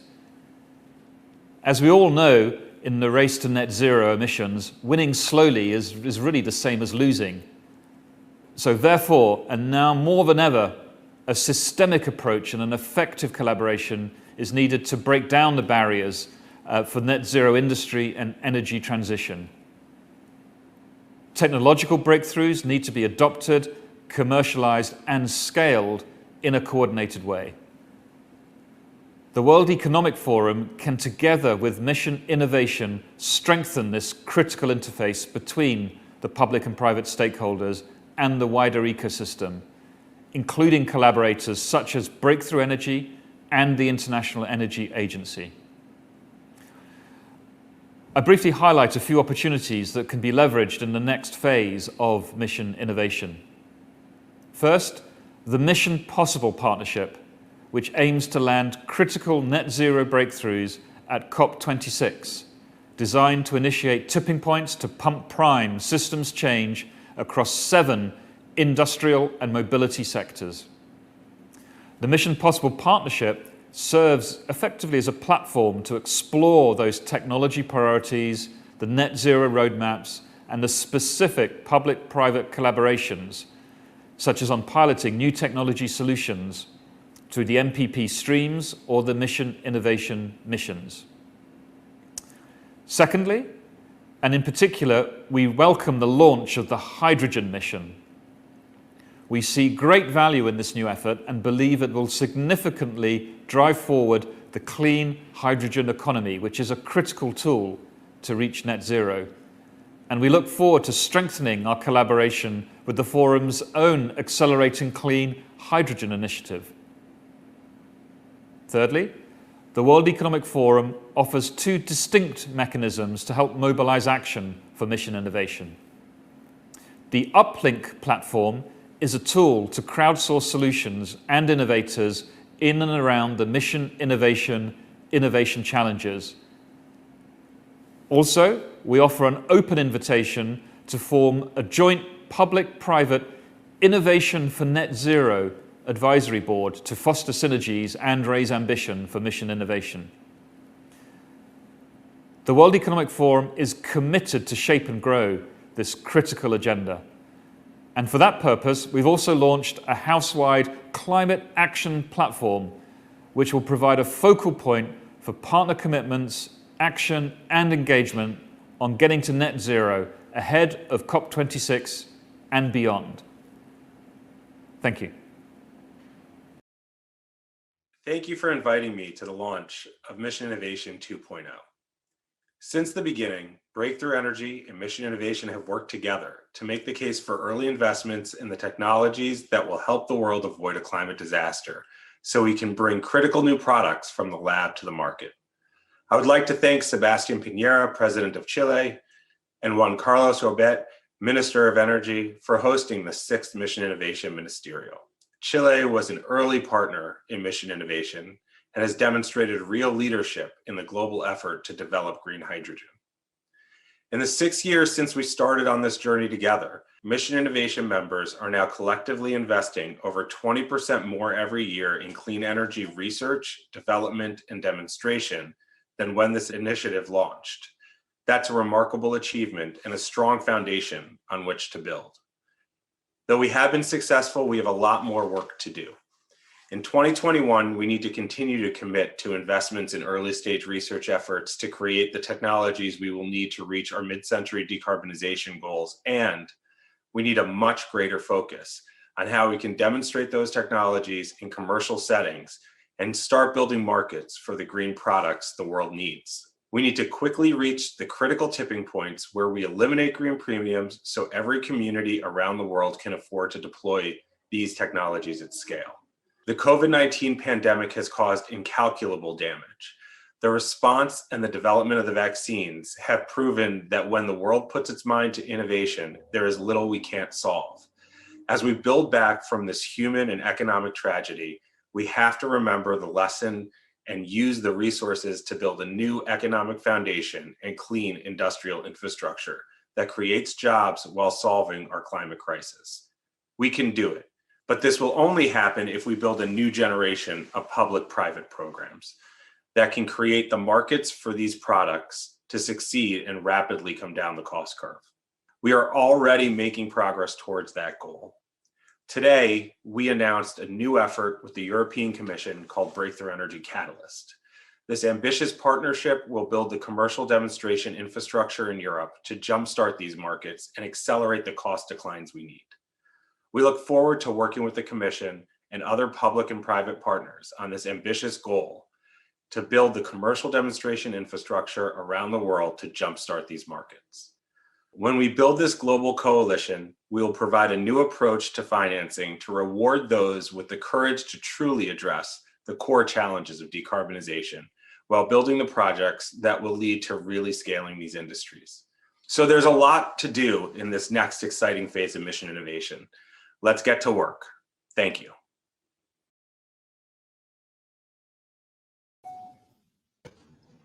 Okay, well, I want to say thank you. I want to say thank you to the collaborating organizations for not just their videos, but also their support over the past 5-6 years and their forthcoming support to make all the commitments being made today a reality. Well, it's noon. Have you realized that, Claire? Goodness. 5 o'clock somewhere, Claudio. I might start drinking now. Yeah, how are you feeling? I'm feeling like really motivated. Mission Innovation always makes me feel very motivated and inspired. Like, we can do this, we will do this. Like, all the videos, all the people, like all the ministers promising to cooperate and collaborate. It really makes me feel inspired. However, the back of my mind, I mean, Jonah just talked about the pandemic, right? And sort of you realize emissions dropped in 2020, I think by 7%. And it just gives you a sense of the scale of the challenge before us. We're 2021, and a lot of the promises being made for Mission Innovation 2.0, I think will take us to 2025. Like, we have to halve emissions. As I said at the beginning, that's how I ground this. And I just really hope in that sense, it's definitely, think of our case, Claire, the generation sector, and I spoke about this a little bit before. We've reached peak emissions about 4 years ago, and I think that is definitely possible everywhere else. So if we use that from the generation sector expertise and bring that over. I'm same as you. I think we could be optimists about this. I'm an optimist. So yeah, I also feel the same. It's like the pandemic. Everyone is a roller coaster, up and down, and emotional. So this inspires me, and I'm really happy. Even though we're already so have covered so much, there's at least a little bit to cover. I'm an optimist. I'm an optimist by nature, not always by analysis. That's what the chair of E3G always says. I'm just very mindful that, when we're trying to there's one prize here, and that is to cut emissions, right? That is the prize. We've got to keep our eye on the prize. They dipped last year because of the pandemic, and now they're at danger. It's great that Chile has got peak emissions, and we've heard from many countries they've peaked and they're decoupling growth from emissions, which is a really good story. But I fear as the economies come back, we'll see emissions spike. And Fatih Birol said, he laid out the challenge, they have to start coming down. So I'm very optimistic, I'm very inspired and hopeful that we actually bend that curve. Well, I'm absolutely certain that as we can bend the curve of the pandemic, we also will be able to bend the curve of climate change. And for that, I'd like to go to launch the last section of the last launch, which is the shipping mission launch. And for this, I hear we already have with us, and I'd like to present Thomas Anker Christensen, the Climate Ambassador of Denmark at the Ministry of Foreign Affairs and Climate Change, Energy and Utilities, who has a long history of working to support and implement climate action. Thomas, good to have you here. The floor is yours. Thank you, Claudio, and thank you for putting on a great show. It's great to be with you and with everyone else who is joining this session. I understand it's the last session of today, and we're happy to be bookending the launch of Mission Innovation. Mission Innovation on shipping is a new mission that we're launching. It's led by the governments of Denmark, the US, and Norway, as well as the Global Maritime Forum and the Maersk Mc-Kinney Møller Center for Zero Carbon Shipping. As mentioned, I'm the Climate Ambassador of Denmark. I'm working for the government as a whole, based in the Ministry of Foreign Affairs, Development and Climate, Energy and Utilities. And I'm going to moderate the next hour. And we have a great lineup of both government officials and key industry players. They will be sort of coming in two groups. And across the two, we will highlight public-private collaboration and the need for cross-cutting innovation to meet the mission objectives of the Mission Innovation. I have to remind you that we are on a tight time schedule. So speakers, please keep your remarks within the time allotted. I will cut you off. I'll be fair, but brutal. And please, audience, also use the interactive tool, the so-called Mentimeter, where you can vote on the discussion questions for the panelists online or through the app with the code that is shared in the chat. And to start, we have a video featuring the co-leads, and I think we can kick off the video, please.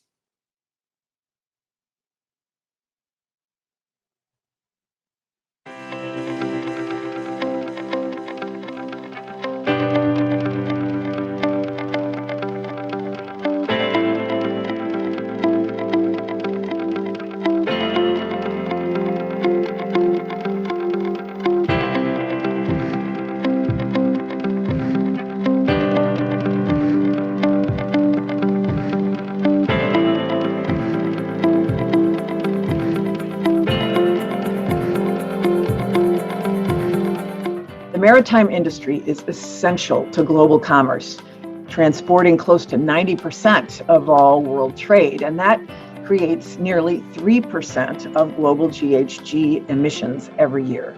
These emissions are not just harmful to the planet's climate, they leave people residing in port communities in poorer health. we can and we should do better. And that's why the US is proud to co-lead the mission for zero emission shipping with Denmark and Norway.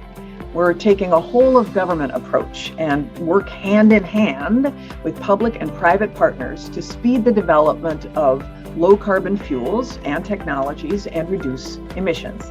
Together with our mission partners, we will build a blue economy that benefits people and the ocean and the climate. Onward! Norway is determined to foster the transition to a zero carbon economy to meet the Paris Agreement temperature goal. Zero emission shipping is a priority for Norway, and it's growing rapidly. Batteries, hydrogen, ammonia, and biofuels are being introduced at a growing rate. I am hopeful that the cooperation within the Zero Emission Shipping Mission will stimulate innovation and provide for the needed uptake of sustainable zero-emission solutions in all parts of shipping. Norway is delighted to join the mission as co-lead, and we will bring our wide maritime expertise into the cooperation. As a green frontrunner and one of the world's largest maritime nations, we have an obligation to decarbonized and sustainable shipping. That is why I am very happy to have such ambitious partners from the public and the private sector in the Zero Emission Shipping Mission. Together we will make zero emission vessels the natural choice. We will make a greener future.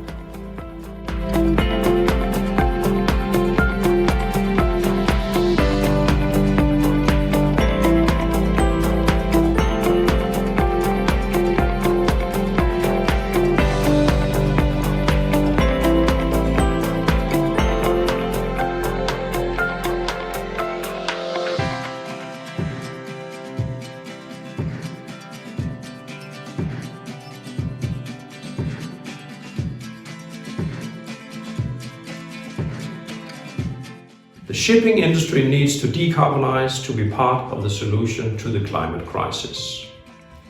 It's not easy, we don't have a lot of time, but it is possible, and now is the time to act.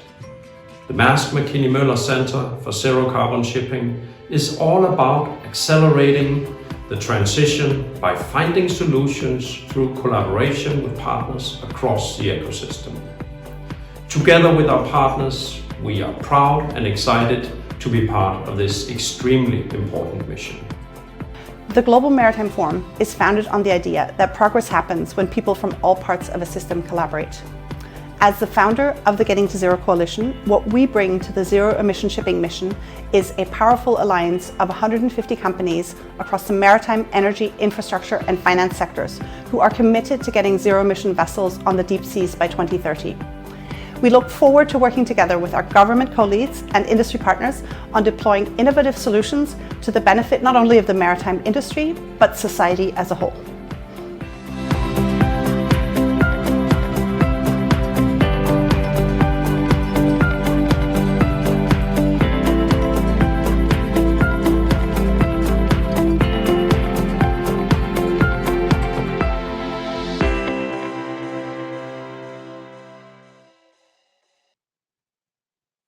Welcome back, and that was a great presentation of the goals and mission of Mission Innovation on Shipping.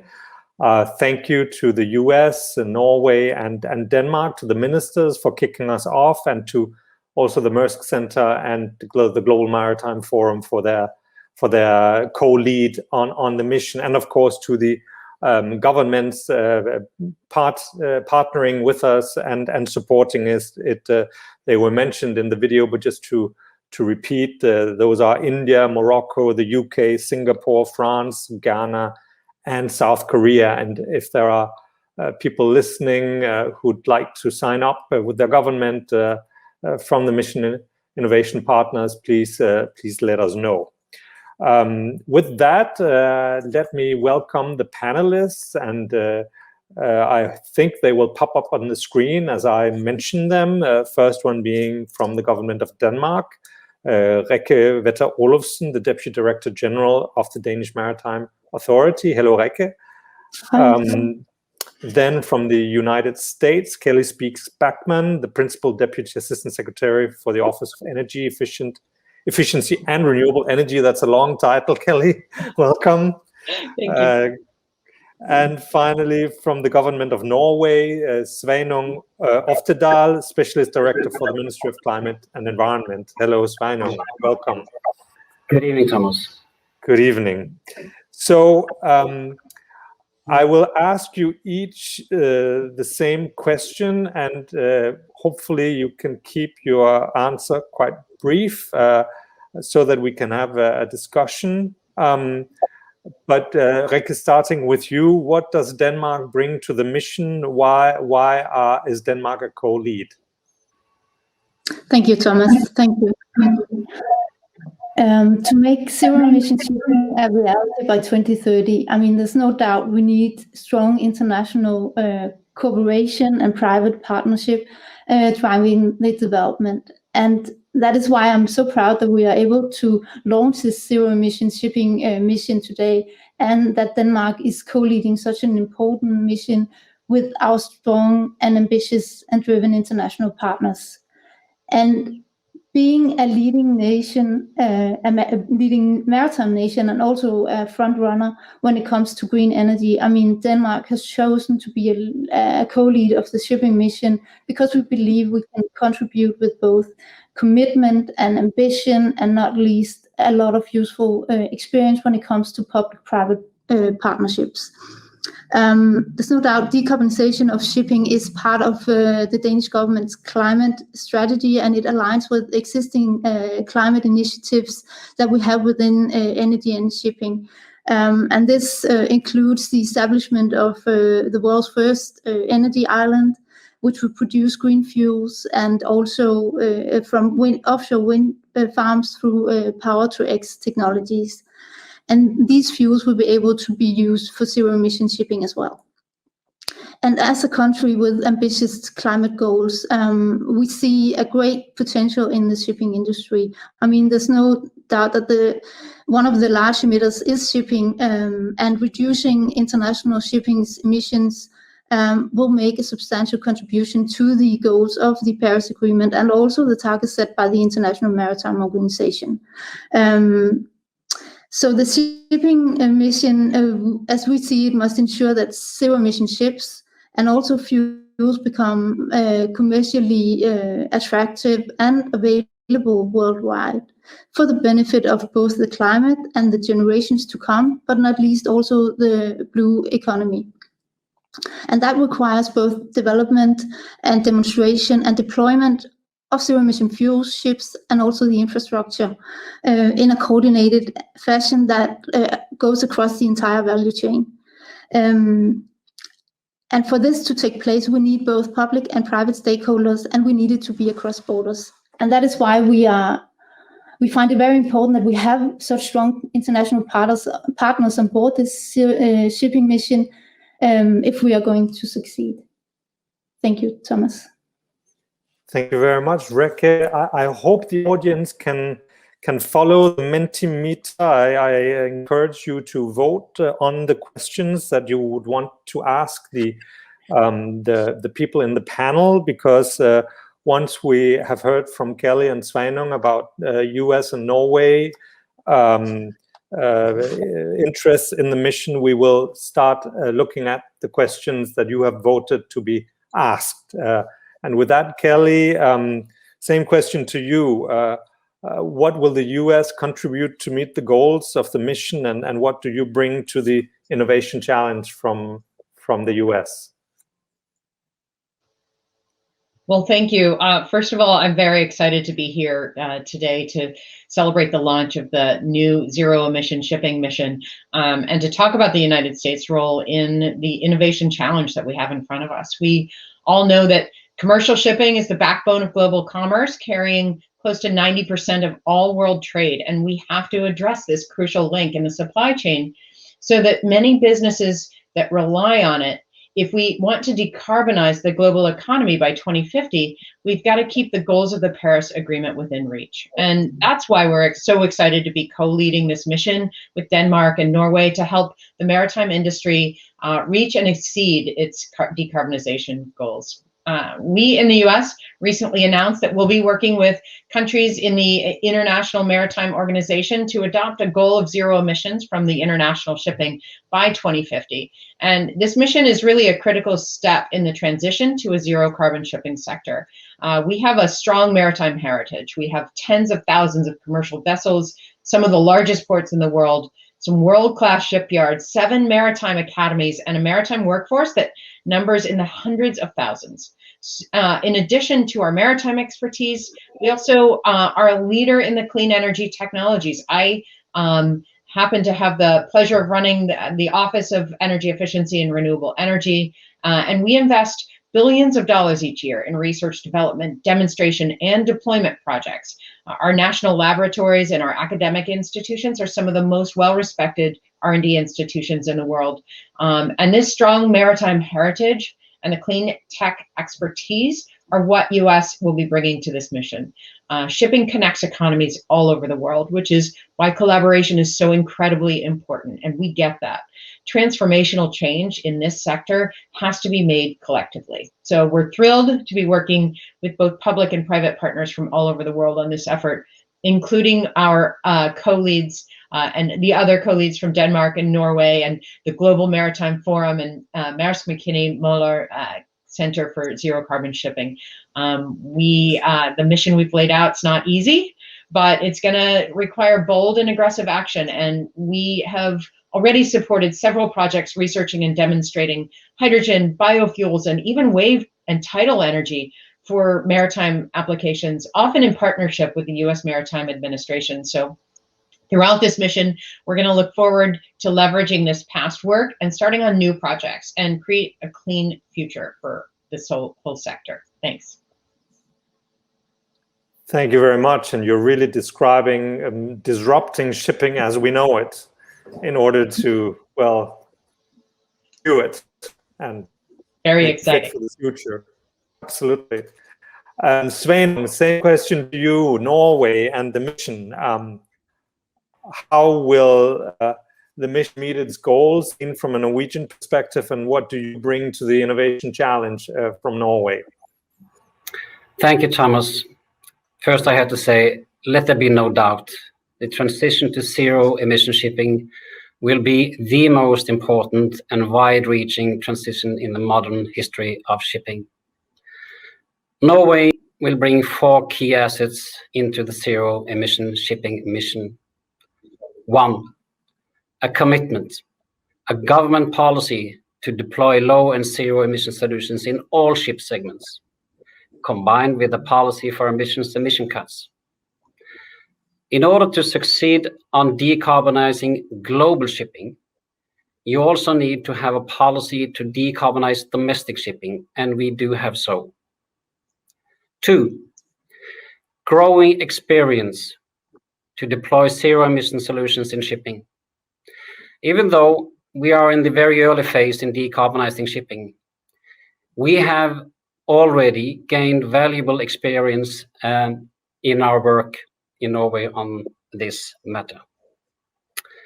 3, a complete and innovative maritime cluster, which is now focused on zero emission solutions. Our ship owners are committed, our technology providers are ready, our energy sector are investing, and our financing sector, which is quite big in maritime financing, are steering their capital towards greener investments. And in addition, we have the long experience of the world's largest classification society, which have all the experience in classifications on ships, which is extremely important when you have new solutions entering into shipping. And the 4th element is the most important one, the willingness and tradition to cooperate and join forces with other colleagues and partners in the mission. That is the key to our success. Excellent. Thank you, Sveinung. I wonder if the technicians can help us with the Mentimeter, because at least I can't see it on my screen. If we need to go to some of the questions asked there.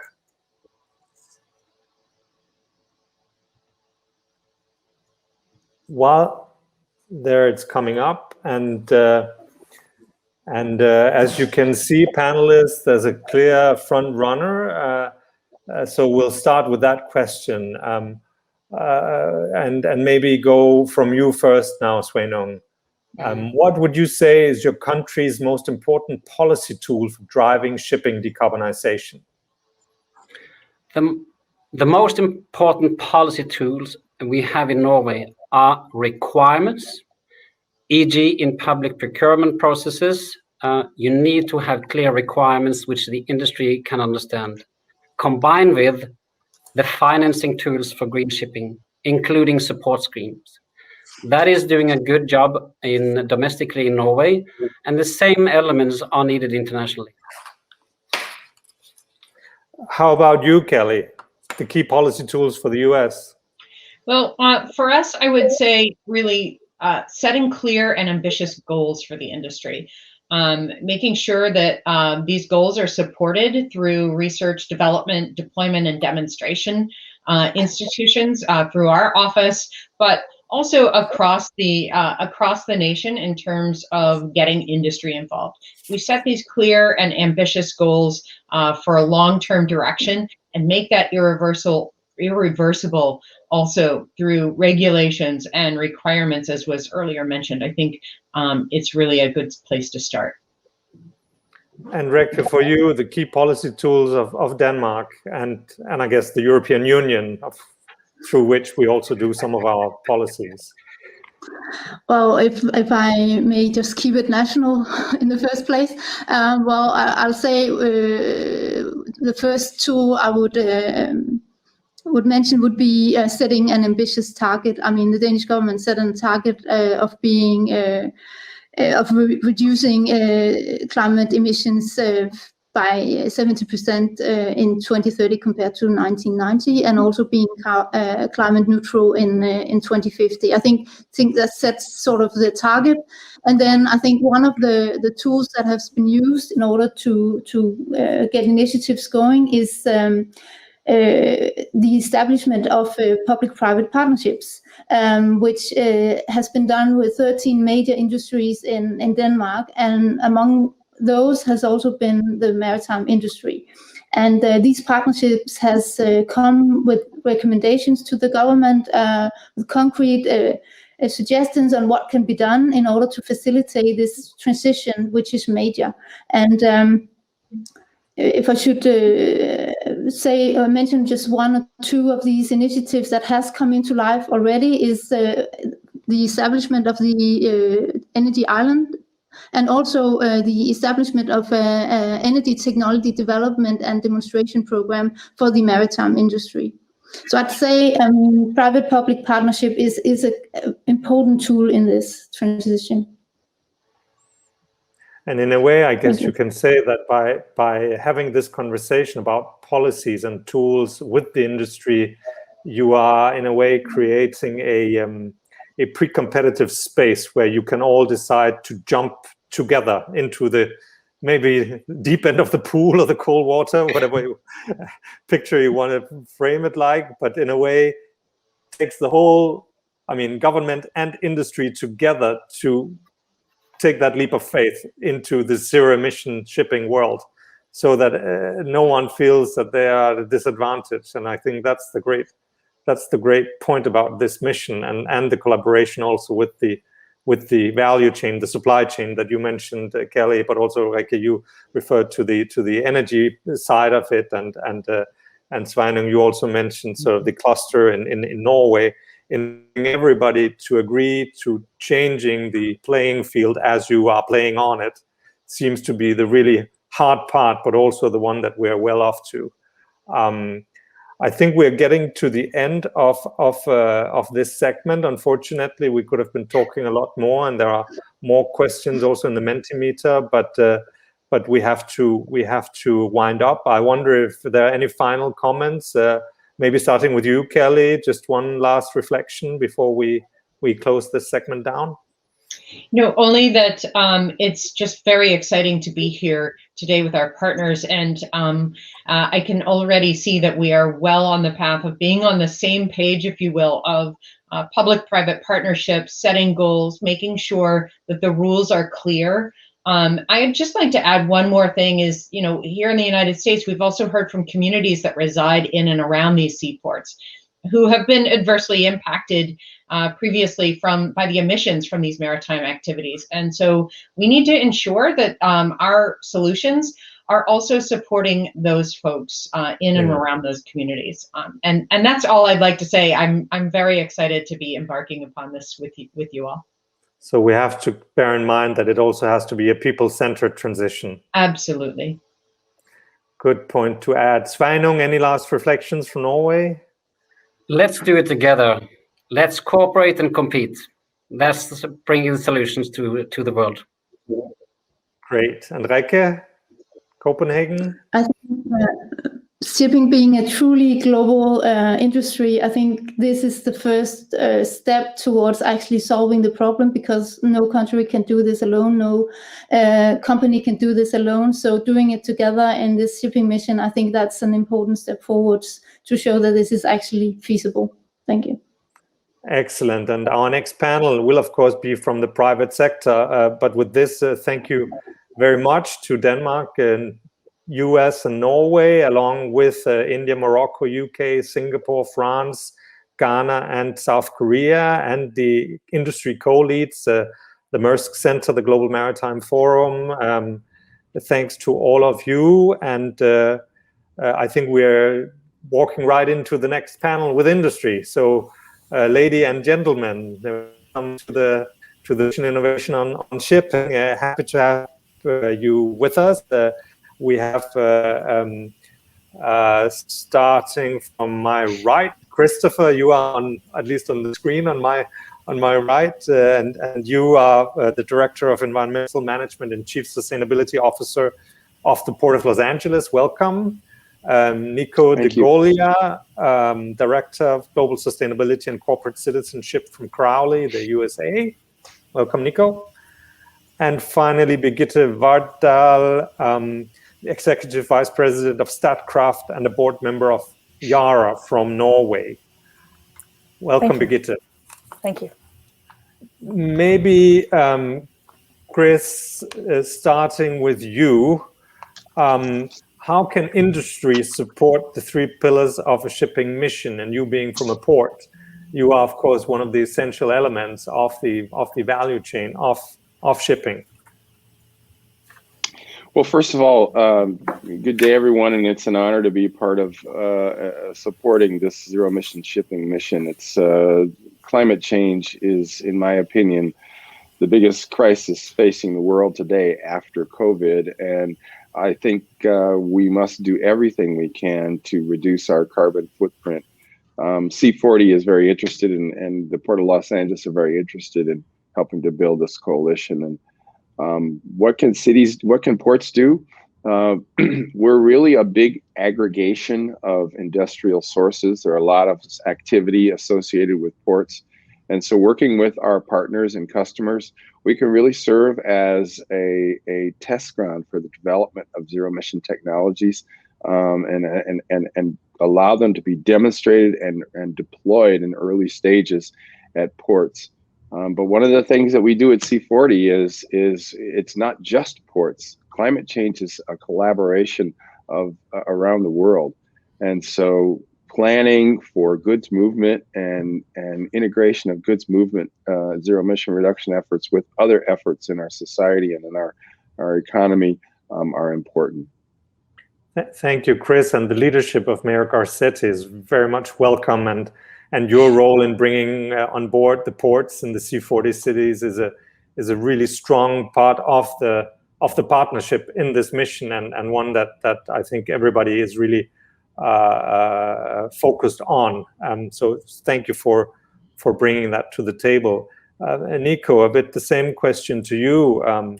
what can you do to support the pillars of the mission, and maybe also what is already happening in the space that you're working in that supports this work? Sure. Yeah. Thank you, Thomas, for that question. And thank you to the governments of the US, Denmark, and Norway for hosting this panel. I think that really, the ship operators or the carriers are where the hull meets the water, if you will, right? When we're talking about decarbonizing our activities, we're talking about changing the way that we've been doing what we do for the past 100 years or more, since the introduction of diesel-powered craft. And that's both an exciting and extremely challenging prospect for companies like ours, right? And so in terms of the three pillars of the mission, what we can do to support is be willing to think differently about what it is that we've been doing, be willing to partner with organizations that we traditionally had maybe no or limited relationships with or different relationships with, being able to change the conversation with our customers from one that is purely about suppliers and customer relationships to one that's more partnership oriented to enable us to achieve our goals. And of course, working collaboratively with our government partners at all different scales of government, whether it's ports like Christopher's Port, whether it's the state of California or other states in the United States, or whether it's nations around the world. We at Crowley think about our sustainability and the decarbonization journey of our assets at all three stages of life. At inception, where we're working at developing zero carbon technologies or vessels that can operate on zero carbon energies from the get-go. We recently announced the development of a zero carbon electric powered tugboat that'll be delivered to the port of San Diego in a couple of years' time.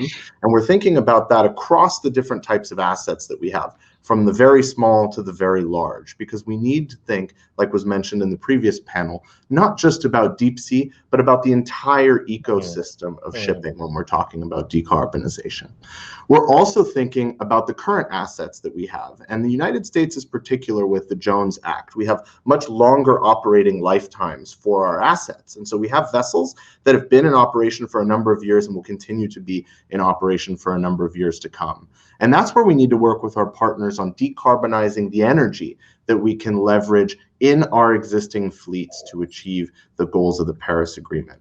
Great, Nico. And that's a great segue to Brigitte, who's from you represent, I guess, both an energy company, but also an off-taker of shipping, with Yara being one of the world's largest fertilizer producers. But before coming to you, Brigitte, could we just get the Mentimeter on the screen to see how the questions are doing for this panel?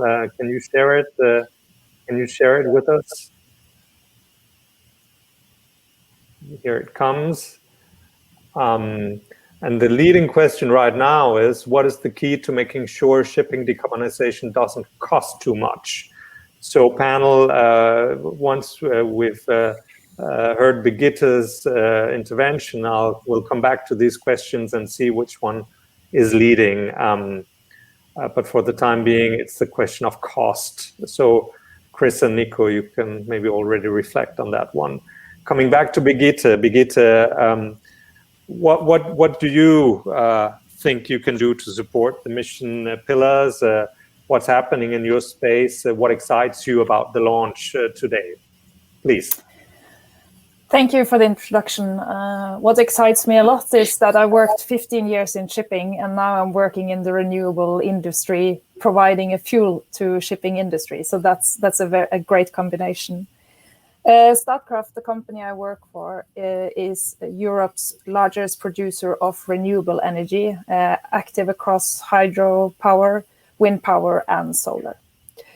We believe that in order to decarbonize in accordance with the Paris Agreement, hydrogen and hydrogen fuels are key to the transition, not only in shipping, but also other heavy transport. And it's impossible to get there without these fuels. I'm also, having set the ambitious targets of 50%, will need the zero emission vessels. So what can we do? Statkraft is working on 2 green ammonia projects, 1 green methanol project, several hydrogen projects, and also a biofuel project. So we are in the early stage of developing various types of green fuels. And what we produce in Norway, based on that our energy production is almost 100% renewable, implicitly the fuels will also be green. However, it is difficult to compete with the current fuel based on the current pricing. And here we need the cooperation with the governments.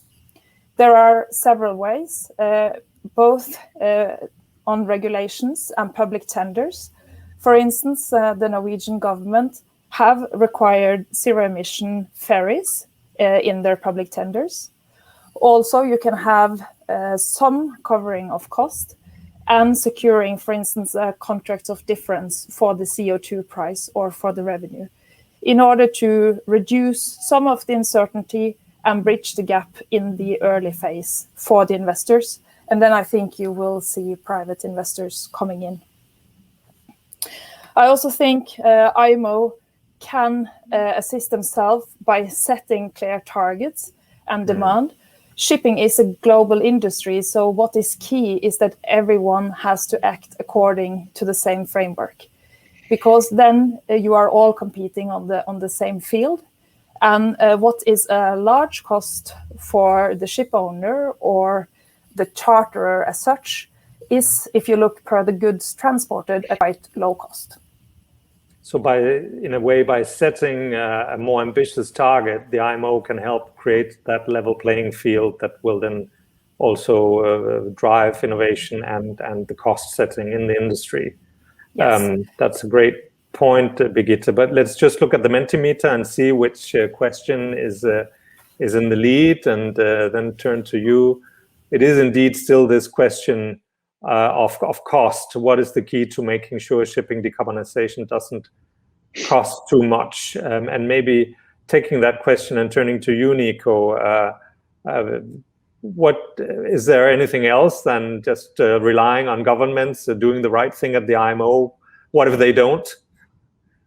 Yeah, I think that that's a great question, and the question of cost is one that comes up all of the time. So there are multiple strategies that we can leverage. One is having a clear roadmap from the national level that's coordinated internationally to ensure that we're all singing from the same songbook in terms of the direction of travel for the solutions that are going to help us achieve our climate targets. Whether that's hydrogen or methanol or ammonia, we need to be moving the ball forward on the infrastructure development at both ends of the journey for the vessels, given that it's a global industry. So we need to have that coordinated approach. The second thing that we can do is partner with our customers in a way that we haven't partnered before, to enable them to understand that if we're to work together to achieve the goals of the climate accord in Paris, we need to share in the risks and in the rewards associated with the development of these new technologies. And finally, leveraging government assistance to help us de-risk new technologies and ensure that we don't have stranded assets in the future is what's going to help the industry make the transition that we're talking about here today. And Chris, as a port and city that operates ports, what can you do to cut costs if governments don't help you, if governments don't change global agreements and frameworks? Well, as I mentioned earlier, really, you've got new technologies here that are being deployed. I mean, these are things that are not currently operating on ships and in the maritime industry. And so really development and deployment of technologies, testing, basically technology development and testing in order to get this technology to be beyond a nascent stage. And then the costs will come down as technology is deployed and becomes more common. But we as a port can help to serve as a testing ground, as a place where this technology can be applied. The Port of Los Angeles has a duty cycle that's one of the most difficult duty cycles. Crowley knows this, and we operate a lot of cargo. So testing and deployment of this technology at the ports is a big thing. And all the C40 ports working together can help to share data and find a way to essentially demonstrate to manufacturers like Crowley that there's a market. And it's not just in one location, that it's around the world. And of course, port infrastructure is key to both the shipping, loading, unloading, offloading, the energy connection, and everything else. Without port infrastructure, nothing works. But Birgitte, you said initially that you work on shipping, but now you're actually in a green energy space. And of course, with Statkraft, you are in a green energy company. But you know, for the past 10 years, when you've asked economists, they would tell us, set a price on carbon and that will solve it. Well, we haven't had a price on carbon, but still we're at the cusp of a global green transformation, revolution, disruption, even in energy. So somehow we've managed to come this far despite not having a price on carbon. But what do you think about the cost issue here? Is the IMO solution the only one, or can we also move ahead at speed without the IMO creating that level playing field? Well, I think, for instance, in Norway, the politicians have put a cost on carbon, and it is increasing towards 2030. So you know what the path is, and what one of the problems is, of course, that if you're not putting a cost on the carbon, the clean solution are competing with a cheaper solution. So it's difficult to get that transition. In addition, getting to scale faster. Some of these technologies are new, and we've seen in solar that driving the cost down with scale. And we believe the same can happen with electrolyzers producing green hydrogen, for instance. Another element which was mentioned is building the whole value chain to de-risk. So there is a lot of different elements into this. Only in the EU, there are 10 new hydrogen strategies in 2020. So we are getting there. But obviously, the cost will help. And stranded assets is another element. If you look at the ordering in deep sea shipping these days, it's very, very small relative to what it has been. And even the rates are quite good at the moment in many segments.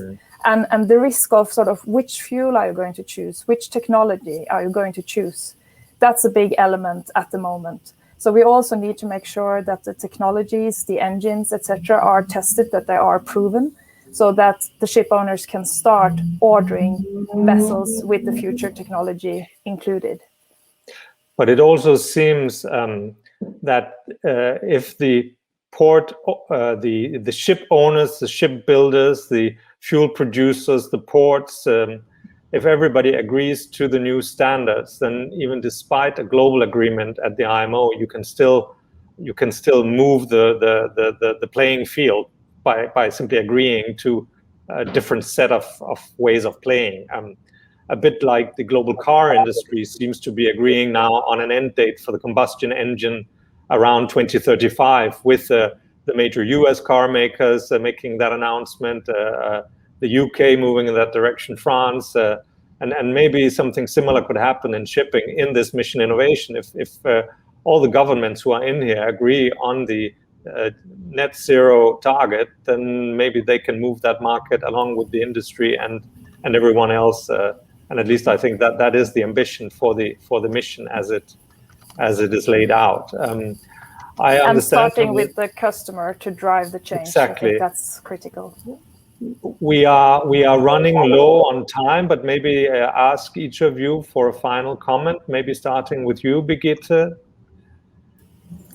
I think it's a great opportunity that we are in at the moment, and combining, as you say, all the partners in the value chain.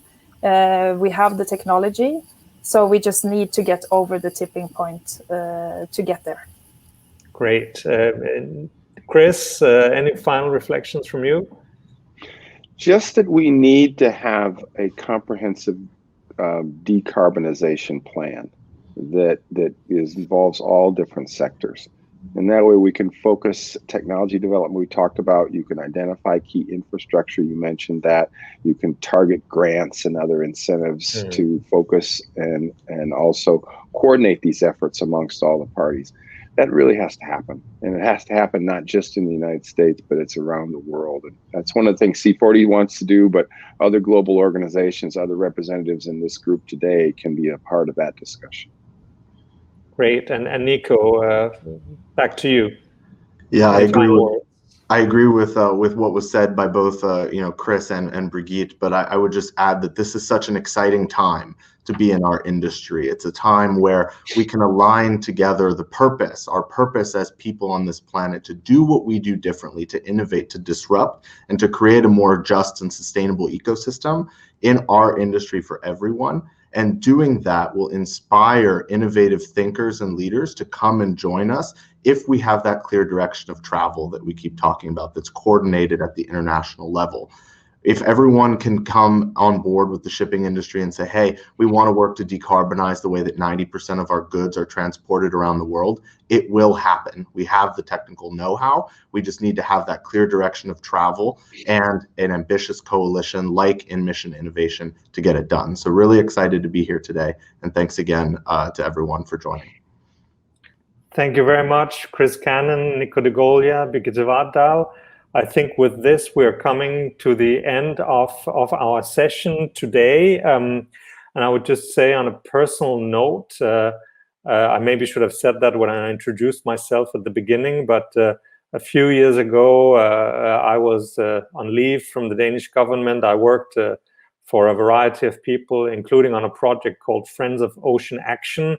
And I was part of the very first workshop that was hosted by Prince Albert of Monaco at the aquarium in Monte Carlo, where we, in a small group, discussed the possibility of setting up a global initiative on shipping to be part of pushing on ocean action. And it's incredible in the less than 3 years since that conversation, how far this whole space has come, both with the Mission Innovation on shipping now being launched, with the Getting to Zero coalition, with the the whole value chain stepping up.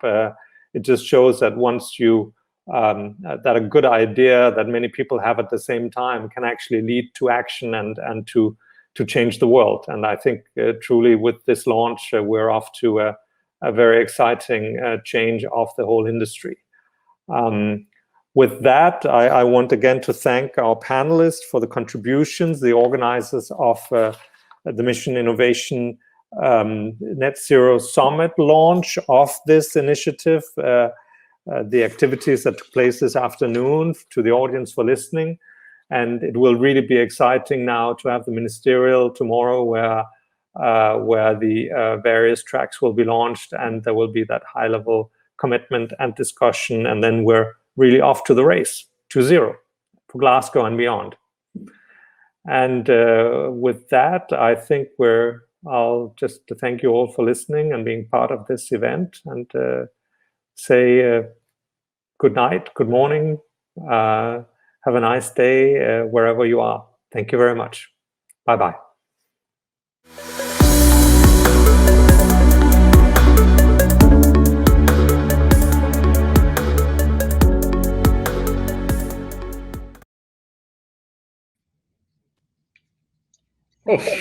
Wow, it's so good to see like shipping and aviation being brought in now to the mix, right? It shows that we are tackling the tough stuff, don't you think? Well, absolutely, and it's impressive to see so much public-private partnership with all these ambitious goals. So definitely, yeah, we're heading towards the end, but it's been massive. Okay, and to be honest, we've barely scratched the surface, even though we've been here, it feels like several hours. But just as we now close, there's a couple more messages I think that are key to sort of highlight. You talk about public-private partnership, and that's been a theme of today and Mission Innovation since the beginning. So in this closing segment, I want to draw attention again to this breakthrough energy catalyst. We heard Bill Gates talk a bit about it, but now we have a video just explaining a bit more about what that is with the European Commission President Ursula von der Leyen and Bill Gates. Let's hear what they have to say about the breakthrough energy catalyst. The European Green Deal is our blueprint for Europe to become the first climate-neutral continent by 2050. It implies much more than cutting emissions. It strives for systemic change and modernization across our economy, our societies, and industry. Of course, energy transition is at its heart, and this is why I warmly welcome the opportunity to join forces with Breakthrough Energy. We want to support European companies and innovators to reap the benefits of emission-reducing technologies. Climate action is not only a challenge, it is also a great opportunity for our economies and societies.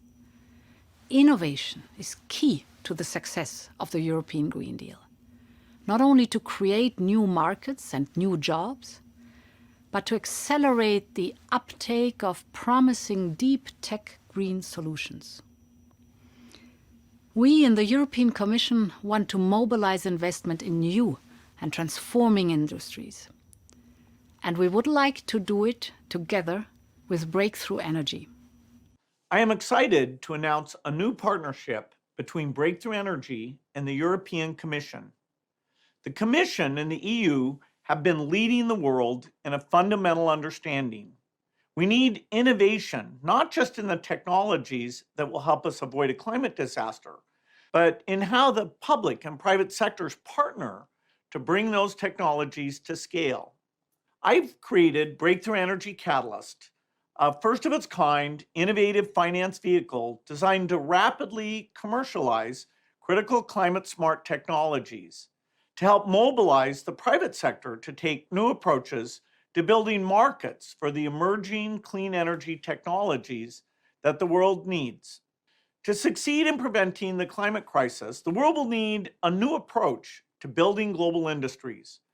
This is the greatest opportunity for innovation the world has ever seen.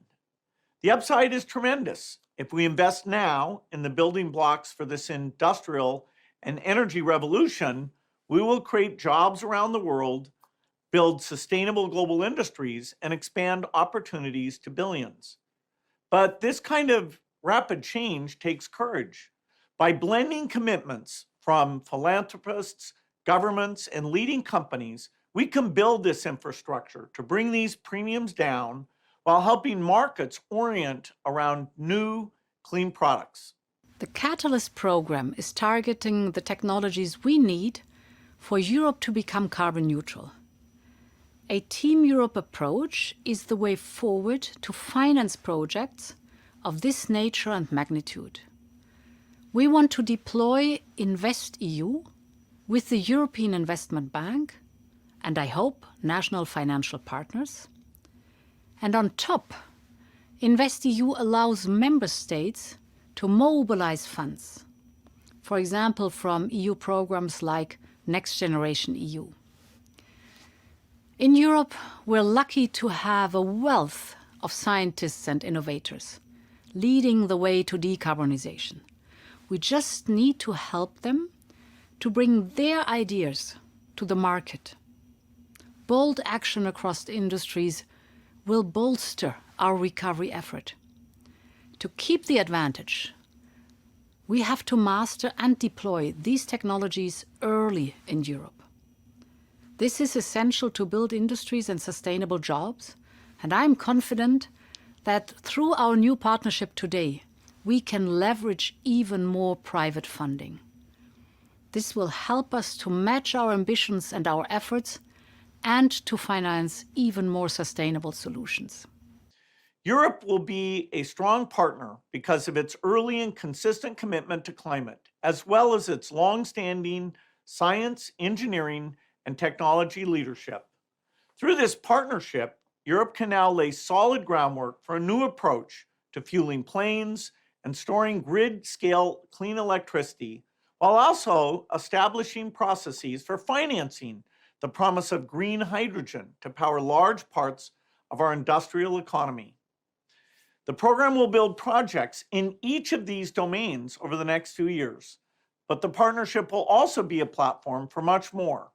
As technologies mature, Catalyst will be able to finance their commercial demonstration and give them the best chance to compete by getting them on a productive learning curve. We'll never reach our climate goals if we don't commercialize these technologies, and quickly. The only way to do that is by working together, as Breakthrough Energy and the European Commission are setting out to do today. I look forward to some amazing projects that will allow us to achieve our climate goals. We aim to formalize this partnership between the European Union and the Catalyst Programme at COP26 in Glasgow. We all know by now that we have to act bold and fast. And together, we can achieve our green goals to the benefit of people and businesses.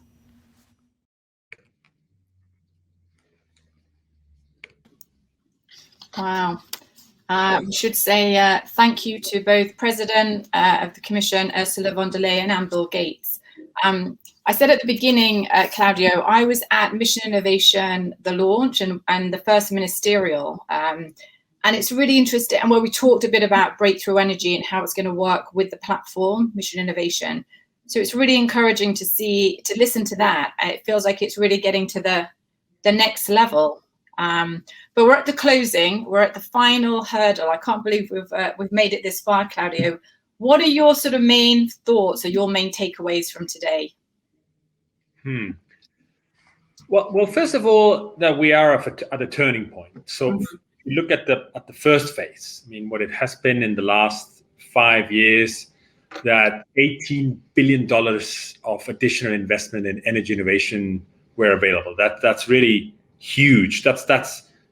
We have to think that we're right here looking back at what these past 5 years were, and adding to that 8 member countries doubled their clean energy innovation investments, and 4 more increased it more by 75%. That's really a great success for the first phase. But that's the first phase. And of course, all the commitments we've seen from governments, from the private sector, for now on, for the second phase, deliver a decade of innovation to make clean energy solutions affordable, attractive, and accessible to all, has been, of course, the big highlight here. And the launch of exciting international ventures. I mean, the hydrogen mission, a goal to reduce end-to-end costs to clean hydrogen to $2 per kilogram by 2030. The power mission, with a goal to demonstrate the potential to integrate up to 100% of variable renewable energy by 2030 in technological terms and software and market design, what that means. And finally, the shipping mission, of course, with a goal for ships making up to 5% of the global fleet to run on zero emission fuels by 2030. That's massive. And of course, the innovation platform to build trust, confidence in all these emerging clean energy solutions with insights, collaboration, and accelerating the solutions towards the market. The important thing, these are not just goals. I mean, they're backed with commitments we've seen from governments, and including them with the national innovation pathway. So I'm very, very, as I said, I'm an optimist. And I'd like to hear from you. What are your highlights, Claire? Wow. I definitely feel like it's gone to the next level. I can detect a shift in the narrative. We heard from Ursula von der Leyen. We're not just talking about clean energy systems or coal phase out or energy transition. We're talking about climate neutral economies. That is a massive shift. But I'm an optimist, but as I said at the beginning, I have to ground myself in the science. And the purpose here is to cut emissions. So the proof is in the pudding. This is Mission Innovation 2.0. I really hope if we're back in 4 or 5 years, ministers that made the commitments today have delivered. And it's up to all of us, I think, to hold them to account, because we have to cut the emissions, right? This is the name of the game. But I am very hopeful, very excited. And the centrality of decarbonizing energy systems and making solutions available for everybody, I think is the key takeaway from me. And I'm really excited to see where it goes from here. A number of speakers have talked about COP26 and this being the year of ambition, and COP26 being a big gateway, another gateway, as is today, to the next decade, decade of innovation. We've heard today, continued international collaboration and cooperation. We heard ministers say we've got to do this together. We can cooperate and compete. But also COP26 is a gateway to the next decade of deep decarbonization. And so to tell us a bit about the plans for COP26, We are thrilled to be joined in our next video by COP President Alok Sharma. Let's hear from him.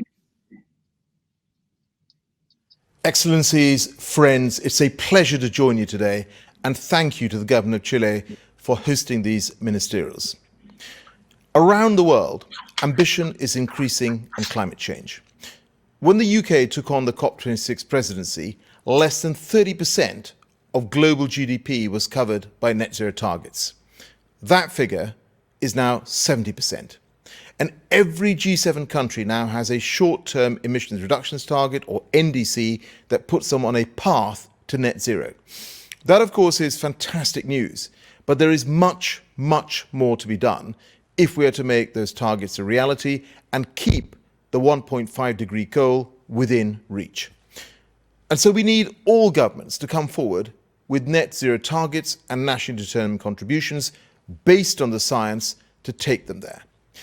And we need countries to commit to take action to make these targets a reality, including putting an end to coal power and phasing out the sale of polluting vehicles. But as well as taking action individually, we need to work together. Because if we collaborate across borders and across society, we can make progress faster by increasing incentives for investment, innovating faster, and creating economies of scale. The recent International Energy Agency report on reaching net zero by 2050 underscores the benefits of collaboration. It states unequivocally that without international cooperation, and I quote, the transition to net zero emissions would be delayed by decades. And so, as part of our efforts to put the world on a path to net zero and keep 1.5 degrees alive, the UK COP26 presidency is enhancing international collaboration in critical sectors like power, like transport and land use. We've established the Energy Transition Council to support just clean energy transitions in developing countries, and a rapid response facility to provide countries with immediate technical assistance. And we have announced a Green Grids initiative with India. On clean transport, we've established the COP26 Zero Emission Vehicles Transition Council, bringing together governments representing some of the world's largest car markets to get that transition moving faster. And we are co-hosting the Forest, Agriculture and Commodity Trade Dialogue with Indonesia to protect forests and help farmers make a better living.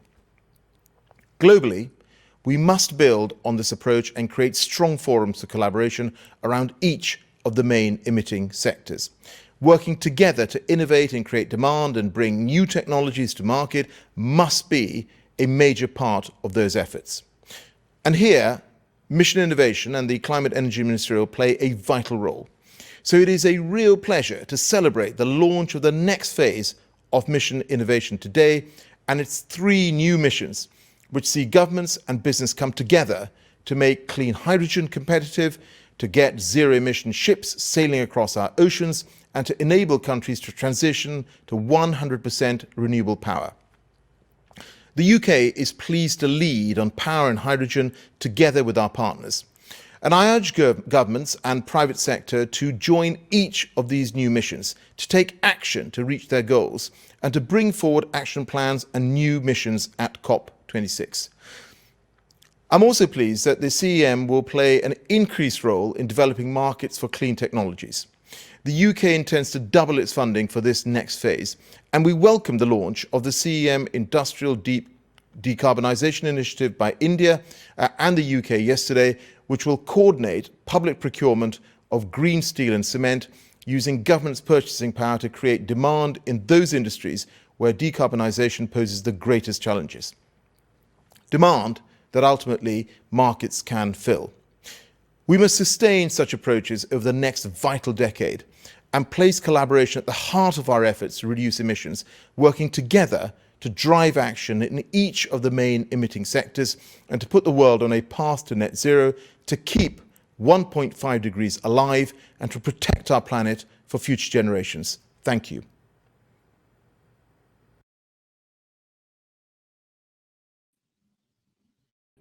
Thank you, COP President. I can't wait for COP26 and for all these campaigns to happen. So, Claudio, I think we're wrapping up now. I just want to say, like, we talked a bit about the backdrops, right?